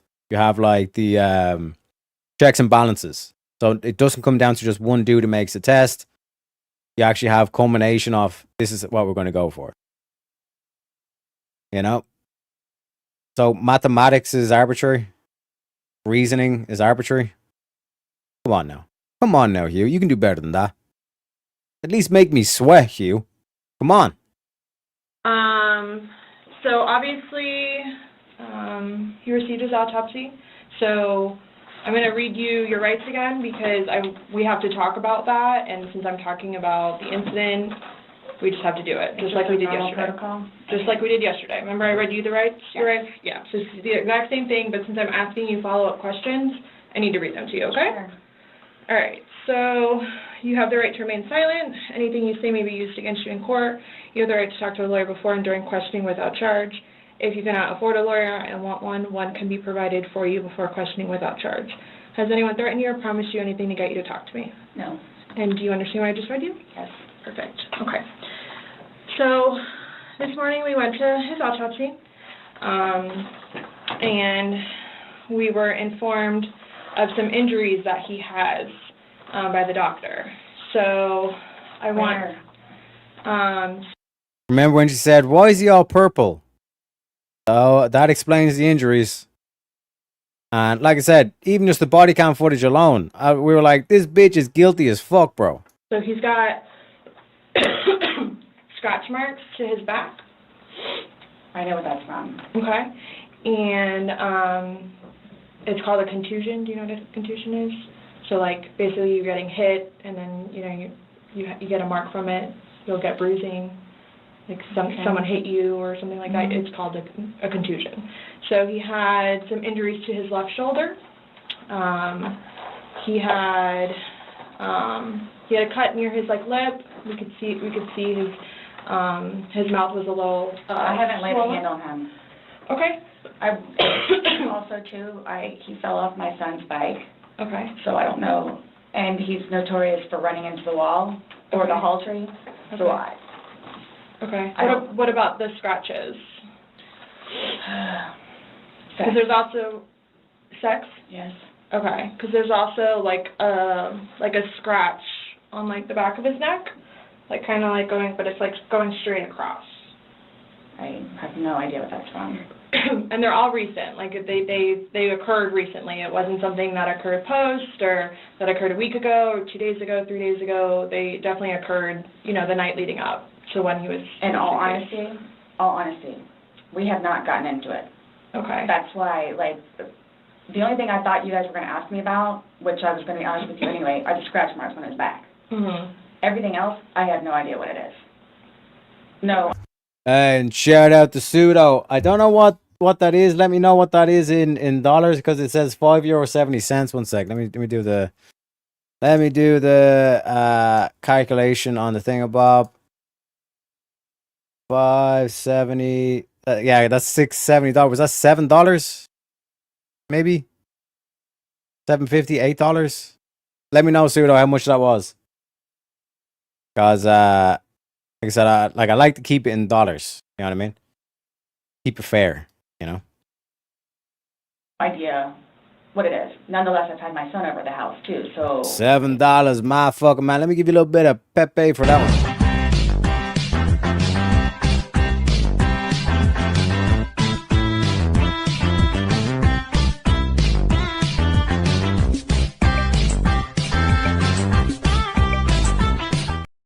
Appreciate you kindly, sir. We're almost halfway to open up the panel, ladies and gentlemen. Well, your son was there when? When was he last there? Oh, gosh. From my understanding, he was there like last Tuesday? I don't know if it was Tuesday, but yes, he was there last week, so. Well, we're talking about Sunday. Yeah. We're just talking about what occurred Sunday. Because like I said, the injuries they occurred within that time period. So you're talking about day before yesterday? Sunday leading into Monday. You called us yesterday at 1, but the incident, you guys were painting and stuff the night prior. Correct. So we're talking about Sunday and then into Monday. I'm thoroughly confused because we had a good time sitting on the back porch having wine and smoking a couple of cigarettes and then decided to go inside and literally paint, do puzzles, and play and listen to music.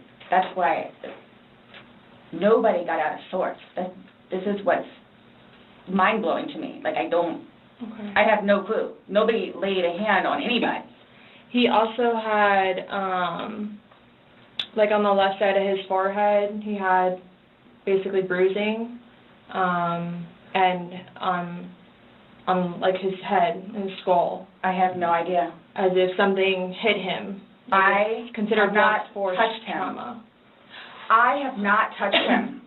I have not touched him. Then how would you get those injuries? Tell me and we'll both know. I have not touched him.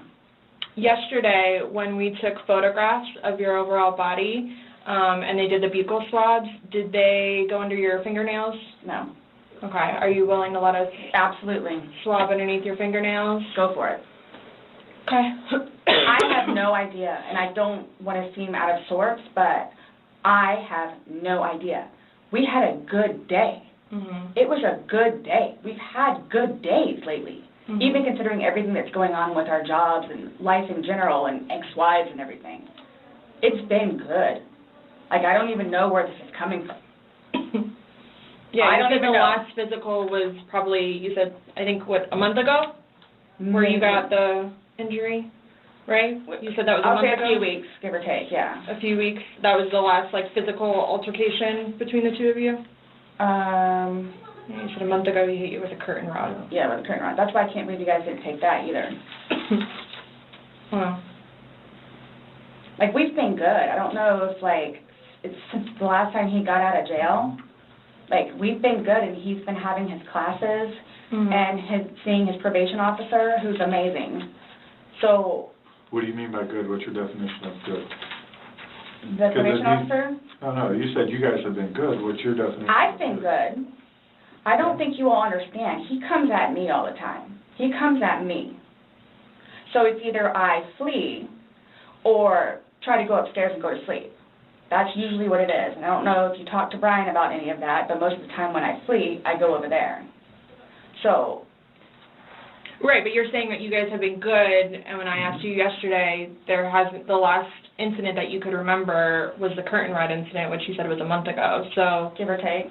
Right. So what do you mean by he comes after you? Like, he gets belligerently drunk.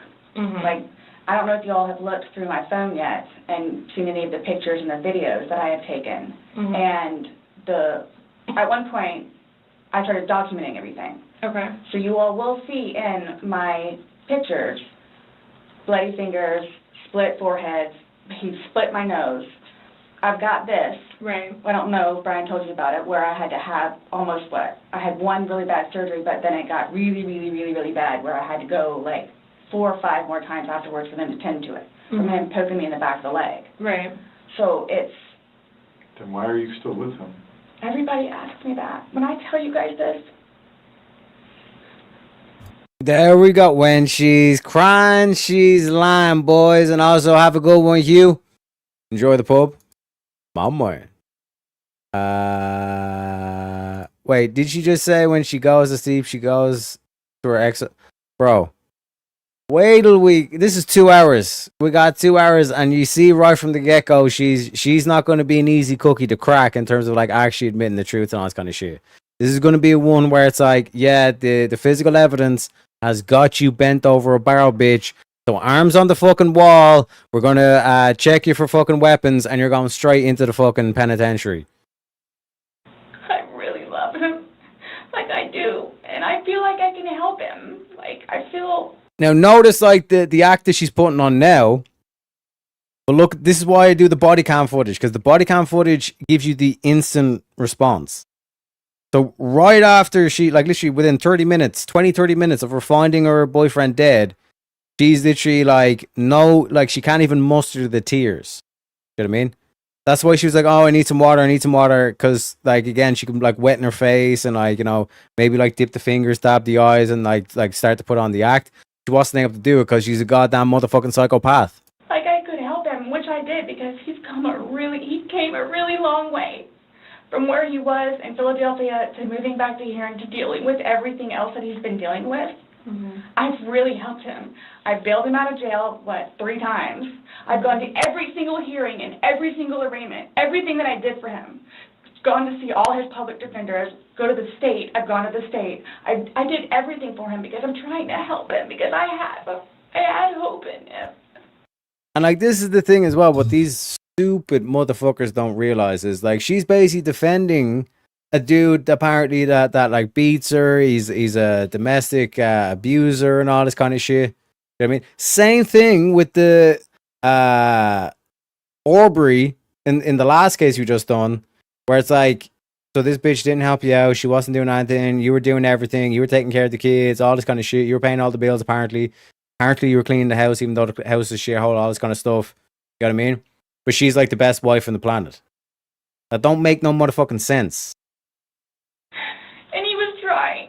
He was really trying. And then he starts to think about things, and I think he gets overwhelmed, and then it's like, the next thing I know, he's drinking. So it's like, oh man, I know where this is going to go, so I'm going to go upstairs and read a book, or I'm going to go for a bike ride, or I'm going to do something else. Where I don't want to drink.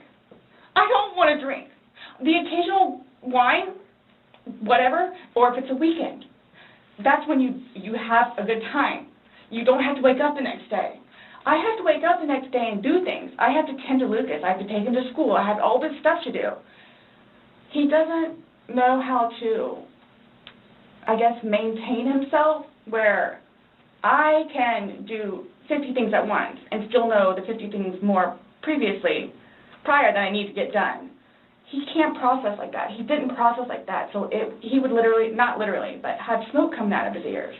So the next thing you know, he doesn't want to deal with it. I'm going to go get something to drink. So the majority of the time, I would hang out outside or do something else because I don't want to drink.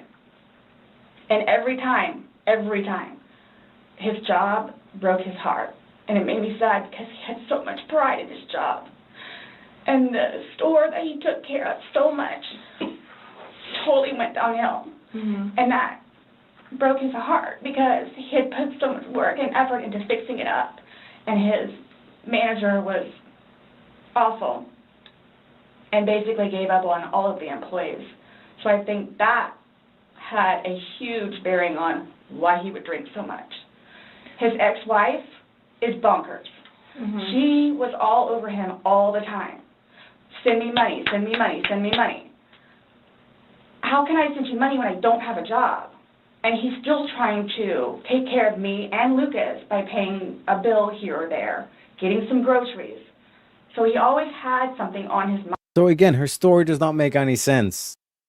She's there trying to like make out that like apparently a domestic abuser is like, he's really trying and like he's great and wonderful, and like he had that like whole thing with the shop apparently and all this kind of shit.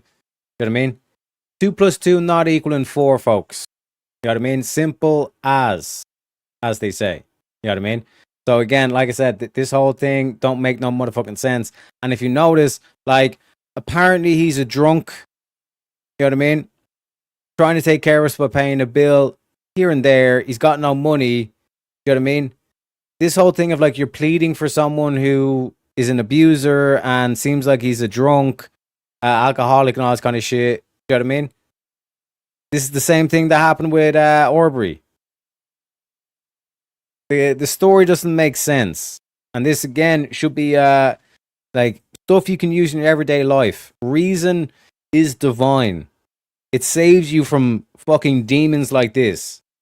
You hear someone start say this shit and all this kind of stuff.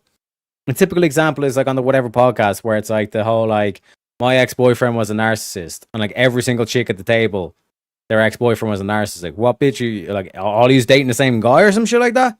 Do you know what I mean? Narcissism is a fairly rare trait. You know what I mean? So it's one of these things where it's like he's a narcissist, but he was a nice guy or he's a lovely guy or some shit like that. It don't make no motherfucking sense. Mind, which is why, again, I got the puzzles and the paint to try to get him off of it so we don't have a drink, or he doesn't have a drink. So when you all see my phone, you can see all of the damage he has done to me and the videos of him smashing my television because he's belligerently drunk. Where most of the time, I just don't want to be there. And I try to help him. I try to calm him down. Eventually, he just passes out. Well, yesterday it made it sound like you guys were just drinking like a glass or two. Like, yeah, you obviously had the bottle, but you told me on recording like that you were not drunk, he was not drunk, you guys were having a good time. I can't get drunk. Number one, I do not want to get drunk. I don't like being non-compos mentis, having my wits about myself. I don't like feeling out of control.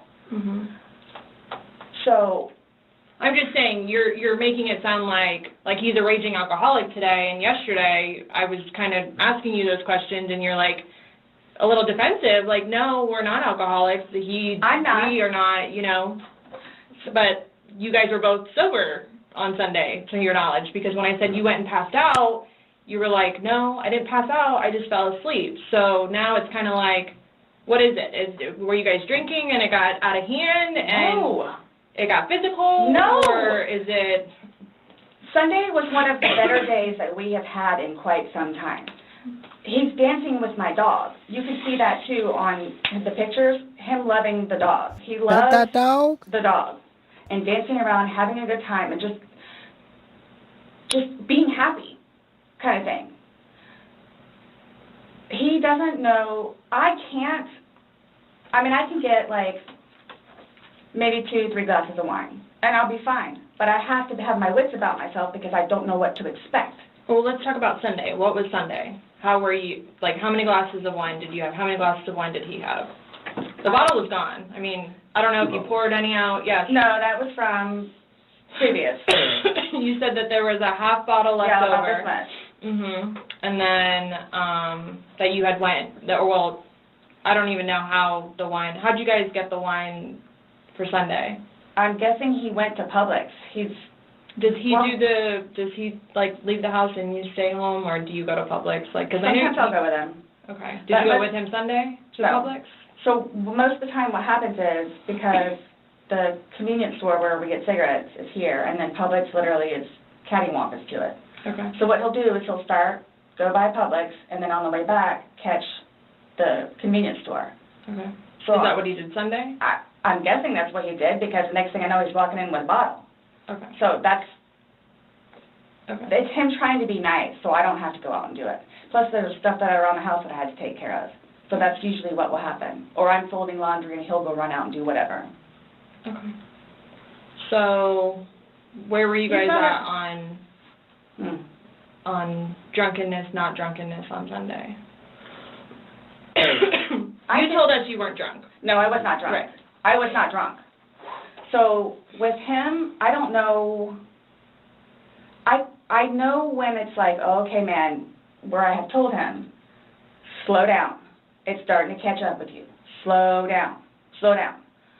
And another thing, too, is I don't like listening to music with him because he gets too involved in the music, and the music that he listens to is a little rough around the edges, and, like, just, it makes me fractious listening to his music. So I kept asking them, let's just you and me talk. You and me will just be the ones that are talking, which was fine, because, I mean, we were playing with the dog, whatever, and then it's like, okay, now let's do the painting. We just did the puzzle, took a break, now let's do this. Sure enough, sat down, we're sitting in there talking, laughing, talking about new movies, we're watching movie trailers while we're doing painting and all that other stuff. So it's still background noise to him, because I think that's what he's used to, is having background noise. Where me, I can sit in here all day with not a peep. But he always has to have some kind of background noise, which I didn't mind because the trailers were cool. And he was interested in showing them to me, getting excited about movies that were out or upcoming. Okay. So on your laptop you're talking about? Mm-hmm. Like, okay. And I mean, and then it was... But you said it was a good day, like you guys didn't have any conversations about your relationship. So again, like, how is this dude supposed to be taking care of her when it seems like she's going out of her way to try and take care of him? Don't make no motherfucking sense. You know what I'm saying? Also, yeah, no, Shante, like I said, it's best to keep that shit between you. You know what I mean? Because as we've seen, like, fucking, there's some demons out there, and they'll try to use that shit against you and all this kind of stuff. But again, like I said, props to you. You know what I mean? Like, fuck, man, like, it sounds rough and all that, you know, but picture where you are now. You know what I mean? Started from the bottom, now we here. Also, Pseudo says L's for the chat. What's with the L's for the chat? P favore. I was 14 or 15. God damn. But hey, like I said, started from the bottom, now we here. Relationship, you guys didn't go down like the rabbit hole, like had too many to drink, and you guys start getting... Nope. When I tell you this, it made me so happy that he actually listened to what I had to say with just, we'll get through it. This will be fine. It's a small hurdle that you and I together will get through, because... I'm talking about the money, jobs, daughters, stress. Yes. Nothing relationship-wise, though. Like, no issues, like, did you guys have a conversation about your relationship, or was it just about... Just like what's going on right now. Got it. I try to evoke it from him so he gets it off his chest, because I call him the volcano, where eventually he's going to erupt. Right. And what he has learned in his classes is to communicate. L's in the chat because of the not pitching for Donna. Hey, it is what it is. It is what it is. We're gonna have good days. We're gonna have bad days. You know what I mean? Slow days and fast days, as they say. Or would fast days be a good way of describing it? Also, trying to like think about like the donut bar numbers, trying to get it into the right area. That's like not too like that. It's still viewable and all this kind of stuff with the comments on this kind of stuff. I think I'm OCD about it though, not gonna lie. I don't care what people try to use against me. I ain't ashamed of none of it. No, but it is kind of one of those things that like I said, you don't want people like, let's say, like lurkers and all this kind of stuff. You know? Just like a precautionary thing, you know? Which is a huge thing in a relationship, Right. where he has been practicing communication. So he actually talks to me about things and unburdens himself. Put it on me. I'll sit there and try and figure it out for you, like I have. Ain't she an angel, though? Ain't she an angel? She'll try to figure out your problems, all this kind of shit. But, ladies and gentlemen, we have reached the grift break timer. Speaking of grift breaks, speaking about the grift, if we do want to open the panel, we need to get the grift break going, ladies and gentlemen. So I've reset the timer there. We're going to put down the curtains. We're going to go on a wee grift break. And I'll see you in a little bit. Ladies and gentlemen, enjoy the music.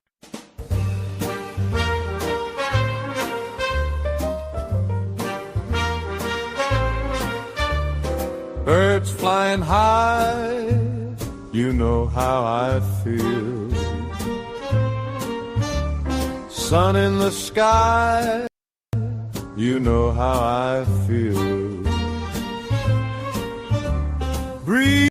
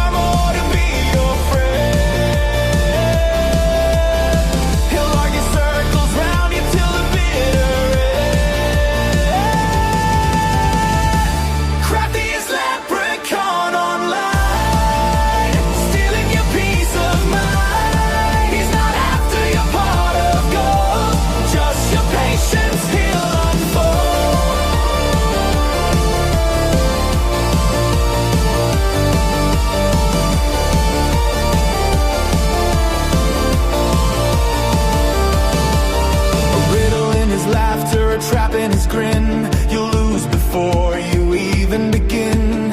He's got a knack for stirring the stew. You'll swear he's wrong, but he's outsmarting you.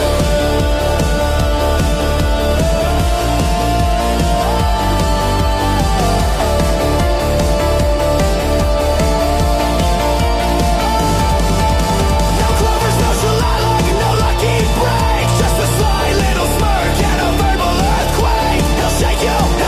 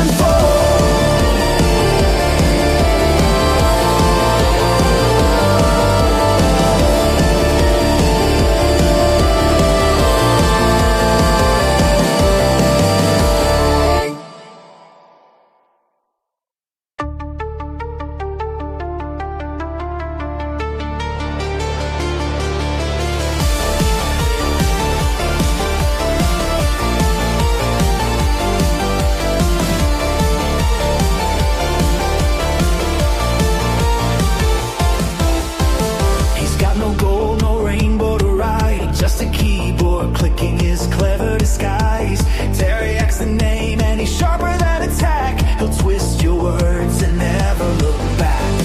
He's not here to charm or to be your friend. He'll argue circles round you till the bitter end.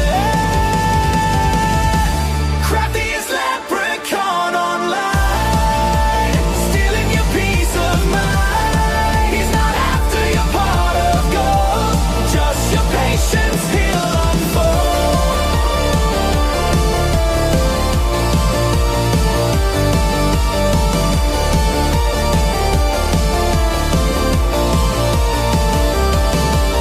A riddle in his laughter, a trap in his grin. You'll lose before you even begin.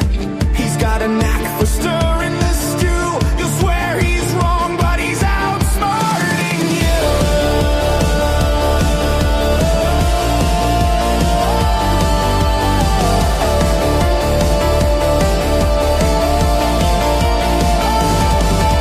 No clovers, no shalala, no lucky break. Just a sly little smirk and a verbal earthquake. He'll shake you, he'll bake you in his witty spell, and leave you wondering why you fell. Crafty as leprechaun online, stealing your peace of mind. He's not after your pot of gold, just your patience he'll unfold.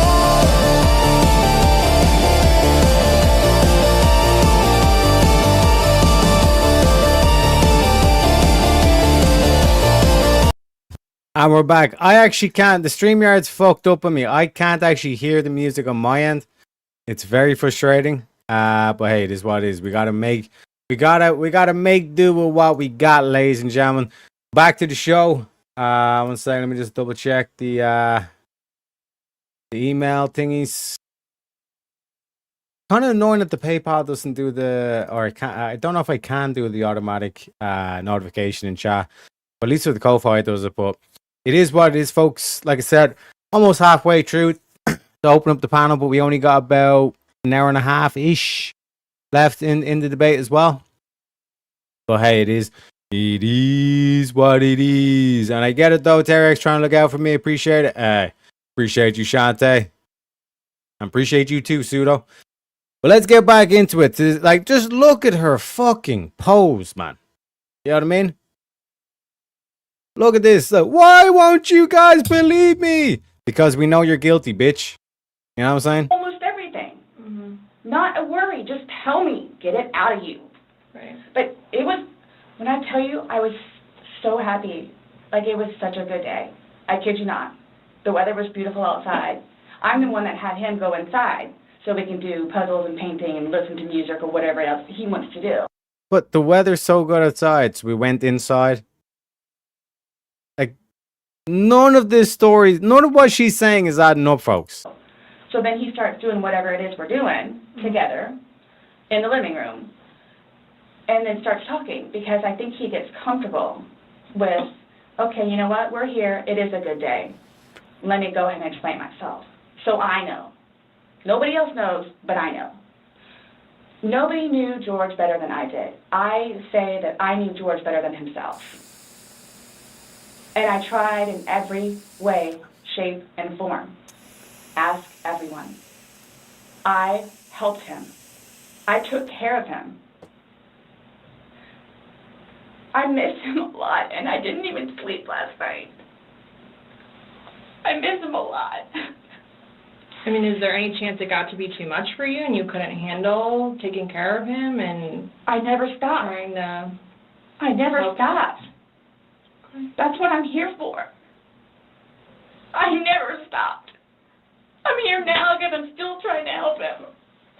Yeah, we just don't, I mean, it's unexplainable how he got these injuries and...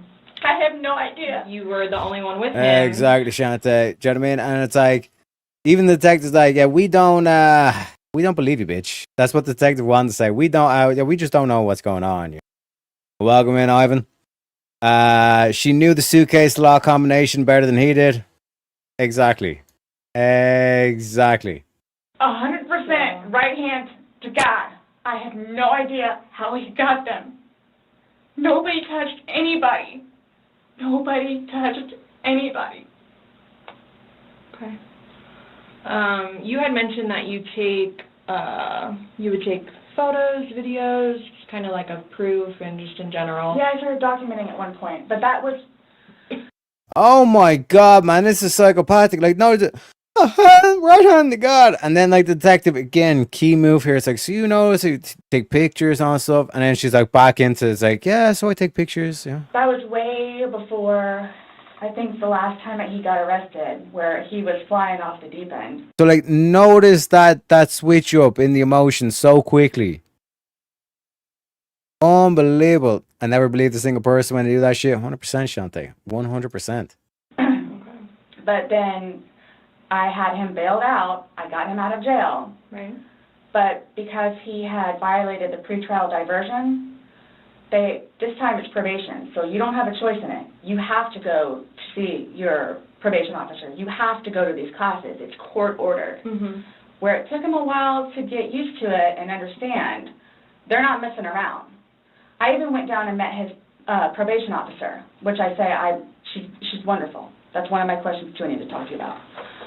Hugged me and said how much she knows that I take care of him. She called me personally one time when George was at work, when he was working. 42-minute phone call. She and I just saying how grateful she is that George has me. And she knows how hard I'm working to help him, just as she is and just as the classes will. So once he started actually going on a regular basis to the probation officer and then to his substance abuse class and his, I don't know what BIP stands for, Matters Intervention Program, and actually listening to what it is everyone had to say, he changed. Like I could see a change in him, where before lashing out, he would think about it. And would always come home and show me his papers, and we would look over his papers together, where it's like, wow, you actually are learning. Wow. And I noticed as well, like, this is the same kind of mentality that Aubrey had at the start of the show, the previous case that we're looking at. This whole thing of like, I need to defend this person, even though, like I said, it's on record that like they're the domestic abuser, or in Aubrey's case, like she doesn't do anything, she just sits around the house, she smokes meth or whatever the fuck, right?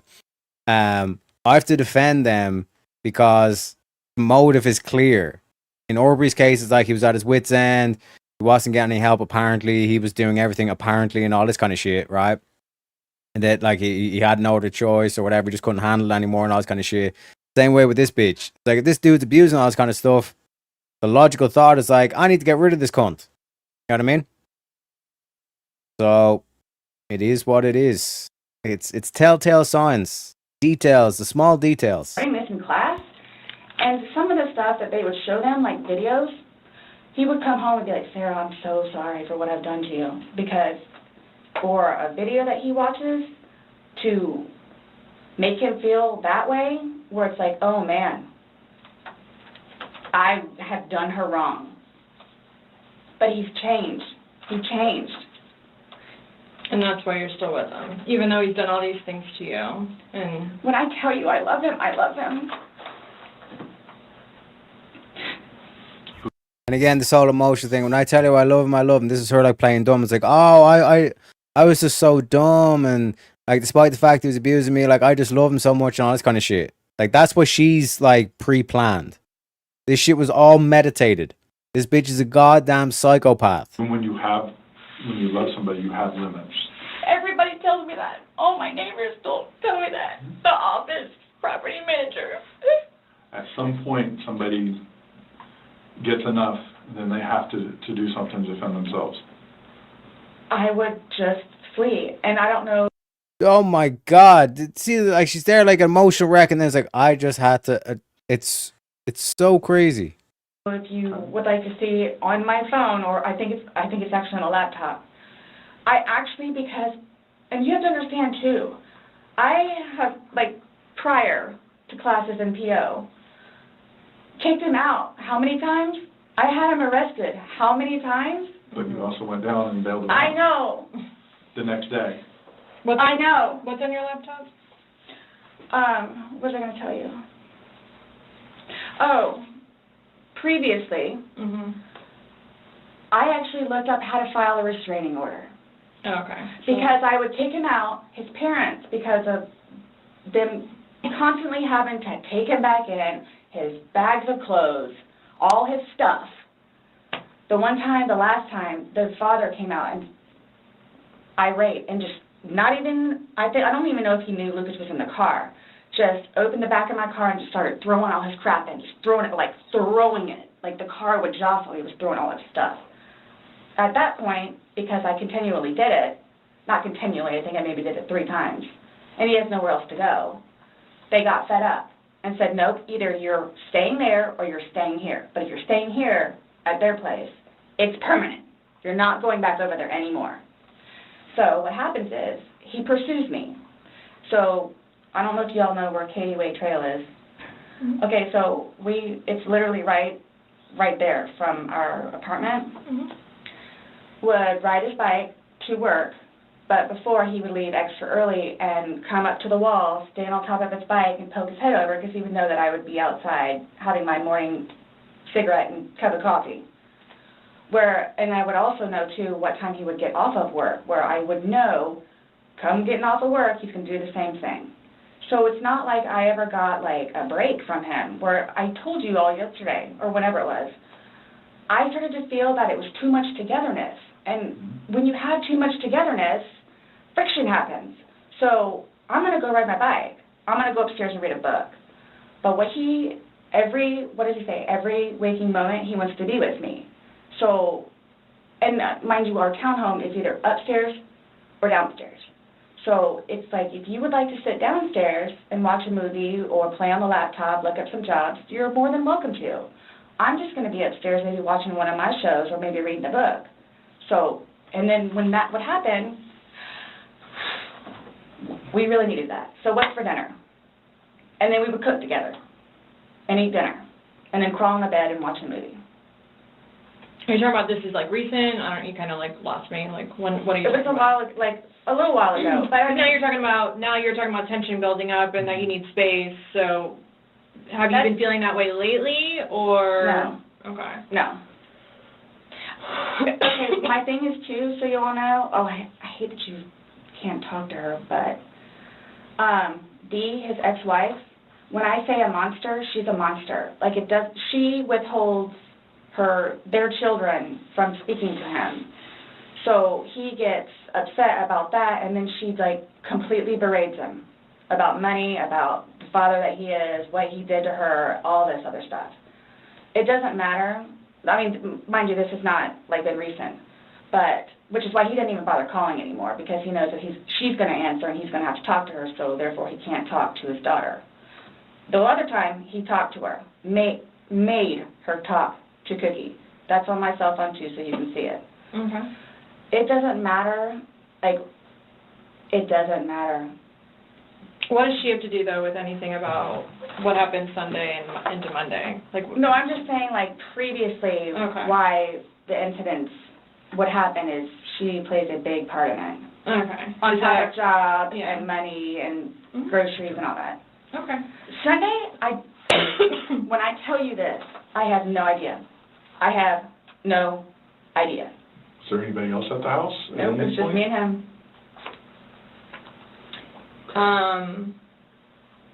Since talking yesterday, do you remember any timelines better? Like what time you guys were playing? What time he was zipped up in the luggage? What time you went upstairs?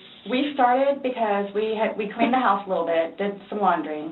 You started the activities around 4, you said? Yes, around 4:30ish, and then. You just said that it was dark when you were playing hide and seek, and I'm just curious if you remember. But when we were outside, that's where we would start and talk about things, and then eventually I was the one that had him come inside so we could. About what time? Do you remember what time that was? Is what she's asking. And you said you went up to bed around midnight, fell asleep around 12:30ish. But those are the only times I have. So I have 4 and I have midnight. So there's a big gap. So I'm just curious, if you recall when you went upstairs to hide in the shower or... Like when we started to play hide and seek? Yeah. Well, we went inside probably about if I had to guess, we weren't out there too long, maybe about 6-ish. Then... You're talking about from hanging out outside and like... Mm-hmm. Okay. Well, we have 2 beach chairs that are out there and just enjoy the weather. Gotcha. Plus, it started to get dark and gnats and mosquitoes. Yeah. So, let's go inside. I don't want to be out here anymore. Okay. All right, let's go. So, we're doing whatever. We did it for a while because that puzzle, I don't know if they took it or they saw it. Worked on the puzzle again, finished it. Started to paint. Well, started listening to music for a little bit. Started to paint. Can we turn the music off? No problem. Start at the top, paint, whatever. Maybe, gosh, that puzzle, we worked on that for probably a good hour and a half. So 8 o'clock-ish? Is when you went to hide upstairs originally? No, that's when we were like painting. So then it's like, okay, well, I don't want to paint anymore. Let's just, come on. Okay, you want to play hide and seek? What he does is, okay, tag, you're it. So it's like, okay, we know. Okay, take off. Mm-hmm. That's what we did. And then you went upstairs, and then he didn't come up, and you came down, and the suitcase was there originally because you guys were planning to do donations, so it was already there. Have you guys ever played you said you played hide and seek like probably 3 times in your relationship. Mm-hmm. When you have played, have you ever zipped him up in a suitcase prior? No. Okay. So it was just kind of like that prop was there, and it was there, and it was in play because... Why do you say it like that, though? I would never do that. You would never zip them up in a suitcase? Well, I mean, we were playing. No, I know, that but time, I'm saying, I'm talking about hide and seek, which is a game, so... The suitcase originally is in our closet, buried all... Now, like, bear in mind, like, note what the detectives are getting at. They're getting at the same thing that I was getting at as soon as I heard the hide and seek thing. You're playing hide and seek, why are you helping the only other person playing the game hide? It makes no sense. It is a contradiction. It is irrational. It is unreasonable. All the way to the back. If you, I know the CSI people saw our closet. Our closet needs to be cleaned out really bad. My son's clothes need to be cleaned out really bad because they don't fit him anymore, and I'm tired of looking at them. So he took it upon himself, including that suitcase, to take it downstairs so we can get all of our clothes, our donations and everything, and just leave the whole thing by the clothing and shoe thing at my son's school. Gotcha. No, I'm just asking, in the past, like, have you ever zipped him up in anything, jokingly or not, but obviously No. I understand, you know, you're claiming that Sunday it was a joking matter, you were laughing, he was laughing, but what I'm just asking is in the past, like, is it something that you guys normally do? Absolutely not. Okay. We were actually this last game running out of places to hide because we have a townhome where it's upstairs or downstairs. So. Okay, so do you remember making any videos or? And shout out to El Presidente Abe. Thank you very kindly for the raid, sir. Let me play the clip.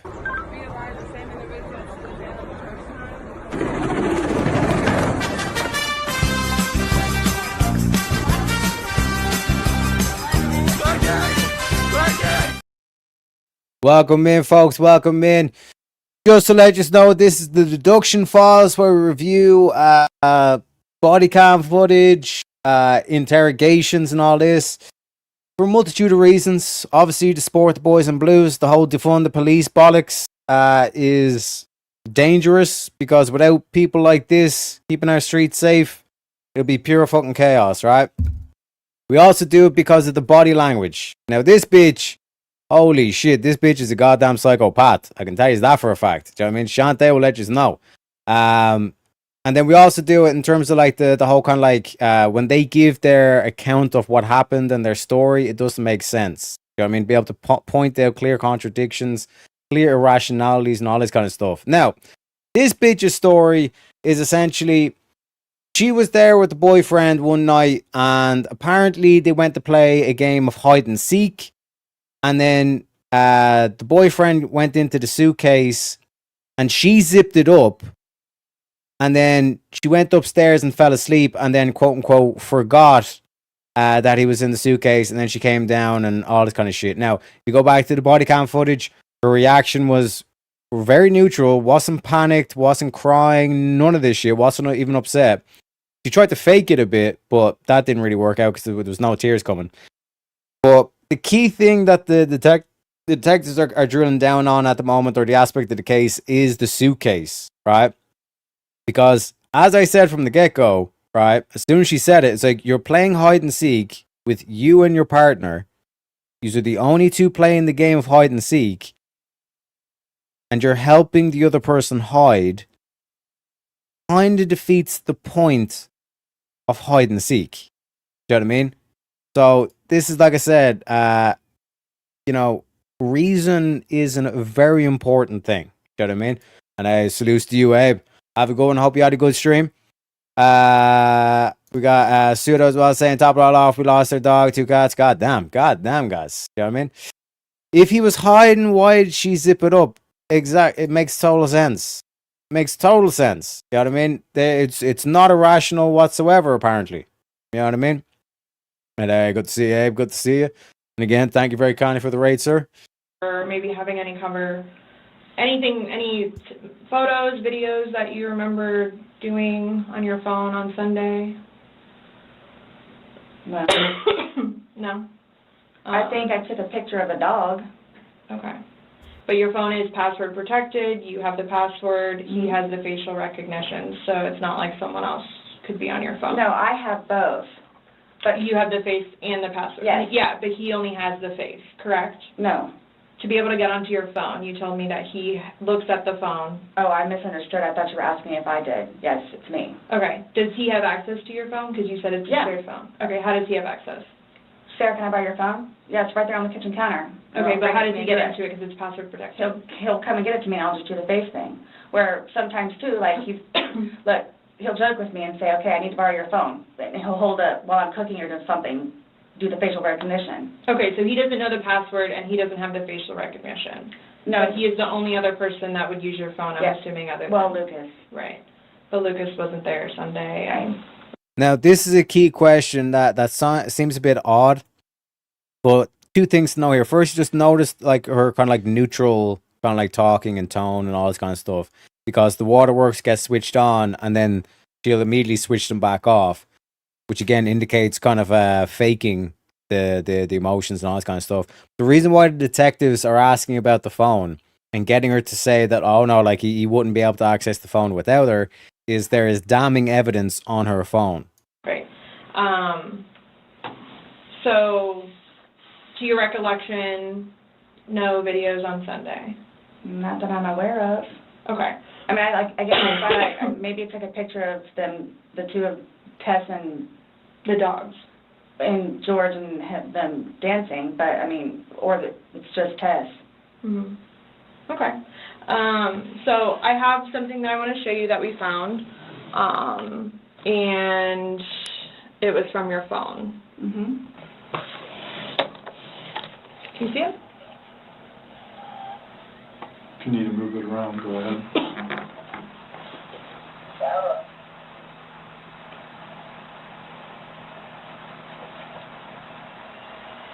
No, I don't remember that. No, I don't remember that. Now, what that video is her recording him being in the suitcase, her laughing, him literally begging, like, help, let me out, and like her hitting the suitcase and all this kind of shit. What, like, we have the clip loaded and everything. That's stupid. What a stupid bitch. What a stupid bitch. For everything you've done to me. Your battery's about to die. Shut it down. Oh, okay. Let me.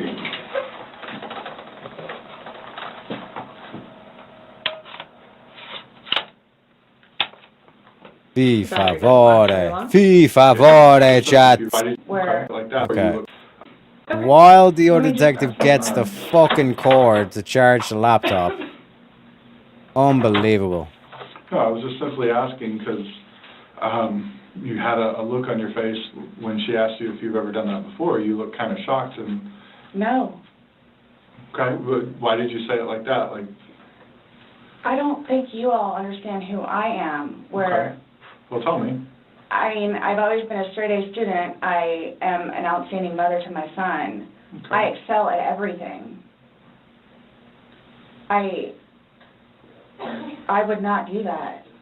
You wouldn't lock somebody in a suitcase? Well, I didn't like completely lock it. I mean, I opened it with one finger. I left enough in there for him to get out. Okay. And I wasn't planning on going upstairs and going to sleep. Okay. Exactly, Shantae. I would know. I'm a wonderful person. No, it's just the way you said it. You guys are scaring me. Why? Yeah, you should be scared, bitch. Because you forgot that you videotaped you doing this murder. Well, we just want you to watch this. This came from your phone. Don't you want to know what's on it? Yes, please.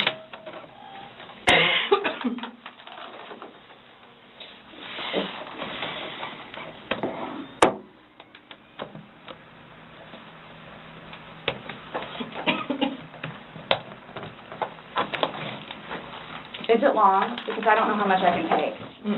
No. I don't know how much I can take. I don't know how to find it. Now she is cracking. I can't take this. I can't take this. The truth is a powerful thing, friends. It is a powerful thing.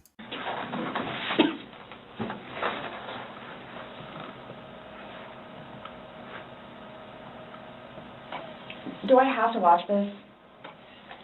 I continuously Yes, you do, throw up. bitch. I don't sleep. I don't want to see it, if that's okay. And again, this is a key thing. Like this whole like battery running out in the laptop has completely fucked up this moment in this interrogation.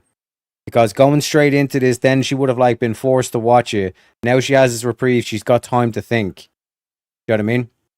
This is basically like the key thing of like having a complete structure and like using silence as a weapon, for example, and then hitting them with the right information at the right time. You need to have this structure set up. Otherwise, you give them outs. Like she just had all that time to think before she actually has to view the whole thing. Well, it's on your phone, and you can either explain it or we take it for what it is. Yeah. We're just trying to give you the opportunity to tell us what's going on. That's it. It's that long? 2 minutes. No. For everything you've done to me. For everything you've done to me. Fuck you. And that's you, your voice. Stupid. Sarah. That's my name. Don't wear it up. I can't fucking breathe it. Sarah. Yeah, that's when you do when you choke me. Sarah. Sarah. I don't want to watch it, please. Okay. Last time we talked to you, you had said that you put him in the suitcase, he had two fingers hanging out. And you I went to flipped him bed. over. I flipped him over, and that's where it was. And there's two different videos and a still picture where, yeah, it shows you flipping him in different positions and him saying that he can't breathe and you saying fuck So you. this is upside down. So in order for him to have gotten into it, it was flipped up. Right. It was flipped up normal. Yes. Like as if you're packing something. So this is upside down. Guys, this is killing me right now. So this image is upside down, and then this small video that occurred 11 minutes later, it's flipped over the other way, closer to your dining room table. Okay. Now he's obviously still in there. So he didn't, how did it go from the back to the front? I flipped it. Okay. My plan was not to go upstairs and go to sleep. Well, that's what you did. Yeah. But not intentional though. No, you told me. It's not intentional. So we know her whole like gambit here was to say, "Oh, I accidentally fell asleep" and all this kind of shit. You know what I mean? But we about to hold this bitch's feet to the flame. Also, shout out to Jungle says the reason I'm still here is simple. No sleep team. Sleeping removes one's ability to reach heights only imagined by the lesser. I'm motherfucking man. Also, he says, cheers, Teriak, for the long-form commentary of this insanity. This bitch is a goddamn psychopath. Demons exist amongst us, gentlemen and lady. You know what I'm saying? Unbelievable. You went upstairs because you were getting ready for bed. Stopped here. Okay, but Where's here? show me where you can see any fingers coming out, because there's the end. And his head's right here. Mm-hmm. So going like this, rather than going all the way up, it's like this. But why is he saying I can't breathe, and why is he pushing on it as if he can't get out? And it doesn't show a hole. There's no hole. There's no fingers. I don't see his fingers. There's no hole. I don't know what is you want fucking me to tell stressing. you. Like, I don't know, like, what you want me to tell you. I'm just showing you. What am I supposed to tell you? This is indefensible. You're a fucking cop, bitch. I'm just telling you what we see and what we've heard from the other video. I understand. He's begging for you to let him out. You're laughing in the beginning, and then in the end, it sounds kind of like a... No, it's not malicious. Well, saying fuck you, It's not malicious. then what is that? What does fuck you mean to you? Well... Like if I were to tell my like partner... he does. Like, I get called everything but a white woman, so... Okay. My intention was not to leave him in there. Please understand that. My intention was not to leave him in there. But you went upstairs thinking that he could get himself out, but the video shows That's why I told point you. can I see his fingers. He'll be up here any minute. And then 30 minutes later, he didn't show. And he's telling you And I he didn't can't wake breathe. up. Do you think not he's able to get joking? You told me he was laughing, and We were before. The video, there's no When we laughing. first got in there, both of us were. So how long was he in there for? Like, this video is at 11:12 when it starts, so was he in there for like a long time prior to recording this? No. No. So it goes from funny to no longer funny, But you're the only one laughing. But I didn't think that he was, like, panicky. Like, So pushing up on a suitcase saying, Sarah, Sarah, Sarah, I can't breathe. George has done that in the past before, too, where it's just like he thinks that he's woe is me kind of thing, where it's like, He's never been locked in a suitcase. That's where he couldn't get out. So it's kind of... And he's saying, I can't breathe. You know what I mean? Like, and this is the thing, like these psychopaths will literally deny the fucking truth right in front of them. They pretend as if they're blind. I thought it was And the you know boy the oxygen crying wolf kind of thing. Okay. And again, my plan... But nowhere in there is he laughing, is he joking. He is begging. And you're the only one laughing. Okay. And you're the only one saying derogatory comments. Fuck you, this is for everything you've done to me and all this kind of shit. Like you're mad. No. Please don't... I don't mean to sound negative, and I don't know if I can say this, but, like, it's like you guys are kind of trying to, like, feed me. Like... No, I'm just trying to show you a video that you no longer want to watch because you probably don't want to know the outcome of how and what you said. Well, I know what... You know what's on that video now? No. You remember making that video? No. Why don't you remember making the video? Probably because we had been drinking. But you weren't drunk. No. Just because I went upstairs and... And again, for everyone who just joined as well, like the whole start of this interview, they were like, oh, so you've never like locked him up in a suitcase before? She's like, no, we've never done this before. And like the drinking thing, and she was like, oh no, like I never get drunk. I have like 2 glasses of wine and I want to stay alert. I want to stay focused and all this kind of shit. These detectives made sure this bitch signed her death warrant. Excellent work from the detectives here. Minus the battery going dead. But hey, we'll give them a pass because like I said, they about to hold this bitch's feet to the fire. Just because you're drunk doesn't mean that you... times that you were not drunk. You said that you had your wits about you. You said he had his wits about you. Mm-hmm. You said that you don't like not having your wits. In my experience, if somebody cannot remember doing something to the extent of making 2 videos and taking a photo, they are intoxicated. Okay. I understand where you all are coming from. Well, I we're get just it. trying to make sense of it. We're trying to get it. figure out We're what trying you're to figure saying. out this You video. explain it to us. We're listening. I just did, like, we were playing, and then, like, I thought it was, my plan was not to go upstairs and go to sleep. My plan was not to, he'll be up here any minute.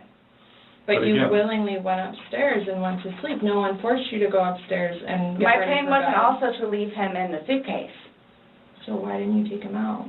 because I went upstairs, and then I fell asleep. But why didn't you consciously think, he's asking to come out, he can't I didn't do it breathe. intentionally. What do you think is going to happen if you leave somebody in? So notice how she's getting. So I didn't do it intentionally, but like the moment she had the moment she said plan, my plan was this. It would have been like, okay, so there was a plan for this. Like what was, and I drilled down on that. You know what I mean? Jungle needs a nap. No, Jungle is ascending. Okay, he's ascending to a stage where he does not even need sleep. Y'all are just lessers. Okay. What the fuck? Yeah, like I said, man, this bitch is a goddamn psychopath. Like, they have literally video footage of her murdering her boyfriend, and she's still trying to act as though, oh, well, it wasn't intentional. He just does this. He's over dramatic. Unbelievable. You know what I mean? Wonder if going to prison was her plan? Exactly, Blue. Exactly. A confined space like that. Well, I thought by not zipping it up all the way, it would be okay. My plan was not to leave him in the And what was suitcase, your plan? waiting for him to come upstairs. And then when he did it? I fell asleep. You said you were up there 30 minutes. After 30 minutes, somebody not coming up. Knowing that that the last time you saw him was in the suitcase, 30 minutes later, you're like, maybe I should go check on him? Maybe I shouldn't? No. Well, that didn't cross your mind because That's it like didn't happen. that's like an assumption. Like, that's what you all are thinking. Just, We're asking. it's the You whole, tell us. it's the drinking. That's what it is. It's the drinking. I thought it was like, I thought he was okay. Like, I didn't, that, you all. He's telling you he's not. He's telling you, Sarah, I can't breathe. He's saying your name, and you're like, that's my name, don't wear it out. Guys, that's how we are with each other. Like, nobody understands our relationship. The whole suitcase thing never happened before. Would you leave someone else in a suitcase? Would you leave Lucas in a suitcase jokingly? Because it was a No. joking matter. You put him in there jokingly. Would you leave Lucas jokingly in there? And you love Lucas, right? And you love I wouldn't do George. that to him either. I wouldn't do that to him. So, I just... Well, it's not like, again, I don't think you all understand. Like, it's not that was not my intention. Well, Y'all don't have any idea what by I've your done acts, for though. him. But by your acts, and that's exactly right. You get to the point where you've done so much for somebody and they don't show No. you any appreciation, He did. not by your words in the video. I don't get that. And one sec, ladies and gentlemen, the one and only Jungle has made a donation. I gotta play the shred and clear for this one, ladies and gentlemen. Unbelievable.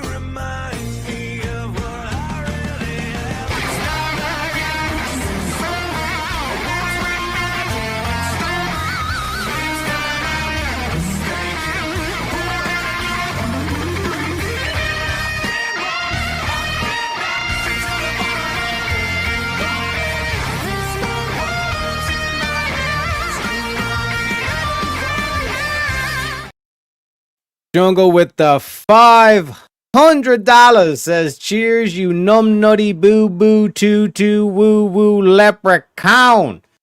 My fucking man. Let me play the GOAT clip. That's what I'm talking about! That's why he's the MVP! That's why he's the GOAT! The GOAT! Welcome to the jungle, ladies and gentlemen, and let me put the links in. We've officially opened up the panel with that donation as well. My fucking man. Jungle said, open the dang panel. We have the links in chat. Let me pin them as well. Let me go over to the Rumble as well, just to make sure it's all legit, as they say. So we pinned that on the Rumble. Gonna pin it on the Twitch and then on the YouTubes as well. Gentlemen and lady, anybody wants to come up, let me know your thoughts, because this bitch is a goddamn psychopath. I can tell you that for a fact. You know what I mean? Sent you a little funny bones clip on Discord when you get finished with your crime review. Well, we might as well throw it up now, because I have a feeling there's going to be a couple of boys that want to pop up anyways. You know what I mean? Wait, what? Saying video's unavailable. Yeah, it's not available in my country. What the fuck? This is racisms. This is racisms right here. Don't be laughing at me, crazy. This is unbelievable. Unbelievable. And ladies and gentlemen, we got a guest backstage. Let me introduce him. My fucking man! Jungle, welcome to the show. Oh shit, what's up?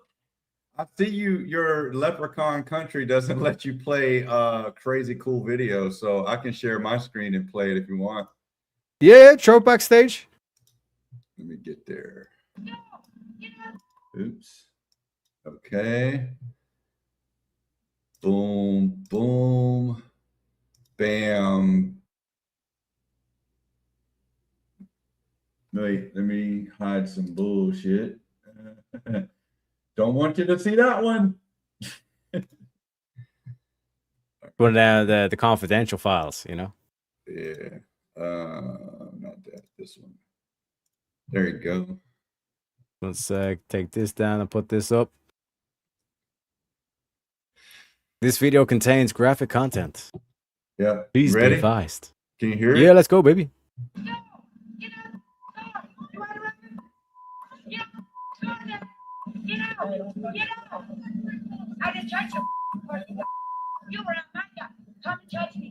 Looks like JS.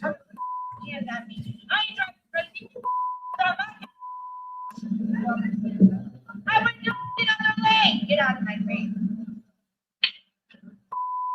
Oh, shit. Bam! Equal rights, equal lefts. Funny to me. But like, this is the thing. Do you know what I mean? Like, if you're in a situation where, you know what I mean, like for example, I'm a leprechaun. I'm 4 foot nothing, right? I'm not gonna have like the delusion that I can go up to like some like 6'7" behemoth and then like throw a swing and not expect it to get like thrown across the fucking bar. You know what I mean? Well, the contention here that a lot of the feminists were pointing out is that a man should never fight back to a woman. What is your take on that? If a woman, bro, equal rights, equal lefts. Woman hits you, she gets hit back. I agree. You want to act like a man, you'll be treated like a man. True. You swing your fist at another dude, expect two in return at least. You know what I mean? Yeah. Or a body slam. Yeah, well, we've all watched WWE, you know what I'm saying? Should be fine. And she had to be like 300 pounds too. The little short JS dude, like, really put it in there. That just goes to show even a little man can take out a big fat woman. That's what we're trying to tell them. You know what I mean? But like I said, if you're gonna keep your hands to yourself, if you can't keep your hands to yourself, just walk away. Learn some stoicism, as they say. You know what I mean? Yeah. Don't get any sympathy from me, because like fundamentally, if you're the one that's like throwing digs, you're starting shit. Expect someone else to finish it. Yo. But what are your thoughts on this bitch right here? To be honest, I just tuned back in like a couple minutes ago. I was doing some work, so I don't really know the whole story, but she does sound like a lunatic so far that I've heard. But like a quick summation is we went through the body cam footage. Cop shows up and she's like doing the whole like, oh my god, like my boyfriend's dead. I put him in the suitcase as a joke, as a prank, kind of like this kind of attitude. And then I went upstairs, fell asleep. But she says a lot of contradictory stuff, that like she went up to bed at around 12:30 at night, and then she didn't wake up until 12:30 in the morning, which is like a 12-hour sleep, which is a bit weird already. And then she made the claim that they were playing hide and seek, and that's why he was in the suitcase. But I don't know about you, it's pretty difficult to put yourself in a suitcase. You know what I mean? So then she had to like acknowledge that fact. So she goes, "Oh, like I was the one that actually zipped him in the suitcase." But then again, you have to deal with the fact that if you're playing hide and seek, you're the only two people playing the game apparently, and you're helping the other person hide. You know what I mean? We also got Pseudomaster Shelf as well backstage. Welcome to the show, sir. What's up? See, she got twisted. She got twisted. That she didn't kill him. Oh, I'm sorry. I don't know if these are good words to use. She didn't take him out. She just was playing hide and seek and was hiding him for herself to find the next day. Yeah, no, her whole thing is that it was accidental. She didn't. It was like I think she's trying to go down the path of like, oh, like let me off the hook because like I fell asleep. It was a mistake and all this kind of shit. I didn't intentionally try to kill him and all this kind of shit. But you can even see by her language that like there was a plan. It was like her plan wasn't to kill him and all this kind of shit. So like this was like premeditated murder essentially. Yeah, of course. She got the idea from the Clintons. Remember the gym bag thing, right? It was somebody that was supposed to testify against the Clintons. They found them in a gym bag, and it was padlocked from the outside. She saw that. She's like, yeah, that's a good idea. I can get away with that shit. That's what happened. That's what happened. Something along those lines. Like that's my whole kind of spiel. She ripped off the Clintons. Suicided them. Shall we play more of the because this is like I said, this perfect moment where like she done like the whole thing of like taking a video and like a couple of pictures and all this kind of shit. So like she's dead to rights here. And she's still like doing the whole thing of like, oh, it was an accident, or like you guys just don't understand our relationship and all this kind of stuff. It's like at this stage, you'd be like, okay, he's got me. You know what I mean? You'd at least think that the person would be like, okay, he's got me, you know, try to work on the court case and all this kind of stuff. But again, she has the audacity to try and keep trying to play it off. Come on, wasn't gotten drunk and played that game. You know, you lock each other in the suitcase. It's all in good fun, and you know, it just went bad. That's all. This is the thing. I think she overthought it. She was like, oh, okay, I want multiple escape routes, essentially.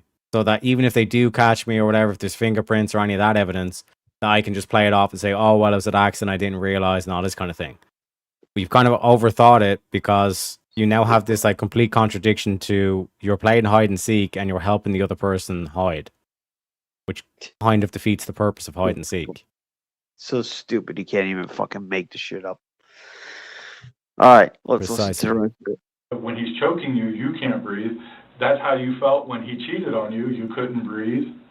And you verbally several times told him just fuck you. Well, you said it in the video, but you won't let us play the rest of it 'cause you don't want to. When I say cheating, it's on his phone. Okay.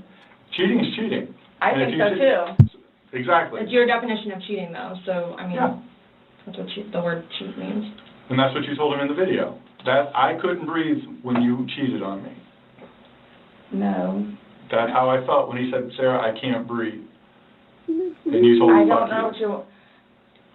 This is... What would you say if somebody told you that they had done this? Done what?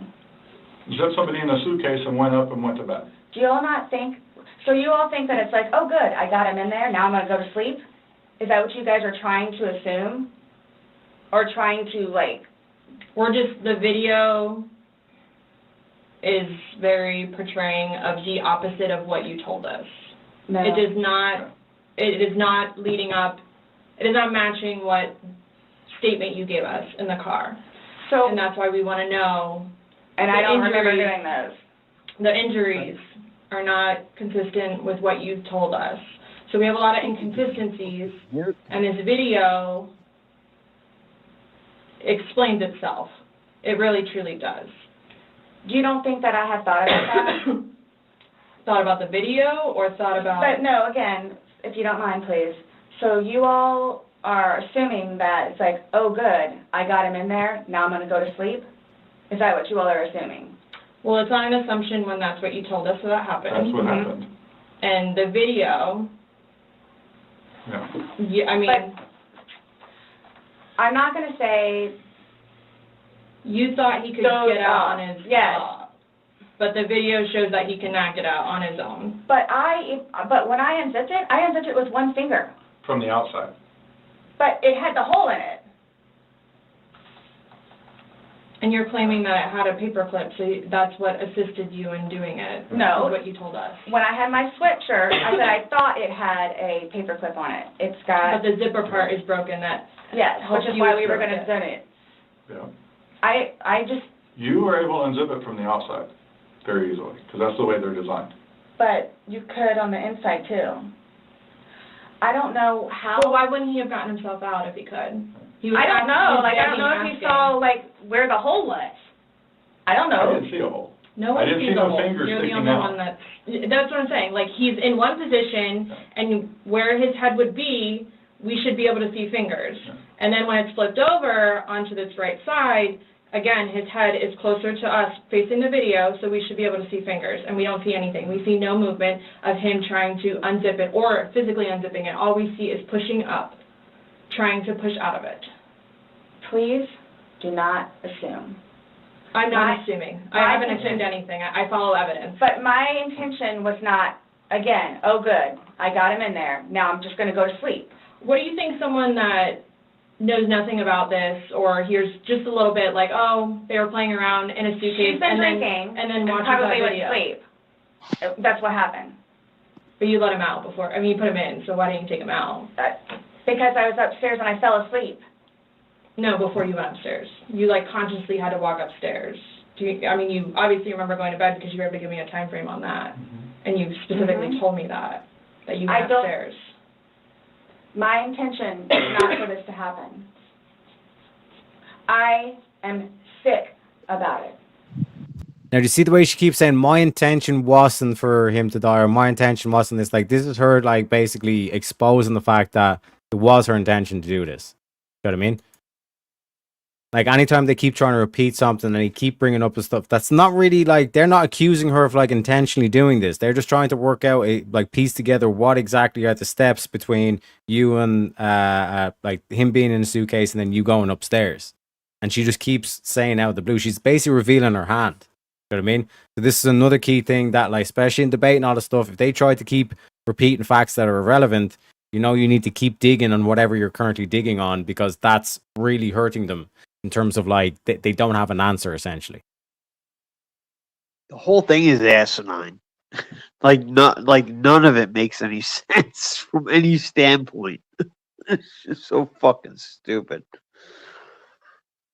But it's similar to the case that we were reviewing earlier in the stream, where the dude was like, oh, like, I just couldn't handle it anymore. Like, he was basically saying all type of shit, whereas, like, he was, like, cleaning, he was cooking, all this kind of stuff, and the place was a shithole and all this kind of thing. It's one of these things that it's like, what would be the word? Like you're so kind of, like, conscious of, like, your actual true motive that you'll start to say, well, this wasn't what I was doing. And when they say, like, this wasn't why I or what this happened, or they get really defensive in a sense of, for example, they describe the situation of, oh, like, they weren't contributing to the marriage, they weren't cleaning, they weren't doing anything, they were just staying in bed all day, but they were still also a really, really good person and all this kind of stuff. What you're really kind of, like, telegraphing there is that this person was a piece of shit and you wanted to get rid of them. You know what I mean? But now you're defending, and this is the same thing that this that she was doing, where it's like the dude has, like, multiple domestic abuse things. He had to go to what was it, like therapy session, but, like, not therapy, like sessions for abusers and all this kind of shit. And then she's there saying it's like, oh, well, I was the one who bailed him out of prison. I done all this and all this kind of stuff, and he was really trying and all this kind of shit. But you're still left with that, like, logical conclusion of, like, it kind of exposes the motive. If he was actually abusing you and all this kind of shit, that would be clear motive to why you'd want to kill this person. You know what I mean? Yeah, I guess. I don't know. I don't know if I believe little- any of it. I think it's just all bullshit she's throwing out there now to try and like justify it. I mean, I don't know if I necessarily believe that he was abusive to her in any way, shape, or form. I think she's just, I don't know. I'm sure he had his issues, obviously, right? But I don't know. No, It's no. just- What I mean is that like taking her story or her perception for granted. Like she might actually believe or whatever that he was cheating on her or he was doing all this kind of stuff. Taking that for granted, what you want to do is understand their motive. Even if their motive is completely delusional, you still want to find out like what was the driving like idea or kind of like motive behind why she done this. You know what I mean? And the fact that she was so defensive of him, even though like there's like he had to go to these sessions, and it's like it's all like he went to jail, and she bailed him out and all this kind of stuff. She has to explain all that kind of shit. You know what I mean? So in terms of like her perception of why she wanted to do this murder, that's what she's basically trying to. That's why she's so defensive and like trying to like be an angel and say, "Oh no, like I was in love with him" and all this kind of shit. That's what I'm trying to get at in terms of like reverse engineering, for lack of a better term, like her actual motive. Like you take like their perception like as granted, and then from there, like the dude could have been an actual like angel, and she just like set him up, and it was like doing the whole like domestic violence thing as just a way to quote unquote punish him and all this kind of thing. You know what I mean? Because the whole aspect of like literally the next day, the next morning that he goes to prison or to jail or whatever, she's bailing him out. That to me is kind of one of these things of like, hang on a second, like previous night you're there like getting him locked up and all this kind of shit. That typically is like the end of the relationship, but the very next morning you're showing up to bail him out. And then she has to play like the quote unquote dumb the dumb woman who's just in love with an abuser kind of thing. Where, oh, like I just fell in love and all stuff, which is typically a thing that like these kind of emotionally manipulative people do, where they do this whole thing of like, oh, I'm just gonna play dumb. You know what I mean? Yeah. I get what you're saying. I've never done anything like this before in the past. I am sick. Especially with that. I thought I couldn't sleep last night. I don't know. Well, here's the thing. You tell us the last night, you vividly remember this when you told us last night that he was laughing, you were laughing, you put him in the suitcase, he has two fingers sticking out, and you go to bed. Now we see something totally different, and it actually shows you upset and, again, using derogatory terms to him when he's begging for his life to get out of that suitcase. So what, but my thing you is say that we're the- assuming, we're not assuming, But we're the telling you fingers, what's on there. so it just happened to be that whenever I was videotaping or doing whatever else it was, just happened to not have that in it. Okay. And you also, in the video, you can't see any holes. There's nowhere in that where the zipper separates and you can see a hole. If there's a hole, he's pushing on it, begging you to get out. We should probably see that hole that He you're essentially talking would have about. been able to get out. Yeah. Alcohol. Based off what you're telling us, he should have been Yes. able to get out. Okay. But the video shows him attempting to get out, begging to get out, and he can't. So that's just what we're trying to figure out. I don't know if maybe you had too much to drink, you zipped it up all the way, and then, you know... I did not zip it up all the way. Okay, well... I did not zip it up all the way. This is horrific, okay? Horrific. It is terrible. Yeah, so they- Horrific. I don't think I'll ever be right because of this. Ever be right. Dealing with everything else that I have in my life, personally. And then this, Okay. whom I loved, it was not You can intentional. see the emotion. I will put my behind hand it. on the Bible. Only a woman Yeah. would do shit like this. Yeah, like that's. I mean, if it was legit true that she just whatever she's saying, she would not be saying this shit with a straight face. She'd be bawling her eyes out, barely able to speak. Fuck out of here. Mm-hmm. And like notice like before, like at the start of the interview, like she was like crying and all this kind of stuff, and then the detective asked her like a completely unrelated question, and then she went back to like the dead face and like not crying and all this kind of shit. She basically switched it off. Yeah. And it's like that right there is a goddamn psychopath. Yeah. Yep. She's again going back to like me, you know, like how it affects me and my feelings. Like Yep. she's totally fucking insane. Narcissism. Totally fucking insane. It was not intentional. I would not do that to him nor anyone else. But you did. Not intentional. You intentionally went up to bed. I didn't intentionally left go to him. bed because I'm thinking, okay, Hold good, on, he can hold get on. out. How did you not intentionally go to bed? You said you went upstairs and got into bed. That's intentionally going to bed. Waiting for him. And he doesn't come, but you don't go down to check on him. So I happen to go to sleep. When I say go to sleep, And what do you it goes normally do off when you go whatever to you're bed? gonna do. What do you normally do when you go to bed? What do you mean? What is a bed for? Going to sleep. Right. So you go to But bed to obviously do you what? can tell too that, like, I've You been go to drinking bed also. to do what? Okay. You kept telling us, hey, I wasn't intoxicated. I wasn't this. I wasn't that. Being drunk and intoxicated, which, yes, you can tell that I had been drinking, but Okay.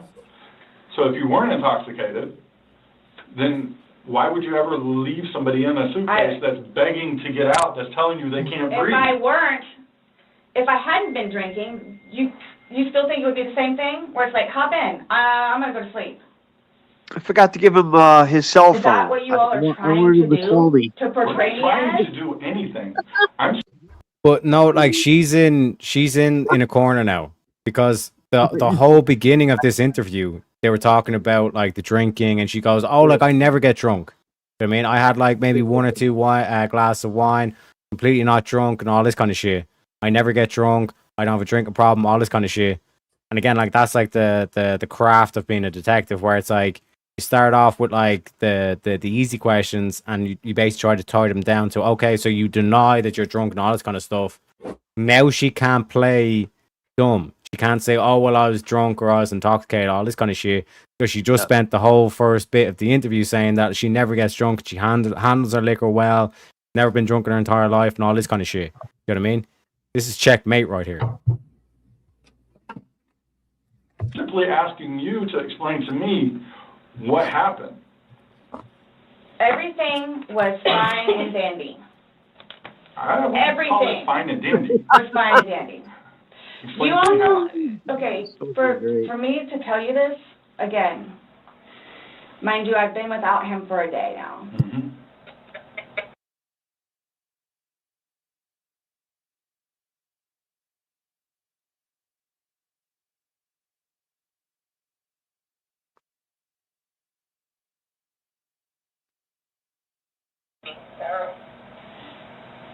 I don't know, I mean, I don't know what you all want me to tell you, because this was not in any way, shape, or form, hand on the Bible, intentional. Okay. So you just left I him there to didn't teach kill him. him. You left him there to teach him a lesson? I didn't mean to leave him there. That's what I'm trying to tell you. You got up and walked away. How is that not intentionally leaving him there? Because I'm looking at the hole, knowing that it's there. He'll get out and no come. Because you don't. And then he doesn't, but you don't go check on him. You say you're up for 30 minutes and he doesn't come up. You don't go down and check on him? I'm in the bed. You even moved, And off. you admit to moving the suitcase, like, over, so. You roll it. You roll it over, like, it's not like. I didn't want it to be like that. Don't. You didn't want him to be upside down? How do you even get upside down? Right. You guys are killing me right now. I just want you to hear. That's how he talks to me most of the time.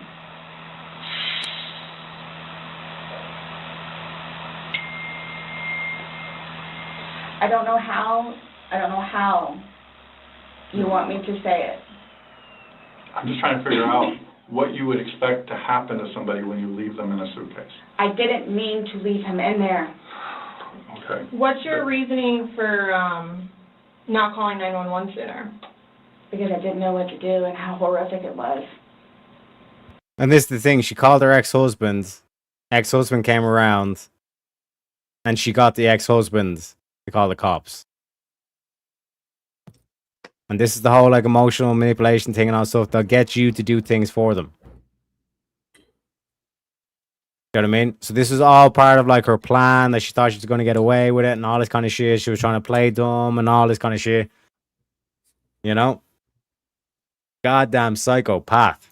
I called Ryan, and like what, 5 minutes later I called you guys? Not even 5 minutes. Nonetheless, that I had to like I was trying to do CPR. I had to get him out and try to do CPR and then called you guys. And then was continually doing CPR with the dispatch on the phone where he had me count out loud to help me focus on what I was doing.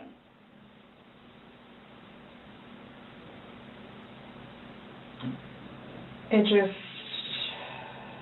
I don't know how, I mean, you can sit here all day long and say, I thought he was going to get himself out, but that's, he didn't, and you went upstairs, and you stayed there for 30 minutes before you fell asleep.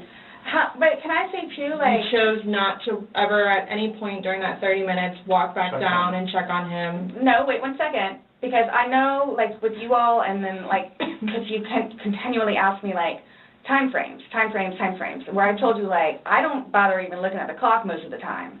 So it's, like, a guesstimate. So for all I know, maybe it was 10 minutes. Okay. But the point is, you left the living room where he was begging for help and went upstairs. Regardless of how long you were there, you left. You say, I thought he was the boy calling wolf. Again. Okay. So when he asked to be let out, like, what's your reasoning for not letting him out? When I was upstairs?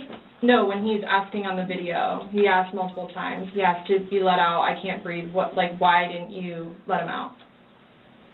Well, number one, I had no idea it was going to end like that. Okay. Number one. Okay. Number two, just, you know what? I'll give you 5 minutes or so in there.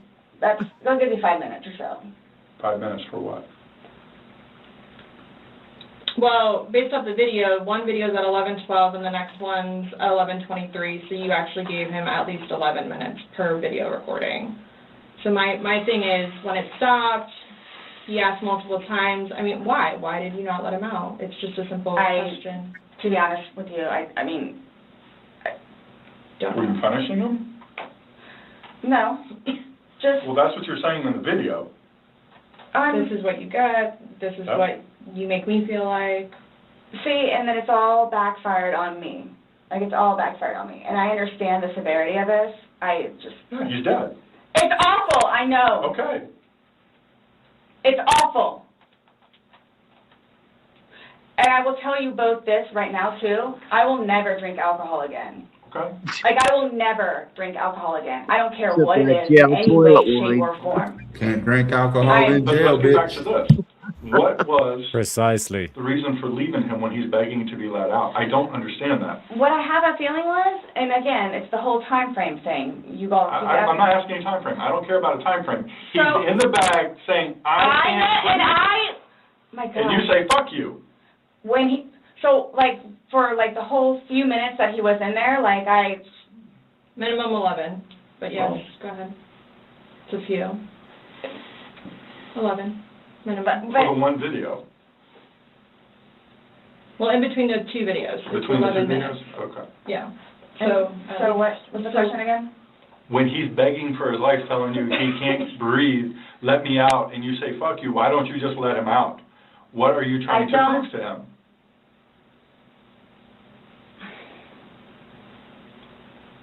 There was obviously something in your head that you were thinking of when he was asking to be let out, and you're like, again, it's the boy calling wolf. Okay, but where does this game end? You say this is a game, you got somebody in there. Obviously, the wrong way. So what was your intention for leaving him in there? And it's not fair. It is not fair. You guys are trying to, again, he's in there. Night, night. That's what happened. No. That's absolutely what happened. Intentionally. How's it not? You got up off the couch, walked up a flight of stairs, and got in your bed. thinking he was going to get out. And he didn't, and you still didn't go down and check And it's on the him. whole 30-minute thing that you guys are trying I to don't do, care about 30 whatever. minutes. Like, for all I know, it was 10 minutes. His life. He's begging for his life, telling you he can't breathe. I don't know what you want me to tell you. Like, I don't. I didn't intentionally mean for this to happen. But you Then what can't did you tell us intend? why you left him in there and went upstairs. That's my only issue. Like, what am I supposed to write? What do I write? So my thing is, though, it's, what I have a feeling is I went upstairs and just hit the bed kind of thing. But, again, I'm thinking, he'll be up here any minute. But then I go out. But my question is, why didn't you just let him out prior to going up? I don't know why. He's begging to be let out. He's not laughing. He's not having fun. This, Guys, you said, I know. I don't this know. was supposed to be fun. You were laughing before. Before you said he was laughing, you were laughing, you went upstairs, he had his fingers out of the bag and he was playing. Well, obviously that's not the case. So are you guys, so what is it you're trying to, like... We're just trying to figure out why. Why? What? Why? What was the motivation for leaving him in the bag? Why he was left in the bag? Why the video? I didn't have any motivation. It was me, he and I having a great day, fooling around and being stupid, and apparently me going upstairs and hitting the bed, not going to sleep, where it's like, I'm tired now, I'm going to go to sleep. That's excluding, that's a good analogy for the day, excluding the fact that he's got a bump on the back of his head, a bump on the front of his head, and his lip is busted, and he has a Oh my bump on his gosh. eye. I don't know what you all want me to tell you.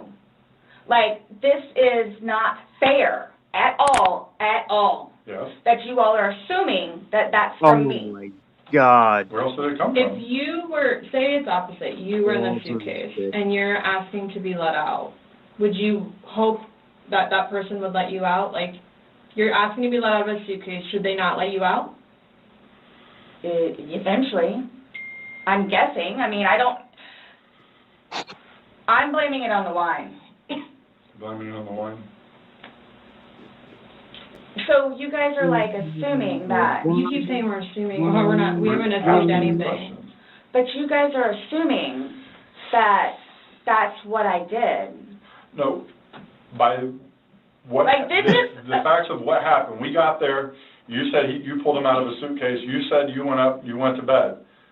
We're not assuming that. These are the facts that you're telling us. But Now when we're you say asking it's you like, to oh, I'm explain tired. Oh, I'm tired. Well, that's what you told me on a sworn recorded statement yesterday. Because when I said, oh, you went upstairs and passed out, you were like, no, I did not pass out. You got attitude with me because you were you Yep. thought I was assuming that you were drunk. So that's an assumption. That was an assumption when I said you passed out. And guess what? You corrected me. You were very adamant about the fact that both of you had your wits about you. What's your favorite word to use? Compass mentis. You've used it today, too, to say that you guys were within your wits. There's two. And this is the thing about accountability. You need to take accountability. Otherwise, you're going to end up like this goofy bitch. And Junga says, all offense, ladies, maximum offense possible. You deserve a class from 4th to 9th grade on life skills and classy as a woman. Teacher must be male. Pretty sure Jungle is more than willing to give these lessons as well. And we're going to take a small break from this to check out the video that Jungle sent me as well on terms of the feminisms. The feminisms, ladies and gentlemen. Why do you hate women? I wouldn't say I hate women. I just believe in certain roles.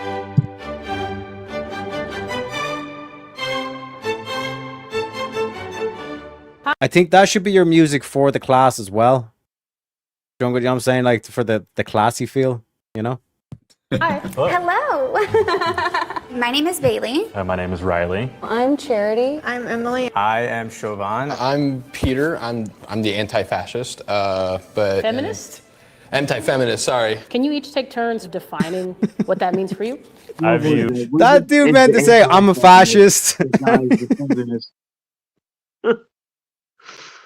feminism as a social movement advocating for the equality of all genders. My view is anti-feminist. We were born and raised, and actually we tend to lean in towards those traditional ways, so. Why do you think we brought these two groups together? It's really relevant today. There's a lot going on in the climate, so I feel like there's maybe even tension between women in general because of it. So, should we start with the shot?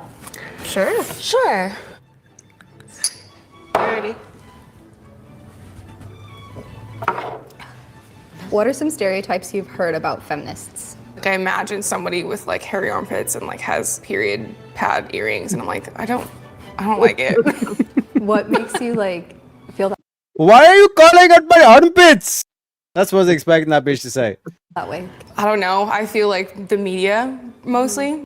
Sports bras and tiny pants and heels, and trying to just go above and beyond to make it known that it's my body, I can do what I want with it, and you can't do anything. I don't have sports bras or tiny heels. Or You're not wrong. Stereotype, not 100%. It's all about body empowerment and doing everything you can with your body with whoever you please instead of waiting for the right person or ignoring the They're other sluts. people. No, not sluts, but that not following, let's say nicely, the 10 Commandments per se, you know. Who gets laid more, feminist or anti-feminists? I would have to say feminists. Anti-feminists typically have a stereotype of not exactly being sympathetic or empathetic towards women. I can see that, but at the same time, I don't see how being anti-feminist would delay a person from being sexually active. It's all stereotypes, but... I mean, I would like to hope that everybody's having some share of affection or love. Who gets laid more, feminists or anti-feminists? I think feminists, just from what I've heard, especially from friends of mine that are women, when they're on dating apps and such, they have someone that they think is, in that kind of sphere of not a feminist or is a Trump supporter or something like that, then they'd swipe left. Are you a Trump supporter, Bailey? 110%. I think he did a really good job at running the country. Since we're talking about feminism, what do you think of his comments on women? People do say things and do things, and I don't think that people should be held accountable, especially for things that happened, years and years and years ago. People can say things and still be kind, genuine people. This is a tough question. Oh God. Why do you hate women? What? Is that really it? Is the question. My answer is I do not hate women. That's a good answer. Why do you hate women? I don't hate women. The things that they're trying to stand for, I just think is a little ridiculous. There's been so much time of us doing the same thing, and why would we want to change that? I wouldn't say I hate women, I just believe in certain roles. I need to make this very, very clear. I do not hate women. Every woman's beautiful in their own way. I think the definition of feminism has changed over the last 60, 70 years. I've seen it move towards focusing on women's rights and their reproductive rights, towards being really hateful towards men and their ideals of what is masculine and what isn't. So if I'm understanding you correctly, you agree with the principles of feminism, but you don't agree with a certain segment of feminists who you perceive to be more man-hating than they are about advocating for equality. Yes. This is a patriarchal society that is antithetical to what feminism says, which is we should all be equal. Define, it has in quotations, a woman. Define a woman? Yeah. A woman itself is anyone who believes that they identify as a woman. I mean, stupid. Unfucking believable, bro. Says the dude. What a regressive definition that is. A woman is a woman is a woman is a woman. So fucking stupid. Like, they do it to themselves. Like, just look at the Olympics.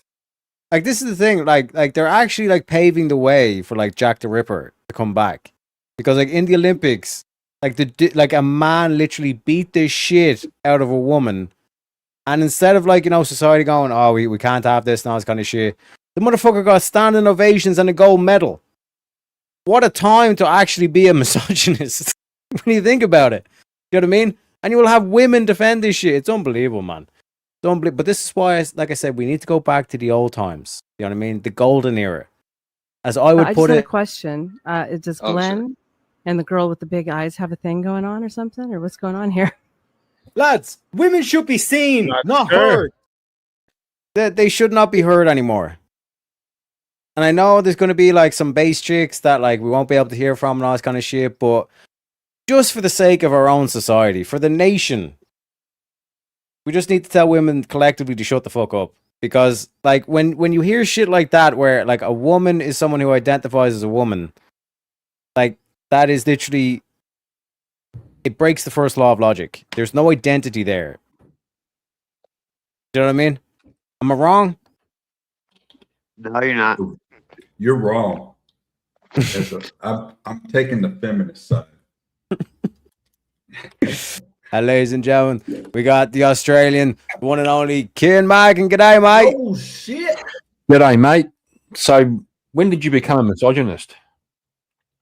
Did it happen over or was it like an event in your life that was it the red pill Teriak? Were you watching Andrew Tate? I think it was pretty much this moment It's here. fine. Most of the guys I've like been interested in are shorter than me anyway, so no worries.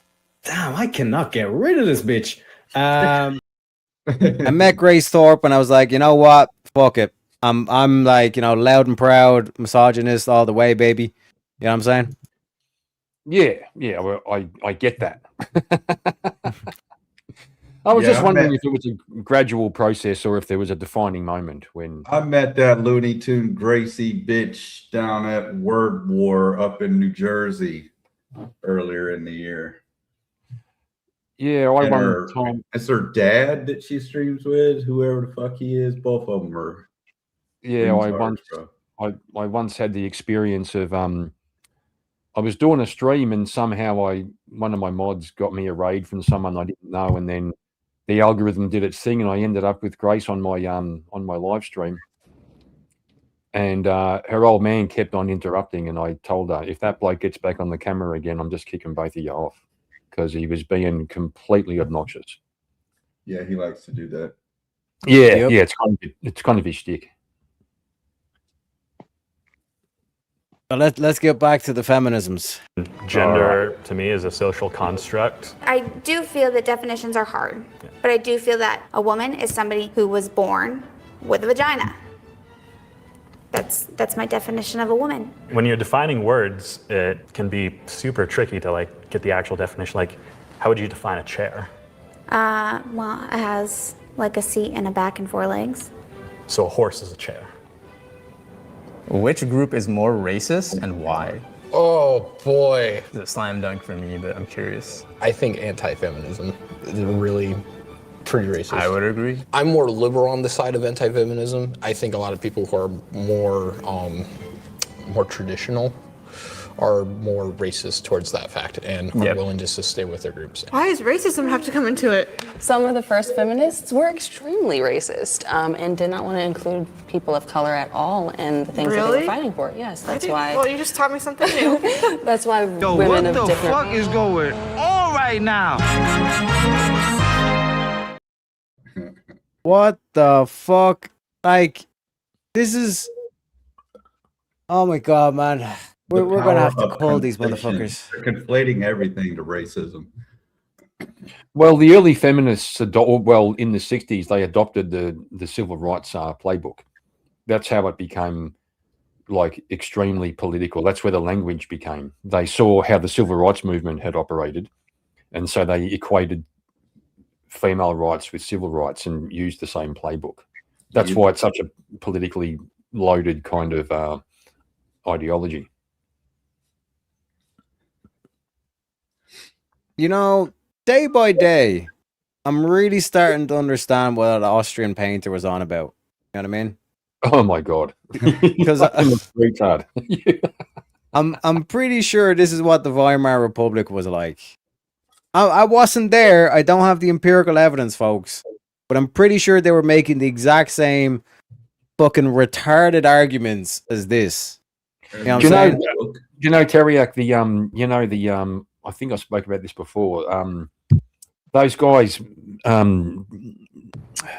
Lindsay Bogosian, and I forget the other woman's name. They did those fake papers for the social sciences peer review.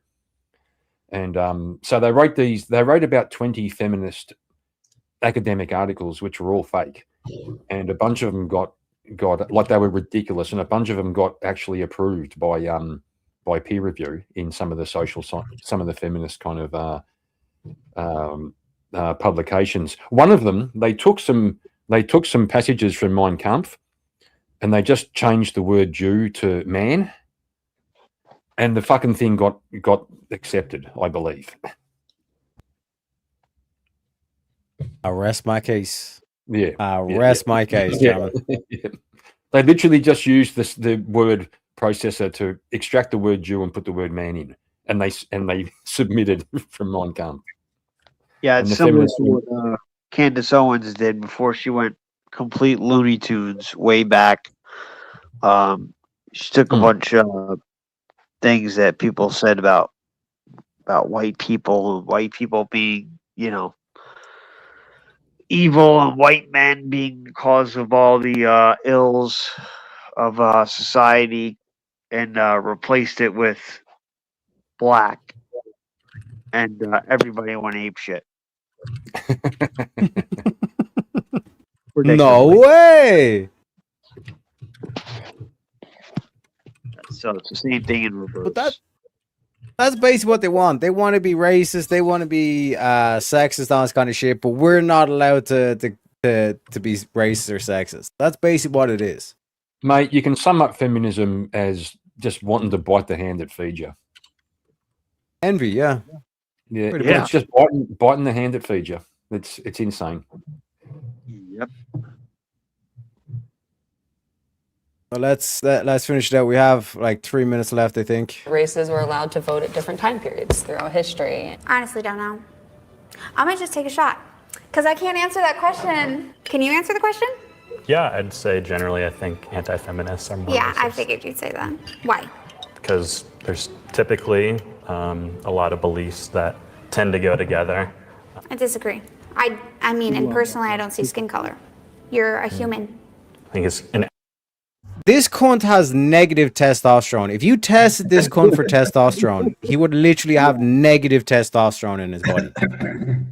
Typically outdated phrase to say I don't see color, and that was born out of not recognizing the different experiences people go through. For your case, you're saying you like to have a traditional kind of household. I don't think there's anything wrong with that if that's what you want. It's more about if you are trying to tell others the way that they should live, and you're advocating, politically, voting for people or wanting laws to get passed that keep things. This cunt's so retarded. What do feminists do? They tell people how to live. Yep. They advocate politically. You can't tell. Oh my god, man. You're not a woman. You can't tell a woman what to do with their bodies. They have diseased brains. It is diseased brain thinking. This is diseased brain thinking. Like they're completely irrational. Completely. There's a certain way that restrict people. Why change something that's works for so long? Maybe works for some people.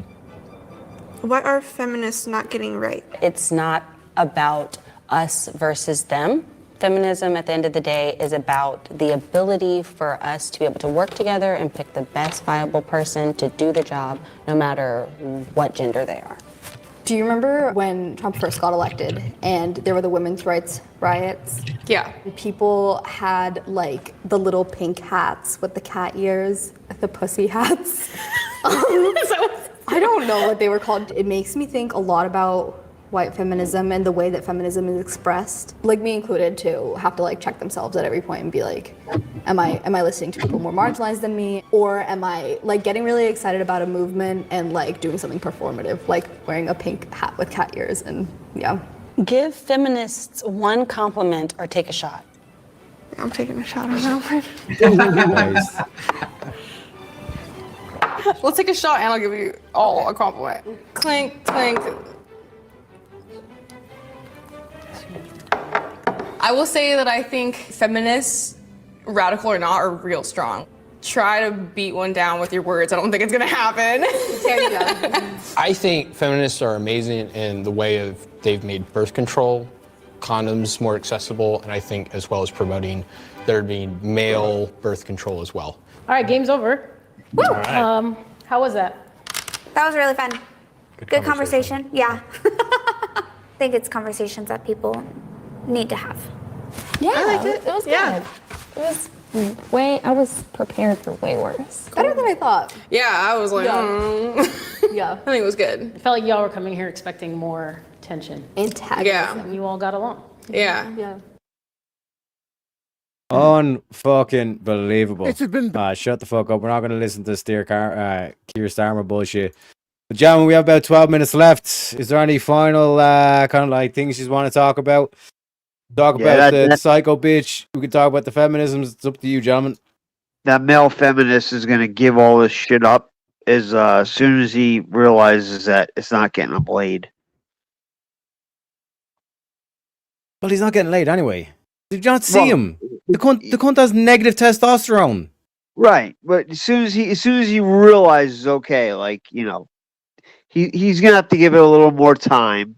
You know, he'll fix his hair up. Maybe he'll lift some 5-pound like ladies pink dumbbells. You know, while he goes power walking.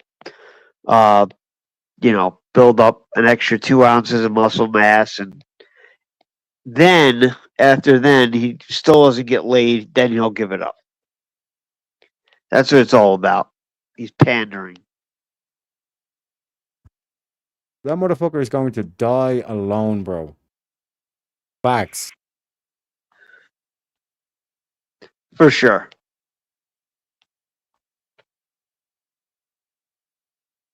Kieran, any thoughts on the feminisms or the psycho bitch? I don't know if you were here for the psycho bitch.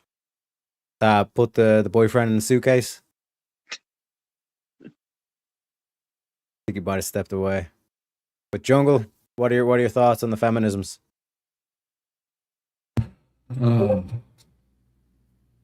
That nothing. I can't, bro. Can't formulate thoughts after listening to that nonsense. Could be the sleep as well. Yeah. Yeah, I was going out a couple times. I caught myself. I apologize if anybody heard me snore. Hey, no worries, man. No worries. Like I said, I appreciate you making the effort, gentlemen, to join this wee little leprechaun on the stream. You know, we're going to be raiding into Misunderstood as well. For anyone that didn't see it when it happened, I highly suggest you check our previous live stream. Yesterday, me and Jungle showed up, and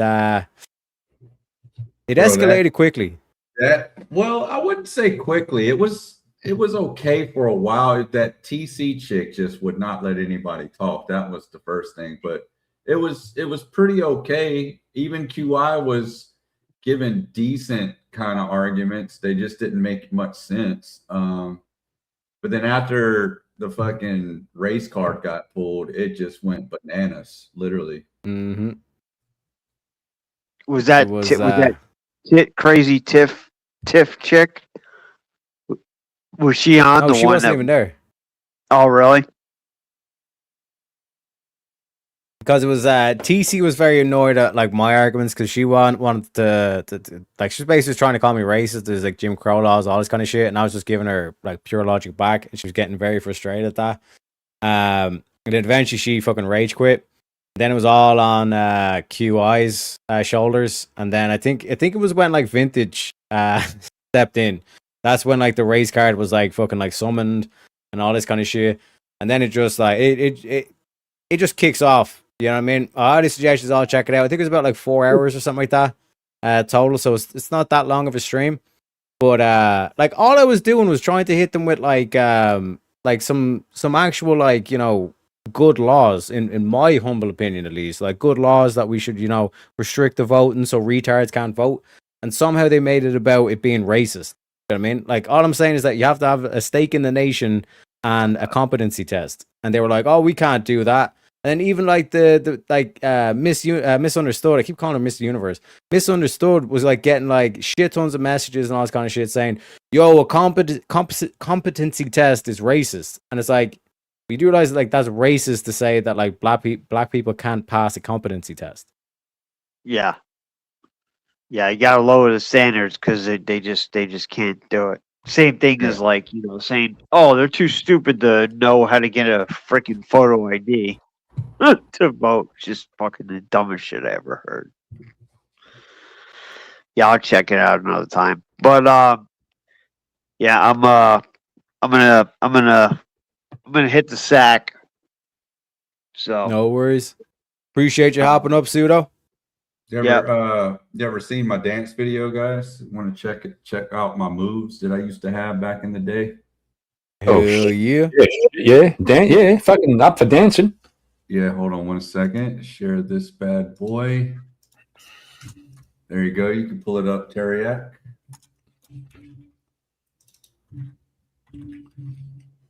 You guys hear it? No. No. Hold on. Hold on. Man's got moves though. My speakers, I'll just turn it up. I used to break dance.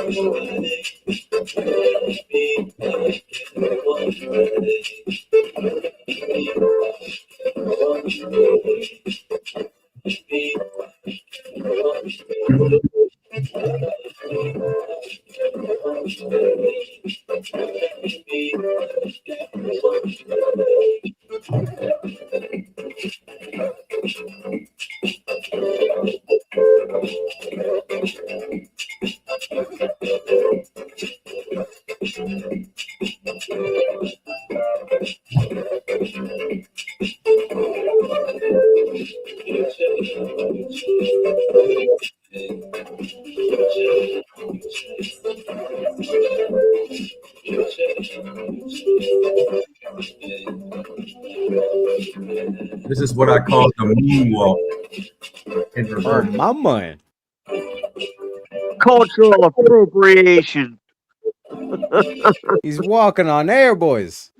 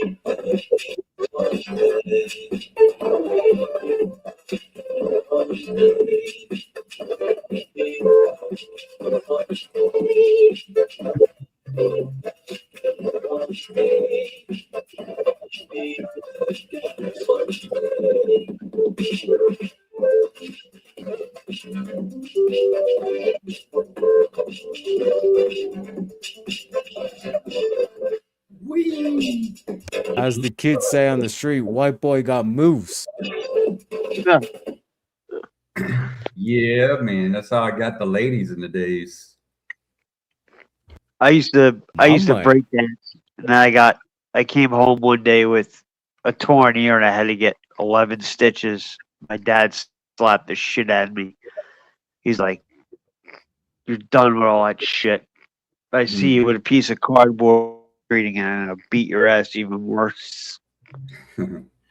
Yeah, I never got into the breakdance. I was always stand up only. Oh my god, it was so much fun. It was so much fun. I didn't take it to the a level. couple of moves one day, Teriak, so you can use them to your advantage. Hell yeah, brother. Hopefully soon.